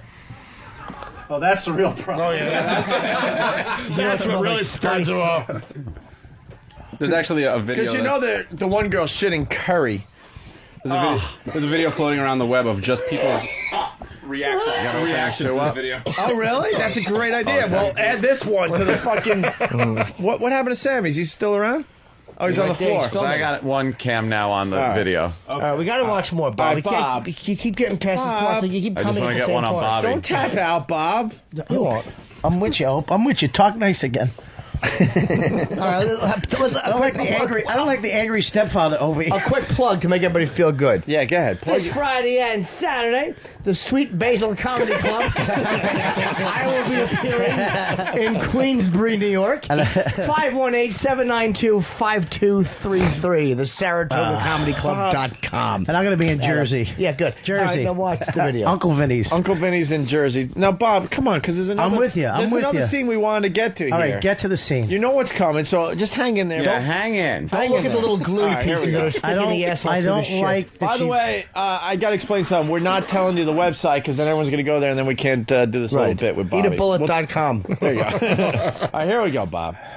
Concentrate. Right. Starts with a nice lesbian scene. The girl's sucking on a tit. I'm going to make it through What's this. wrong with that? Yes, you will. All right, come on, Bob. He made it 7 seconds. 7 seconds. Let's try for 30. All right? Never. He'll never make it 30. Yeah. Not with this shit. This time, He won't make it a 10. this time, as soon as he turns around, we'll stop the tape and we'll continue from there. No, next hold time. the bucket under the fucking screen right there. right there. Yeah. Wait, Way. put the bucket right under the screen It so is he's right forced there. to stare. Hang on. I got to take my hat off because my head's getting hot. Look, it really is. Look at his head. It's sweating and beet red. Oh, fucking. You're going to pass a kidney Hang on stone. 1 second. Give me the fucking bucket. No, You we're got- putting it right under the flat screen. Really? Are you really, you fucking Vietnam con fucking torturing asshole? Put it right there. Oh, All right, here we go. TV. Okay. All right, here we go. Let's go. All right, let's go. Let's watch this. Go ahead. I can fucking do. I'm going to do this. All right, you can do this, Bob. I'm gonna do look, this. look, sucking on a tit. Yeah, That's easy. That's it. Why don't you? Yeah, I like that better. How does easy. this make you sick? Support. I don't know, Mr. Fucking. I'd pay $400 for this. No, right, let's but go. you just laugh at it. And it's cute. Please get to the next scene, Bob, because we want to move on. What's to the other next scene? things. Not Yeah, as bad. It's not as Two bad. girls, one cup, you silly It goes goose. back to the nice lesbian shit. There's the shit. You can handle that. See? So far, so good, Bob, right? Now watch. Now they're licking it like Come on, licking it Bobby. like an ice cream cone. Hang in there. Bob, hang in there. Bob, Hang in, Bobby.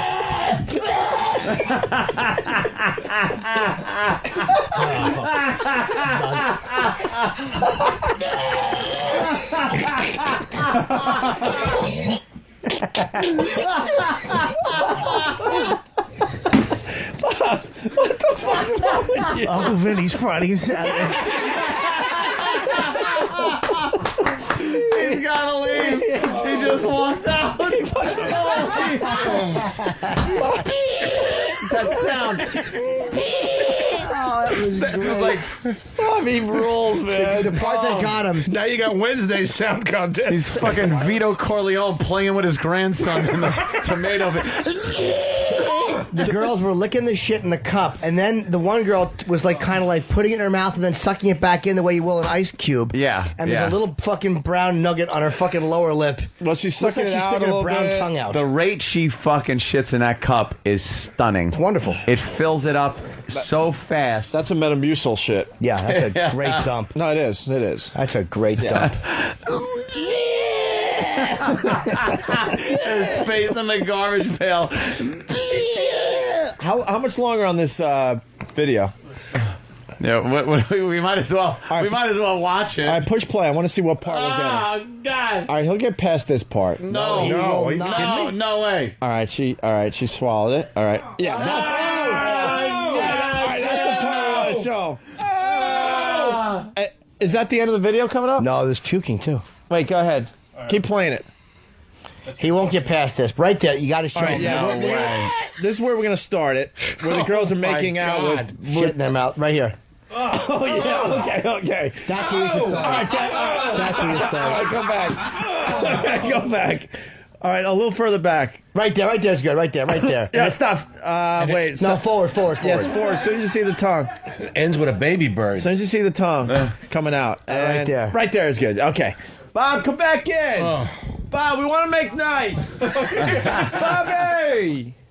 Bob, come back in. No. Bob, come on. I'd rather plug on a zoo. Come on, Bob. Come on in. I'll use my MySpace to get people to come to my shows. Bobby, you got to see this. Now that you're married, you're really... I've seen it. Something's wrong with you. You're like... I don't know what's wrong with you ever since you got married. Oh, don't use that stupid tactic. It doesn't work. Come on in. Come on in, Bob, please. I wouldn't All lead right, you the Bob. wrong way. Yeah, you would. You have since I've met All you. right, Bob. Come on, Bob. You got to watch Can somebody this. take this? I don't like holding this. I feel All like I right, have to Danny, take my- make sure you have him. Make sure you have him, Mike. Okay, Bob. Look, Yeah, I got we it. fast forward to a better part of the video. All right, just Yeah. all right. Take us. I'll be able to look at it. All right. I'll be able to do it. Wait. Just give me 1 second. I'll be able to do this. You can do it. I'll do it. You We're ready? almost done. All right. Smiley. She's happy now. Full It's all screen done. now. Okay, I got it. It's made all done. You're coming after me, aren't you? No, I'm not coming All right, after you. It's gonna be fun. We'll have a good time. Oh yeah, we will. Relax. Oh, we're gonna rumble. I'm gonna be able to do this. All right, let's go, Bob. All right, hang on 1 second. Wait, get ready to turn around. Just give me a second. All right. You can do it. Just give me a second. Come on, Bobby. Prove your stepfather wrong. You didn't shit in my mouth. By the way, I didn't know about the reaction stuff. We're gonna tell people where to go for that because that's Okay. Ready? Here we go. And I got to see a couple of those, by the way. Here we go. Here we go. Here we go. Bob, you ready to go? I'm ready. I'm ready. Are you gonna fuck with us? No, I got you. Tough it up. Opie, will you relax? Go ahead, What Bob. are you getting insecure for? Because this radio gold. Shut your face. All right, let's go. Here we go. Here we go. Hang on. Ready? Well, I'm going to count to 3. You ready? Yes. I'm going to count to 3, and then you hit the button. Okay. All right? Your eyes are tear. Wait, give me a tissue. Jesus. I got a tissue. I'm good. He's good. He's good. All right, he's good. Damn, I'm good. Ready? I'm going to say 3, and on 3 we go. Yes. All right, here we go. I look, you push play. All right. All right, concentrate. Do we have any Rocky music? Oh, yeah, we can give you Come on now. Hold on. I just want the part where it goes dung when she goes win. Dung. Yeah, right at the end. Right at that part. Look Look at dung. Wait, put headphones on. Dung. Put headphones on. We'll give you some inspiration. You want some Chariots of Fire? What do you need? I need a little Rocky music. A little Rocky? All right. Yeah. You Rocky got some Rocky for our pal? All right, here we go. Yeah. All right. There you Hang on, go. let it kick in a little bit. Exactly. You tell us when to go. Yeah? You're feeling it. Bob's I feeling need it. a little bit. All right, you're feeling it, Bob. Come on now. Come on, Bob. I'm almost there. You are a monster. What do you say? You I ready? gotta wait till it kicks in. All right. I gotta get. Oh, here we go. All right, he's bobbing his head. All right, here we go. Red Sox won the World Series, baby. You got inspiration out the ass today. Let's go. Yeah. Yeah. All right, turn it up. Turn it up. How do I turn this up for Bob? That girl. Here we go. She's You ready? like a tiger. Come on, Bobby. Come on. Yeah. I have the tiger. Let's Rising go. up. Rising up. 1, 2, 3, go!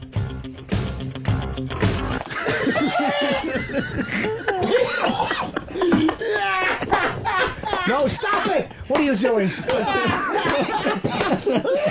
Go back. It's a second. Rocky don't work. The girls are making out with wet shit in their mouth. Rocky don't work. Fucking rookie can't take Full it. mouth full of shit on.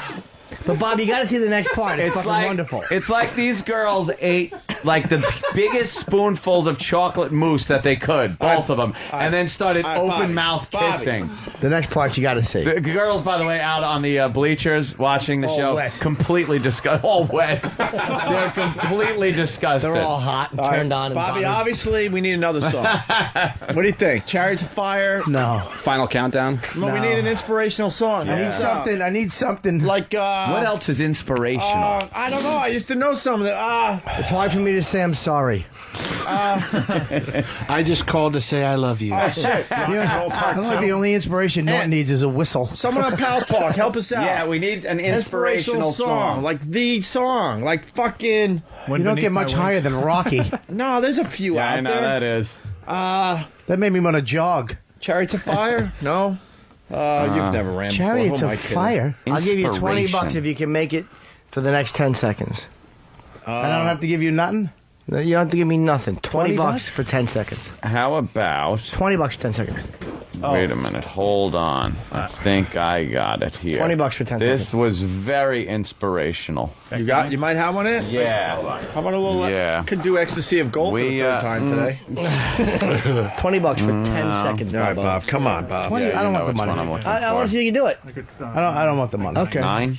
If you made it All 100, right, that'd hold be good. on. 20, I don't know. We got it. I got a fucking mortgage, you asshole. What do you think? I'm going to get a cab right back to my apartment? There you go. We've used this before, but this is inspirational and to bring back your youth. Can I hear a little bit of it? Yeah.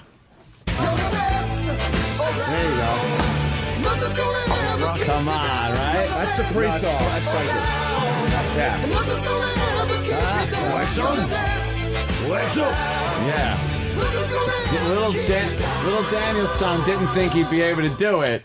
Maybe and if I had one of these girls they rubbing my trained. shoulders. How about we play a little "Don't Stop Believing"? Don't that's stop believing. two. A little journey. That's a good one, Don't too. stop heaving. Just as we get you back. All right, let's go. A little journey. Don't stop believing. Just to get not the actual song. That You know what gets song gets me going? That Kill Bill song. Which one? That the instrumental. Oh, I have that. Battle Without Honor. He Yes. Yes. Well, that's a Oh, good song. really? Wait, which one? That will get me through it. Okay. The Green Hornet theme.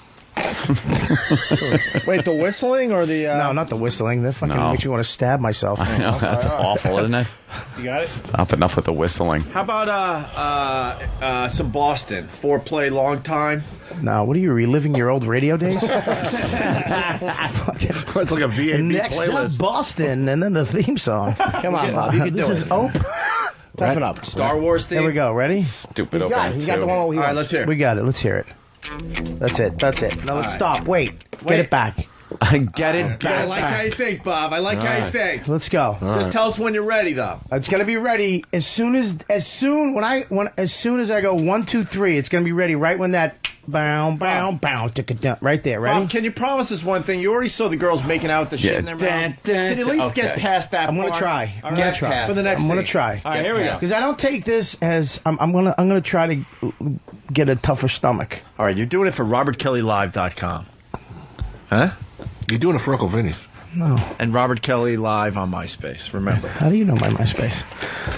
Oh. All right, let's go, Bob. Let's try to do this. You ready? I can do this. I know you can, Bob. All right, thanks, Hope. All right, here we go. All right, here we go. Wait, play the song. Someone's suggesting "Eat It" by Weird Al. Adam B, Vegas. A little louder. Yeah, a little louder. Come on. RobertKellyLive.com. 1, 2. Almost. That's right when it goes. Dun, dun, dun. Yeah. Ready? Here we go. All right. I'm in a yellow jumpsuit. I have a samurai sword. Go. All right.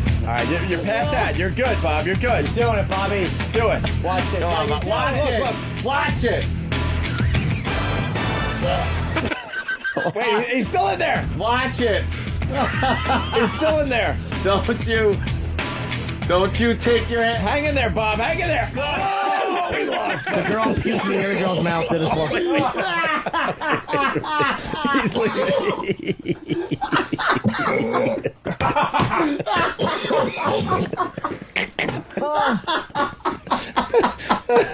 I can't do it. I don't know why it's so fucking funny to me.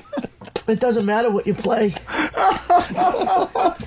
music. I think that music helped you for a while, though. All right, so That's Bob- like kick-ass music. Bob, You're this walking in slow motion with your friends. Well, we'll tell the people what Bob got through. Bob got through the girls making out with their mouths filled with shit. It's old hat to him now. And then he kind of got through the part where the girl was holding the big cup filled with shit as the other girl puked on top of it, and then she went in for a taste. And then he almost lasted when they were puking into each other's mouths. Almost. Yeah. Almost. That's where we lost you this time, But Bob. there's a close-up of a girl on her knees, and the other girl's doing the old finger down the throat trick. I don't feel good. Really? How do you think she I feels? think I lost all my electrolytes.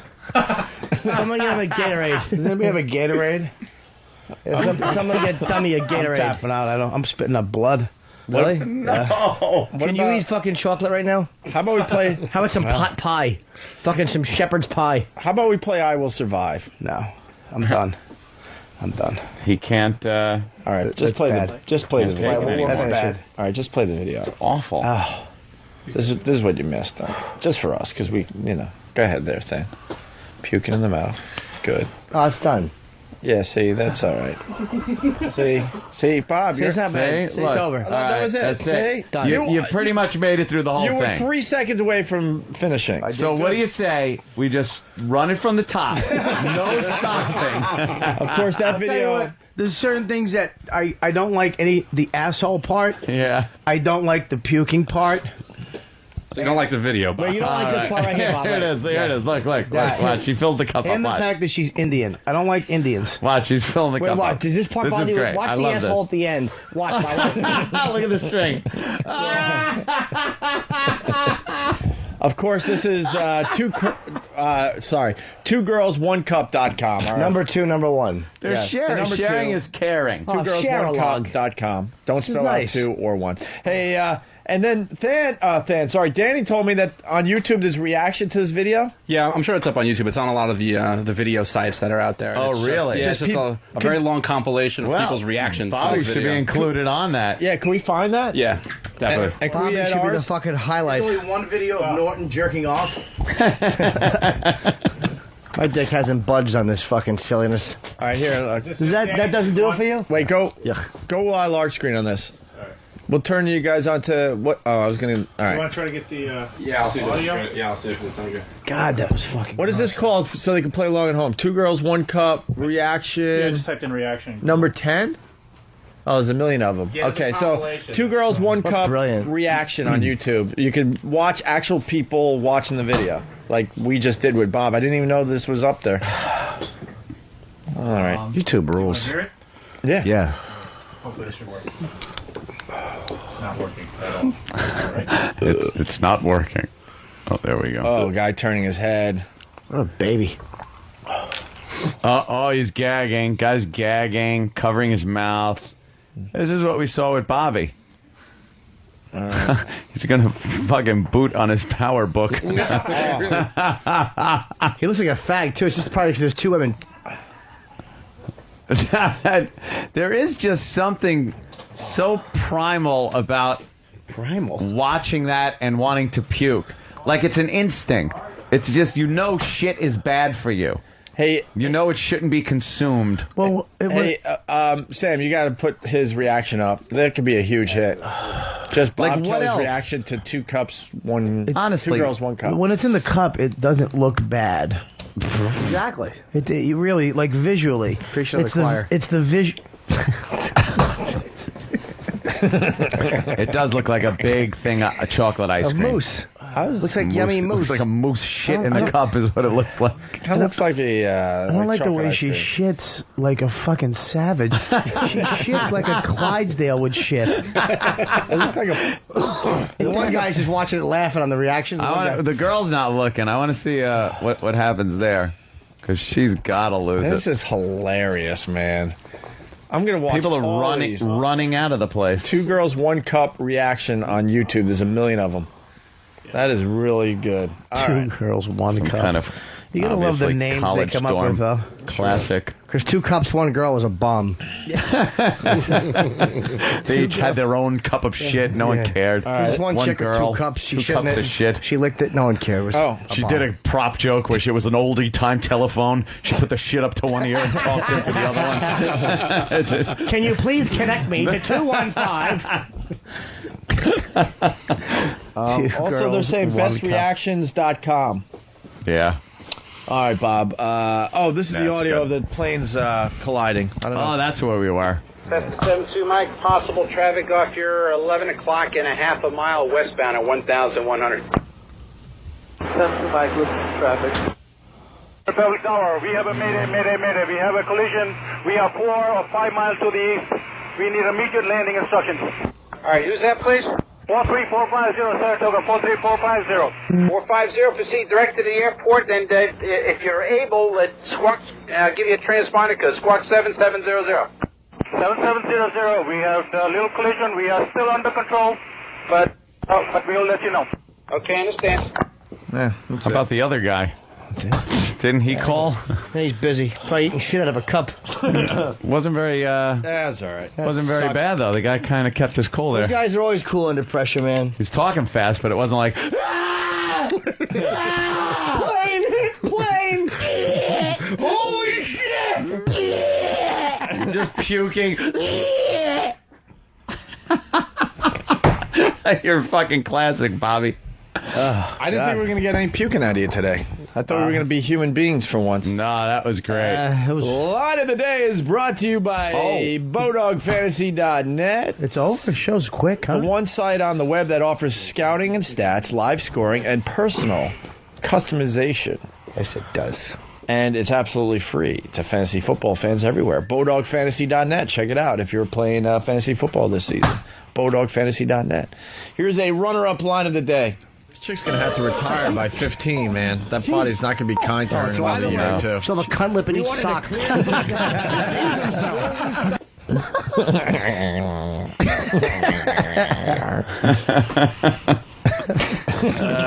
That's a great line. Yeah.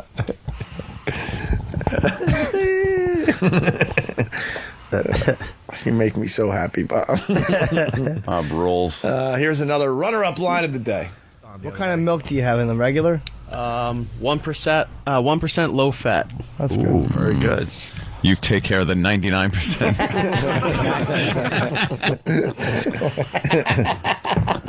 Let's get the Rob Bartlett plug out of the way. Rob? Seven Angels Theater, November 10th. Yes. Waterbury, Connecticut. RobShow.com. Are you going to be passing any stones at that show? Hopefully, I'll be bringing the passed stones with me. That's great. Hand them out to the audience like picks. Little show and tell. Like, yeah. Show and tell. You can buy one. You'll sign them. I'll sign it, right. Like signed rice. Yeah, those little thing you wear it around your neck. All right, a little Asian lady to write autographs on your fucking kidney stones. And I apologize. I didn't mean to drop them on the floor. I just got nervous. Sorry, no, it's fine. That's fine. I got really nervous. 8 hours of agony, and you treat it like just throw it around. like it's poker chips. Thank you. RobertKellyLive.com. Yeah, I'll be at Uncle Vinny's Friday and Saturday night. It's in New Jersey. You seem surprised by that. Yeah, because I actually haven't said it. Just to let you know, Than just handed me, remember to say the state. Dan helped you out. The other side of the show where you got a lot of like New York and Jersey people listening. Right. You just said Uncle Vinny's. Yeah, Uncle Hopefully Vinny's. They know where it is. Thanks for helping me out, guys. 877-862-5384. Come on down. And you can thank us for all the weight you lost today. Wow. Yeah, liquid. How much did you really puke? Dude, Whatever he had in him was gone. I didn't. Yeah. I had diarrhea all yesterday, so I'm kind of glad. God. So do those girls. It's just awful. I wish I had a. I'll show you the video one time of the chick shitting into a toilet, and the toilet has a hose under it that goes into a face mask over an Asian guy's mouth, and you could see him like swallowing everything expelled from all these different girls. I've got some gems for Bob. That's heinous. Come on. Yeah, I got some gems, Bob. All right, let's We'll have to bring one of The those. Norton in. All right, collection yeah. will get you. BowDogFantasy.net. Here's your line of the day. Here comes Poe getting my truck. line of the day. Poe getting my truck. Line of the day. Thank you. Please.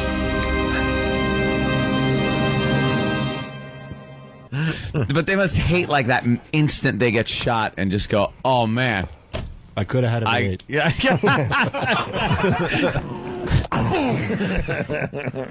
Cool. Yes. Rob. A gold star. I got line of the day. Congratulations. Actually, Rob. Opie's gets the gold stars. I get the sparkly unicorns. You'll have to think up something Rainbow? else. Can I get the glittery rainbow? You get rainbow. I was gonna go rainbow. A little too gay. I get a cup of I get the cup of shit that's taken. Yeah. Then he pours it in my mouth and I puke on him. You really power puke. Yeah. I just can't take that. You're a great puker, man. Yeah, what is it? Because I mean, it's gross, obviously, but I can look at it. It's the asshole muscle. Oh, that's what pushed you over the edge? I don't like how it opens like an octopus's mouth. Ugh. But why does it make you react like that? Like, it's shocking, obviously. The asshole muscle is Kenny. We call him Kenny. I I just don't get it. Like some people could look at that shit and they're reacting like holy shit. Others could have to turn away. Yeah, there's certain things I remember so wrong about it. When I was the first time I started banging this. We used to bang this local whore. I think she was retarded. She was like, oh, that helps the story. She was like, that makes it okay. She was like 38. By the way, she wasn't a whore. She was retarded. Well, you know what? They have some sense. My God, Jesus. She knows not to put a hand in a fire. She should not to fuck 8 15-year-olds in a bus. Holy crap! Can we do? Forget it. Redo line of the day. Yeah, there you go.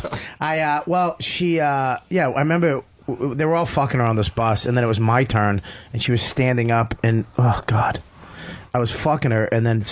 I don't know what happened to her pussy, but it just started shooting out like somebody turned. You know when you first turn on a tub, those old paw tubs? Yeah. It just shot up. Water. Something came out of her pussy. Yeah, she was a squirter, I guess. No, it wasn't. I don't know if it was. It was the other guy's cum. Oh, you God. lost one in. It was 15 guys cum. Oh, fuck. That's disgusting. Just ever since then, I've had a very weak stomach. Would you take to a cream shit. pie? Like if you I don't know what a cream pie is, my friend. Like a cream pie is when a guy fucks a pussy or an ass, and then you open your mouth under it, and the girl leaks the cum into your mouth. All right. Did you just ask me if I'd swallow a man's cum? I wouldn't do that. I wouldn't do that if he put it in a fucking sherbet dish and some shaved lemon skin on it. No, you asshole. Why would I drink guys cum from an ass? But it's out of an asshole. But it's an asshole, Bob. She pushes it over you and it bubbles out. I've seen video. It's disgusting. It's like where it will just bubble out and the fucking That's cum why leaks out. The cum's almost defeated. Like, all right, where do you want me? Well, that's why I love Norton. He really makes. You would never be able to talk about this shit. No. If he wasn't here. He brings a certain je ne sais quoi. I don't know. He gets away with it too. We don't consider him a homo. Somehow we don't consider him a homo. Oh no, I would never do that. Never. I've seen it with chicks doing it. I would never take a fucking load like that. Yeah, I know. I was asking if you would. You can't even have a guy in the room. Oh, by the way, Matt LaFaw from Queensbury. Queensbury?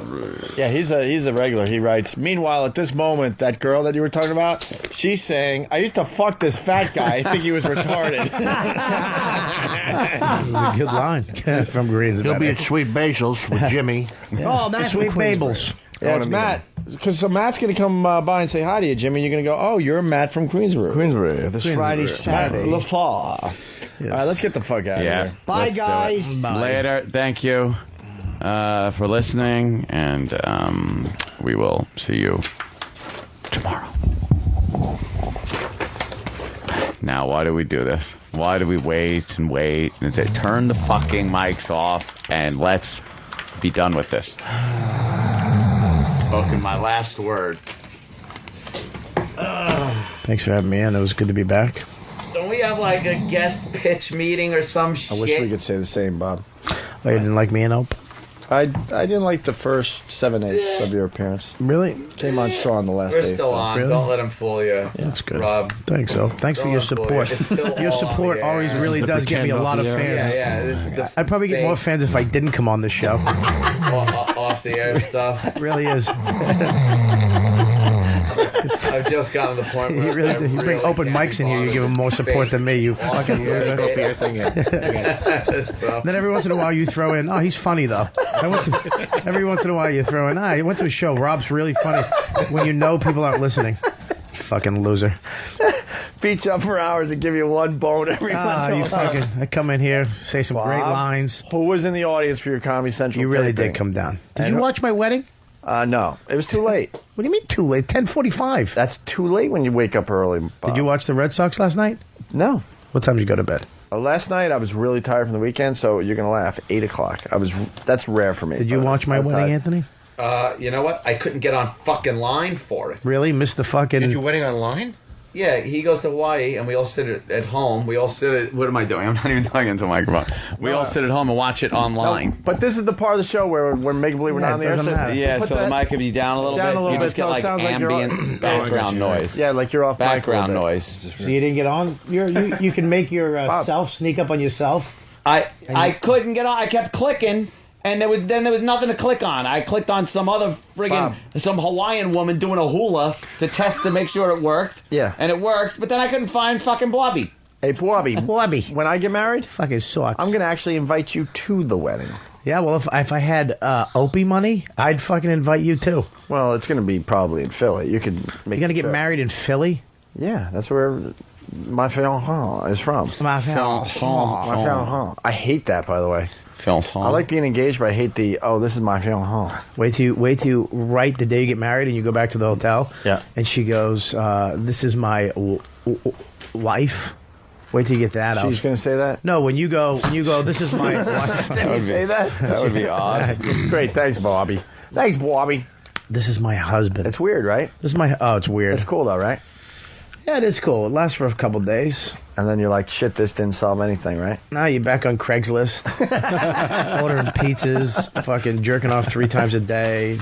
Bobby, I was at your taping. Yes. And I ran right up to you at the end. Yes. I stayed around to say that it was amazing. I invited you. I never invite him because I know he won't show up. Right. I don't show up to shit. I know. You don't leave Long Island. No, You're on your own house arrest. I'm afraid of the bridges. Let me tell you the observation, water. too. Everyone was very excited at the end of your taping. They thought you did an amazing job. Thanks, man. And you kicked the other guy's ass, and he was pretty funny, though. I don't know his name, but he was pretty funny. I don't know his name He either. was from Minnesota? Yeah, well, he had the map of Minnesota. Yeah, it behind was, him, right? Which I don't like. I hate when they do that. He was pretty funny, but... Prop coming. You blew him off the stage. The boat. Yeah, I was glad you were there. So you and your girlfriend at the time. She was a girlfriend. Yeah, I think so. She wasn't fiancée. Yeah. Not yet. I was real happy when you asked her to marry you. Yeah, I'm very happy about this. Oh, yeah, she's a smoker. You keep her. Well, she's more than that, though. Yeah, she's a great girl. She's got a good personality, down to earth. She's got a cool family, and keeps me sane. And she's an 11. She's smart and she adores you. Yeah, she's an 11. You can't even. You know when your friend's girlfriend is hot when you can't look at her when you talk to her. She notices that, by the way. You She's can't. like, You know. What I mean? She goes, Bobby never looks at me. Can't. Why? Because she's so hot. You know what I mean? God damn it, you're so weird. I would never want to Your chick is hot. Your wife's hot, but I can look at her. But I don't want to ever have that thought. You know, like Lindsay's eyes almost look fake. What color are her eyes? Like crystal magic blue. What do they call it? I was trying to think what color blue to say. Yeah, they're really nice blue eyes. Yeah, they're crazy Amazing. blue. It's like a Caribbean water blue. Yeah, yeah. But you know, Hope he had her built. you and him put a bra on your head. Took all the Opie money. Hey, that's a weird fortune. That's a weird science reference. See, I'm good. I'm that damn good. But no, Bobby. See, I'm trying to be serious with you. Yeah, we are. We're You having bring good a lot time. of laughs to the show. And, Thank you, buddy. And the good to be puking back. thing, I know it's like kind of like smash the watermelon Gallagher type stuff, but it's still terrific though. I like it. I like it because one day you can actually get me through this. I won't have a gag reflex someday. Yeah, you'll learn. And that's when I'll go right to another radio. And I'll show. be honest, I thought that bit was played out, but then that guy. See, we take you inside the show after the show. Guy in his feedback goes, "You got to show Bobby 2 girls, 1 cup." And I went, "Yeah, let's give it a shot." There you go. I'm a team player. Up. So, how long's it been since I've been in? 2 months. Yeah, about that. Yeah, right? where have you been besides the married thing? You weren't away that long, were you? Yeah. How long were you in Hawaii? 2 weeks. Wow. Did you surf? No, I went in the water with turtles, and then I found out that tiger sharks, their favorite food is a turtle. I looked in the mirror naked, and I was like, I'm not going back in. What do you do with the turtles? Do you ride them? You can't touch them. Supposedly, in some places, you could actually hold on to their shell, and they'll give you a ride. Really? Yeah, I swear to God. Swear to God. Well, if you type in... There's a way of holding onto their shell, and they'll propel you along for a while. No shit. Yeah. No, they told us. How big were they? They were like the size of little Jimmy. What do you mean, like... They were like big. There was one that was like had all like the barnacles on its fucking fins. It was huge. Right. Why didn't you surf? Dude, Supposedly every 10 feet there's like somebody willing to teach you how to surf. I'm afraid of sharks. And I don't like those fucking... My girl wanted to surf and I told her she couldn't. Because of those fucking guys who teach her, the locals. You know what I'm talking about. Those guys... And you look out and she's out there and he's got his hand on her ass. Dude, you got to come back. We bring it up every once in a while. You go on vacation as a fat slob, white, because you've been in New York in the middle of winter for 8 months, and you go down to one of these places, and these guys are ripped, been tanning for 350 straight days, and they hit on your women right in front of you, and you feel like a loser. They got like curly black hair, but it's a little blonde because of the sun. Right? They got abs, not because of working out, just because they haven't eaten in 3 weeks. And then you're getting pissed off, and she's like, "Oh, he's just being nice." Aren't they? Why are women so fucking naive? Really, why are they so naive? He's just being nice. He had his hand on your asshole. Right. He was standing up on the board only because his fist was clutching your cunt. And you're on the beach just raging. Just fucking raging. You don't want to fight one of them too, because they know that like island fucking jiu-jitsu. Yeah. That where it looks like they're break dancing, but they can kick you in the face with a fucking toe. All right. Where are you going for your honeymoon? I don't know. I was thinking maybe Hawaii. Don't go to Hawaii. Why? Don't. Too commercialized? Well, there's Too one many island. people? Yeah, well, big Hawaii is it's like fucking Crackville. Couldn't this be done in a phone call? Yeah, we're just hanging. Sorry, Jesus. Just fucking with you. We know where you're getting married. But there's no... I ain't fucking getting married. He's not getting married again. Fuck that noise. Never? Never again. What if they do it in the woods and you're Robin Hood? What kind of fucking drugs? How about in the woods? How about you have like a commitment ceremony though, like something? Am I gay? No, but like do the old Goldie Hawn and some of these couples that don't get married, they have like some kind of commitment ceremony. That's some kind of compromise An acknowledgement. on somebody's part to make it seem like you're married or more like you're married. Fuck it. You should do that. Done. You should whittle her a ring out of some wood. Whittle. Go whittle your fucking ass. I ain't gonna whittle a ring. God. I'm done with marriage. Come on, D'Artagnan. Give it one shot. That's it. It's not baseball. You don't get up there for 3 fucking swats at the ball. You're done. I fucking struck out. Ain't doing it again. Never. Ain't going through that crap again. Really? Yeah. You in love? I like being able to... Yeah, but I need to get my fucking pool. Oh my God. I need to get my built-in pool and my fucking... God. I don't want to be handing money to anybody else. The first one got a nice chunk. Believe me. So you're getting a pool? I'm a selfish, materialistic douche. No, I'm just not getting married. You want a kid? No. Oh, worse than a wife would be a kid. Yeah, but I tell Ann he would be a great father, though. I'd probably be the an amazing bestest father ever. But some poor little fucking bastard ain't ever going to find that out. Because I can't stand children. They're loud, obnoxious, and they embarrass you. And you can't do anything. But for the most part, I can't stand other people's kids, but I could stand like my brother's kids and my sister's kids. And I'm thinking my own kids, that'll be really cool. Yeah, you could leave your uncle, your nieces So your and nephews. thinking's not that off. I mean, you don't like other people's kids, but wouldn't you really like your own kid? Do you know a couple of years of your life, at least a couple of years of your life, are completely fucked? They're completely dedicated to taking care of a child. You can't go on these fucking wild vacations. You can't just spur of the moment go, I want to go to fucking Bahamas, or I want to do that. No, you can't. If you got money, have a fucking kid that has to fucking be near a tit all the time. I get that side of it, but don't you think it'll also bring you some enjoyment into your life? Maybe on my fucking deathbed, I'll be going, I wish I could have passed on myself to other. It's a selfish But thing. you don't think it's having like the kids world needs a fucking an heir to my fucking throne. But as you're living, you don't think they would enrich your life in any way? No, I'd rather have my life enriched by just people I'm fucking around that die around the same time I do. I don't want people around that are going to be around long after I'm gone and forgotten. Fuck them. I want this whole world to blow up the day I die.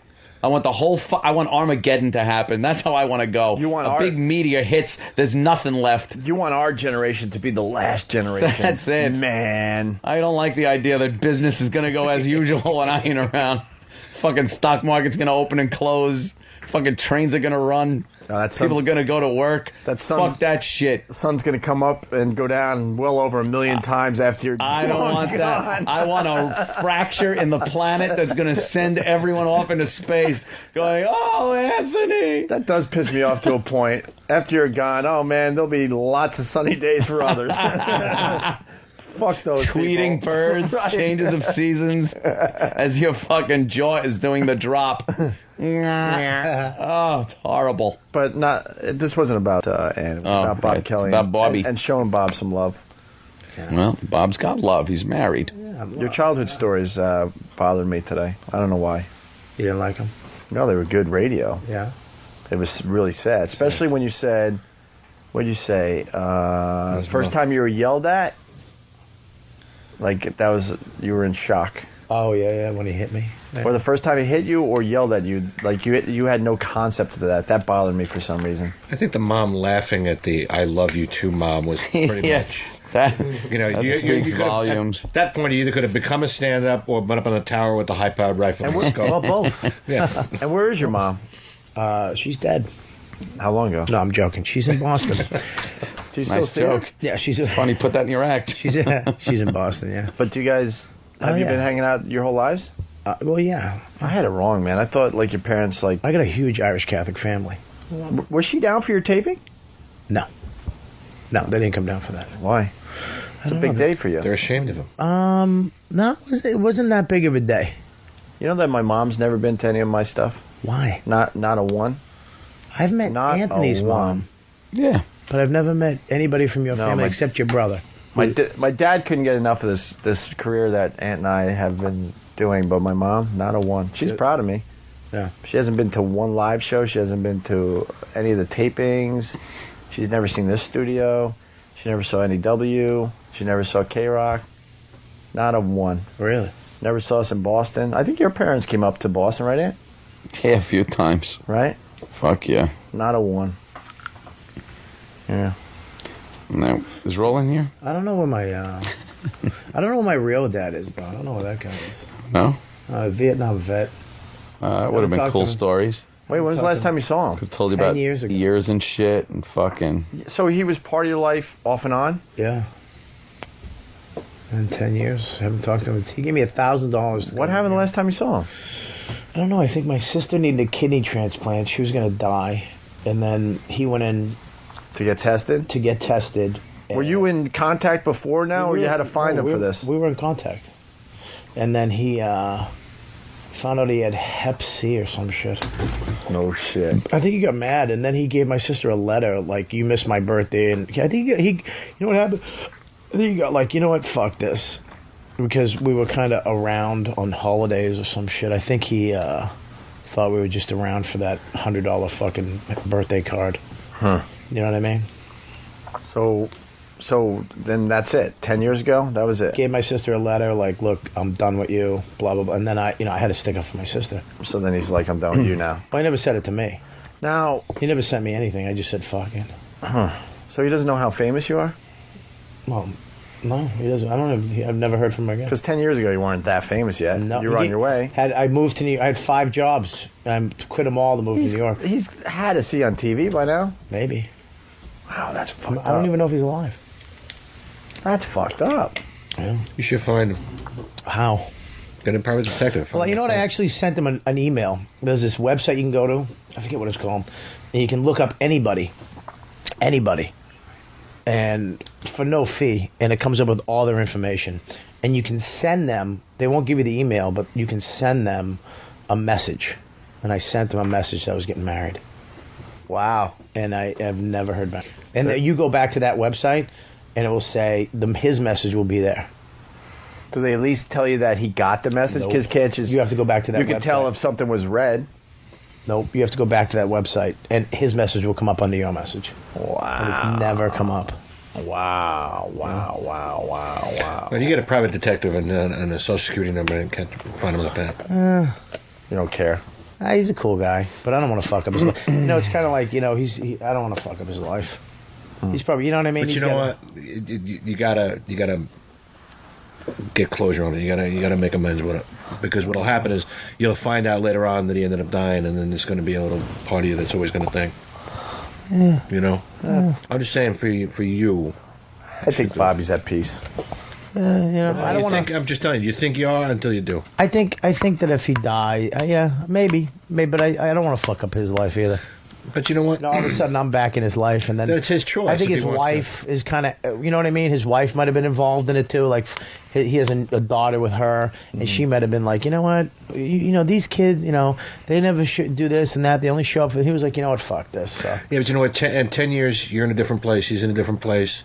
You know, he'd be maybe close to dying, and you just have that little bit of before. Right. Makes all the difference in the world, I'm telling you. We're not supposed to acknowledge that we're still in the air, but Goober from Whackbag writes, is the website called imissmydaddy.com? Actually, they have that website, Goober. Man, no. What is the website? Because there's actually people wondering. For me, it would be... 'Cause they got some lost people they It want would to be, find. I miss my daddies. What's the website, or you don't want to give it out? I don't know it. I forget it. Oh, okay. I really do. I give it out, but you can just Google that. You can search, people search. They have them all over. There's like millions of them. Just boom, boom, boom, and you can. Were you hoping your dad was going to respond to your email? I was just throwing him that out just to see if you wanted to, because it was on the internet. You know, that live Maui webcast, which it's what's bothering me about getting married is that my dad is not around for it. Because when he was alive, I was in a bad place. Right. Like, you know, and I was just not a happy person. So it kind of sucks that he's not going to see that I, turned it all around. Did he know you and your girl were going through trouble? Oh, yeah. He was like, yeah. He was like, he thought I should have, like, walked way before I did. Really? Oh, yeah. That's weird. Oh, yeah. Yeah, that sucks. What's cool is, like, I talk about him in such a way that Lindsay... Like every once in a while, I go, "Oh, that's something your dad would say." Like she knows him. Mm-hmm. So I'm like, I think I did a pretty good job, like kind of explaining what kind of guy he was, you know? Yeah. So my brother has a lot of videotapes of him, so I can probably sit down with her and just show her video of him and all. You should put something together. Yeah, but that's the biggest bummer. But then you get the people. How do you know he doesn't know? Ugh. How do you know he doesn't know that you're happy? It is weird though, dude. What if you? I mean, this. You're so fucked if you say that doesn't exist and then it does, and you get up there and you're fucked. Because he's like, "You dummy! I was watching you the whole time." Yeah, but you know what? I want to know. Either way, I don't want to be wondering. Well, yeah, maybe. What the hell is that? It's your dad. Time text. Oh, it's my dad, Daddy. Oh God, Daddy. All right. Yeah, but that's the bummer about. That's why I asked that, because you were probably hoping that he would have some kind of reaction to the fact you were getting married. Well, I figured he'll watch it on the internet. Well, I imagine he did. Maybe he did. I don't have internet. I tried. You know what? I tried to find out who watched it, but the guy deleted the log. But I tried to find out who was there, because I did send out. I sent, of course, you guys. I sent you invitations. Mm-hmm. I tried to watch. Yeah, and I said couldn't get it on the internet. I wasn't fucking dead in heaven. Apparently, they could get the internet up there, according to you. All the guys at the cellar were watching it, trashing me the whole time, which was fantastic. You were stupid to do that. Well, you know what? If I didn't give you the invitation, any of these guys, they would have been like, "You're an asshole." I had to take that chance, and I think it's funny, dude. I wish I recorded them. It was Nick DiPaolo, Norton, Colin Quinn, and Noam from the Cellar, and a bunch of other comics. Now you expect those guys to be asses watching your wedding on absolutely they're comics on the web, right? I expect you guys to fucking. Did anyone give you like a reaction that like kind of shocked you, like, wow, that was pretty cool, or like, well, maybe Dane maybe away from the gang, like, dude, I know you're gonna hear that. I thought when Dane called me up, he was like, "Let me tell you something, man. I just watched your wedding. It was the most amazing thing I've ever seen. It was beautiful, man, and I'm so proud of you. And you know what? I fucking can't do this. That was the corniest shit I've ever seen." And then he goes, "Butterflies." You fucking moron. What? That was your wedding song? No, we released 26 butterflies. Oh my God, did you? Sorry. Why 26? I don't know. What did that symbolize? That's how much I can afford. I couldn't afford 50. All right. Did he give everyone like butterfly nets? No. At the end, there was a box. I'd rather light a candle together. It was so. Let me tell you how anticlimactic it was. These butterflies were frozen for like the day, so they wouldn't die. Are you serious? And then they were hot from being under a tree. And then I opened the box, and there was like 3 of them were just like paralyzed, and there was a dead one. I had to take my fucking index finger and smoosh the dead one underneath the cotton. Or you throw it in the air. Look, honey. I had to. We had to throw a couple of them in the air, like to get them out of their coma that they've been in.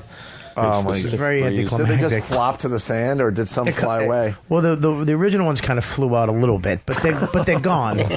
And then there was a couple that were just in the box, and we had to shake them up and kind of warm them. Yeah. And then there was just a dead one I had to push underneath. It was very anticlimactic, and they fell right to the ground. A few of them just fell. And, yeah. These stories of alienation, sadness, and regret were brought to you by BowDogFantasy.net. Thank you, Stig. Yeah. Getting married without the family, though, Opie, was great. Was it great? Dude, you're married. Who was the closest person there? Nobody. It was just Nobody. you two? Dude, What about her family? You got to think her family would be pissed. Her mom's too sick, dude. They No. couldn't even go. Her mom, I was telling Nick DiPaolo this the other day. Her mom is very sick. She basically sits at the kitchen table and smokes, and she can't move. They actually had to put tinfoil over half the table because she would fall asleep with the cigarette in her hand on the table. So her father just put tinfoil over the table. Oh, shit. And Nick DiPaolo goes, "You should fucking put gasoline." No But, shit. yeah, they couldn't make it. But it was. Let me tell you something. We woke up that day, went to some chick's house, $65, got a license, went to the beach, hired a Hawaiian to blow into a fucking shell. A conch shell?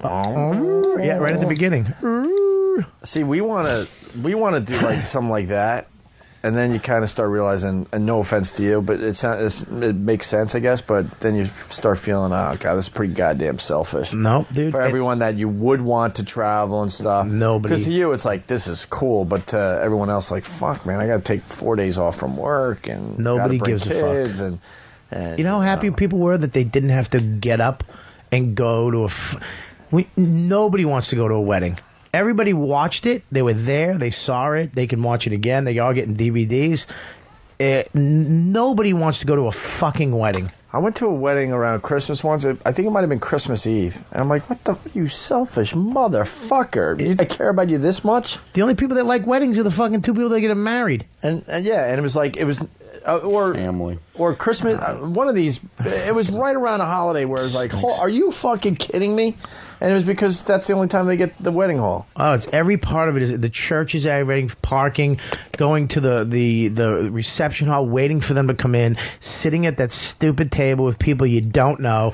Then there's the dance, and then the other dance, and then the father dance, and then the fucking chicken dance, and then the fucking dumb food comes out, and then you eat, and then there's always drunks, and you're just waiting for that moment where you go, "Are you ready? Yeah, I'm ready. Let's get the fuck out of here."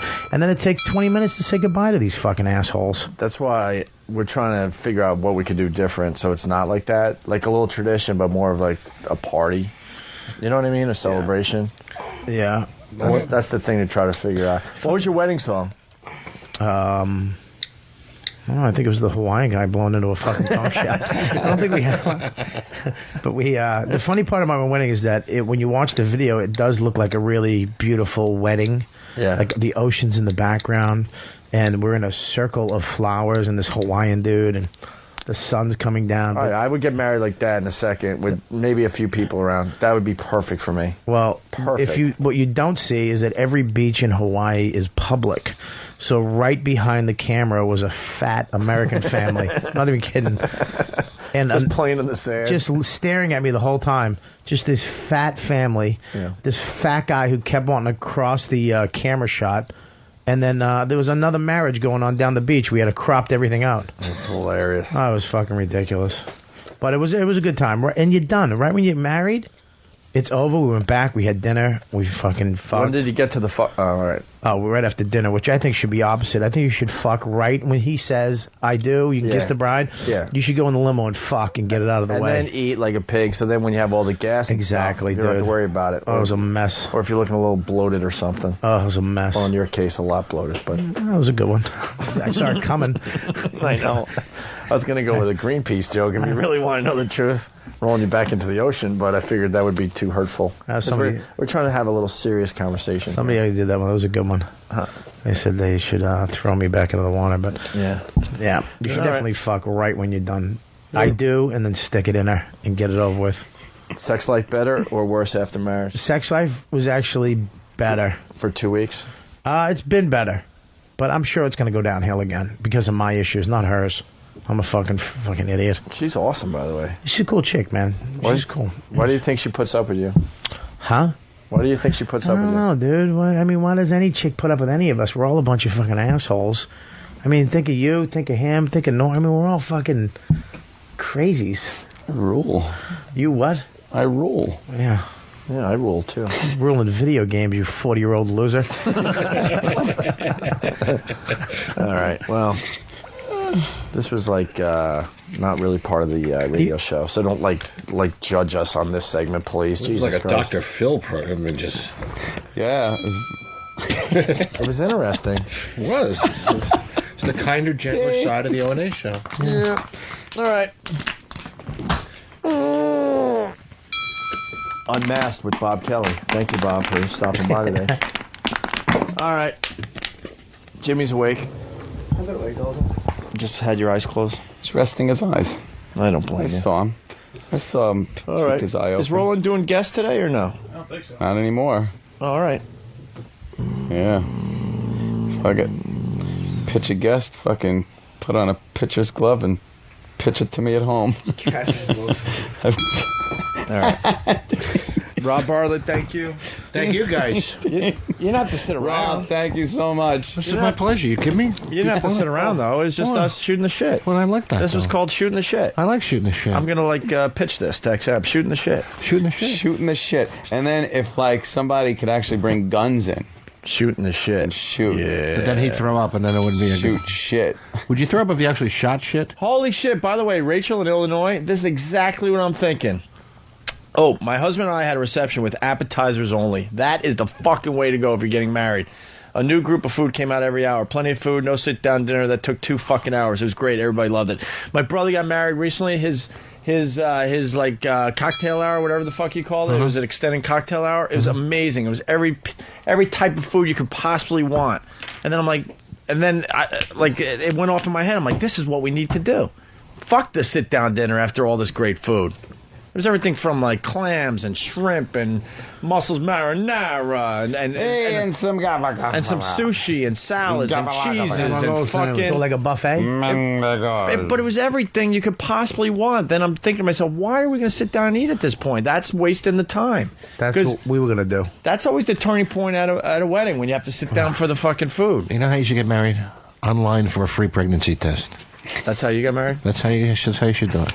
Yeah, but you're gonna do a big wedding though. Huh? You're gonna have a fancy wedding. Like a whole fucking giant. I don't know. Yeah, pipe organs. I don't know. She's like low key. She doesn't like all this attention. I had flip flops on at my wedding. That's cool. I That's like cool. that a Yeah. lot. That's what we're trying to figure out. It was the best. By the way, that's round 10. Someone's keeping track. Every time that bell rings, someone's like, round 9. Now we're up to round 10. All right, we're babbling. But that's it. But it's shooting the shit. Another installment of shooting the shit on the way. One of these days we'll do this again. Just sitting around, fucking around. No pressure. I like the no pressure. I was telling Anthony, I'll tell you one other thing. This is inside, but fuck it. And I went to Boston for the BCN Halloween party, right? And it was so good to be on a stage just fucking around and doing our thing. And we did very well. Everyone said we did a great job up there. Knowing that people weren't watching us so closely to write about our every move on a fucking website. It was exhilarating. just to do it and not worry about it, because unfortunately none of our listeners could get into the party. So it was just us doing our thing, knowing that it wasn't going to be written about anywhere, and it was a good feeling. I know this is inside and stuff, but I'm speaking from the heart. It was nice. That's fine. That's good. Yeah. I like this. It's kind of like with Jimmy, probably like with the small gigs you're doing. Exactly why. You go up there and you're like, no pressure, right? You know that you're trying out shit, and you're like, there's not eyes just watching your every move. Yeah, I want you to come and I want you to like it, but there's no pressure. I have paper. I sit on stage. I would love to see you under those conditions. So they know that you just working this out. Yeah, I mean, I'm not big enough to do Dane's gigs, but I'm not doing 100-seat theaters, 100-seat Fuck restaurants the audience anymore, is what Jimmy says. Actually, I just want to speak for Jimmy. Fuck his audience. That's what he says all the time. He's going Janine Garofalo style. Yeah, That's right. On stage. All confused at the pay. Well, let me work this out. No, I got it's all new. It's not the HBO stuff. Yeah. Yeah, but see, here's the difference. When Janine Garofalo does that, it's her act. It's her honed act that she's been doing for 10 years. Like, let me see what I'm going to try next. And it's something she's been doing for 10 fucking years. Exactly. That's the difference. All right, guys. Enough. Shooting the shit is over. Over, I say. How many rounds?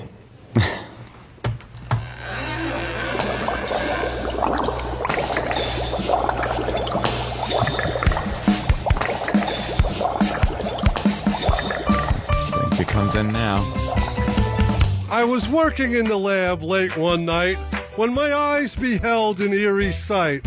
For my monster from his slab began to rise, and suddenly, to my surprise, he did the mash.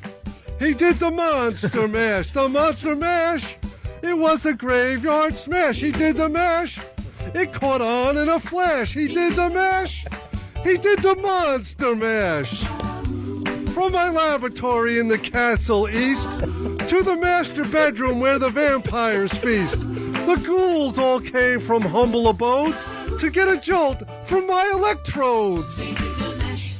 They did the monster mash. The monster mash.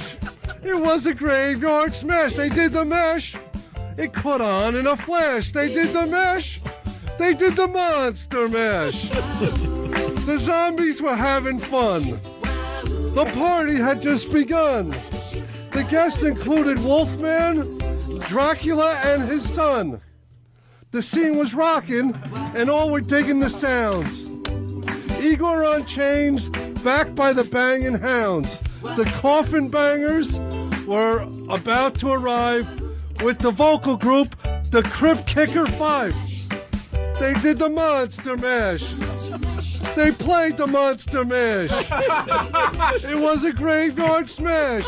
They played the monster mash. It caught on in a flash. They played the mash. Then they played the monster mash. This got a lot of lyrics. Out from his coffin, Drac's voice did ring. Seems he was troubled by just one thing. He opened the lid and shook his fist and said, "Whatever happened to my Transylvania twist? It's now the mash. It's now the monster mash. The monster mash. And it's a graveyard smash. It's now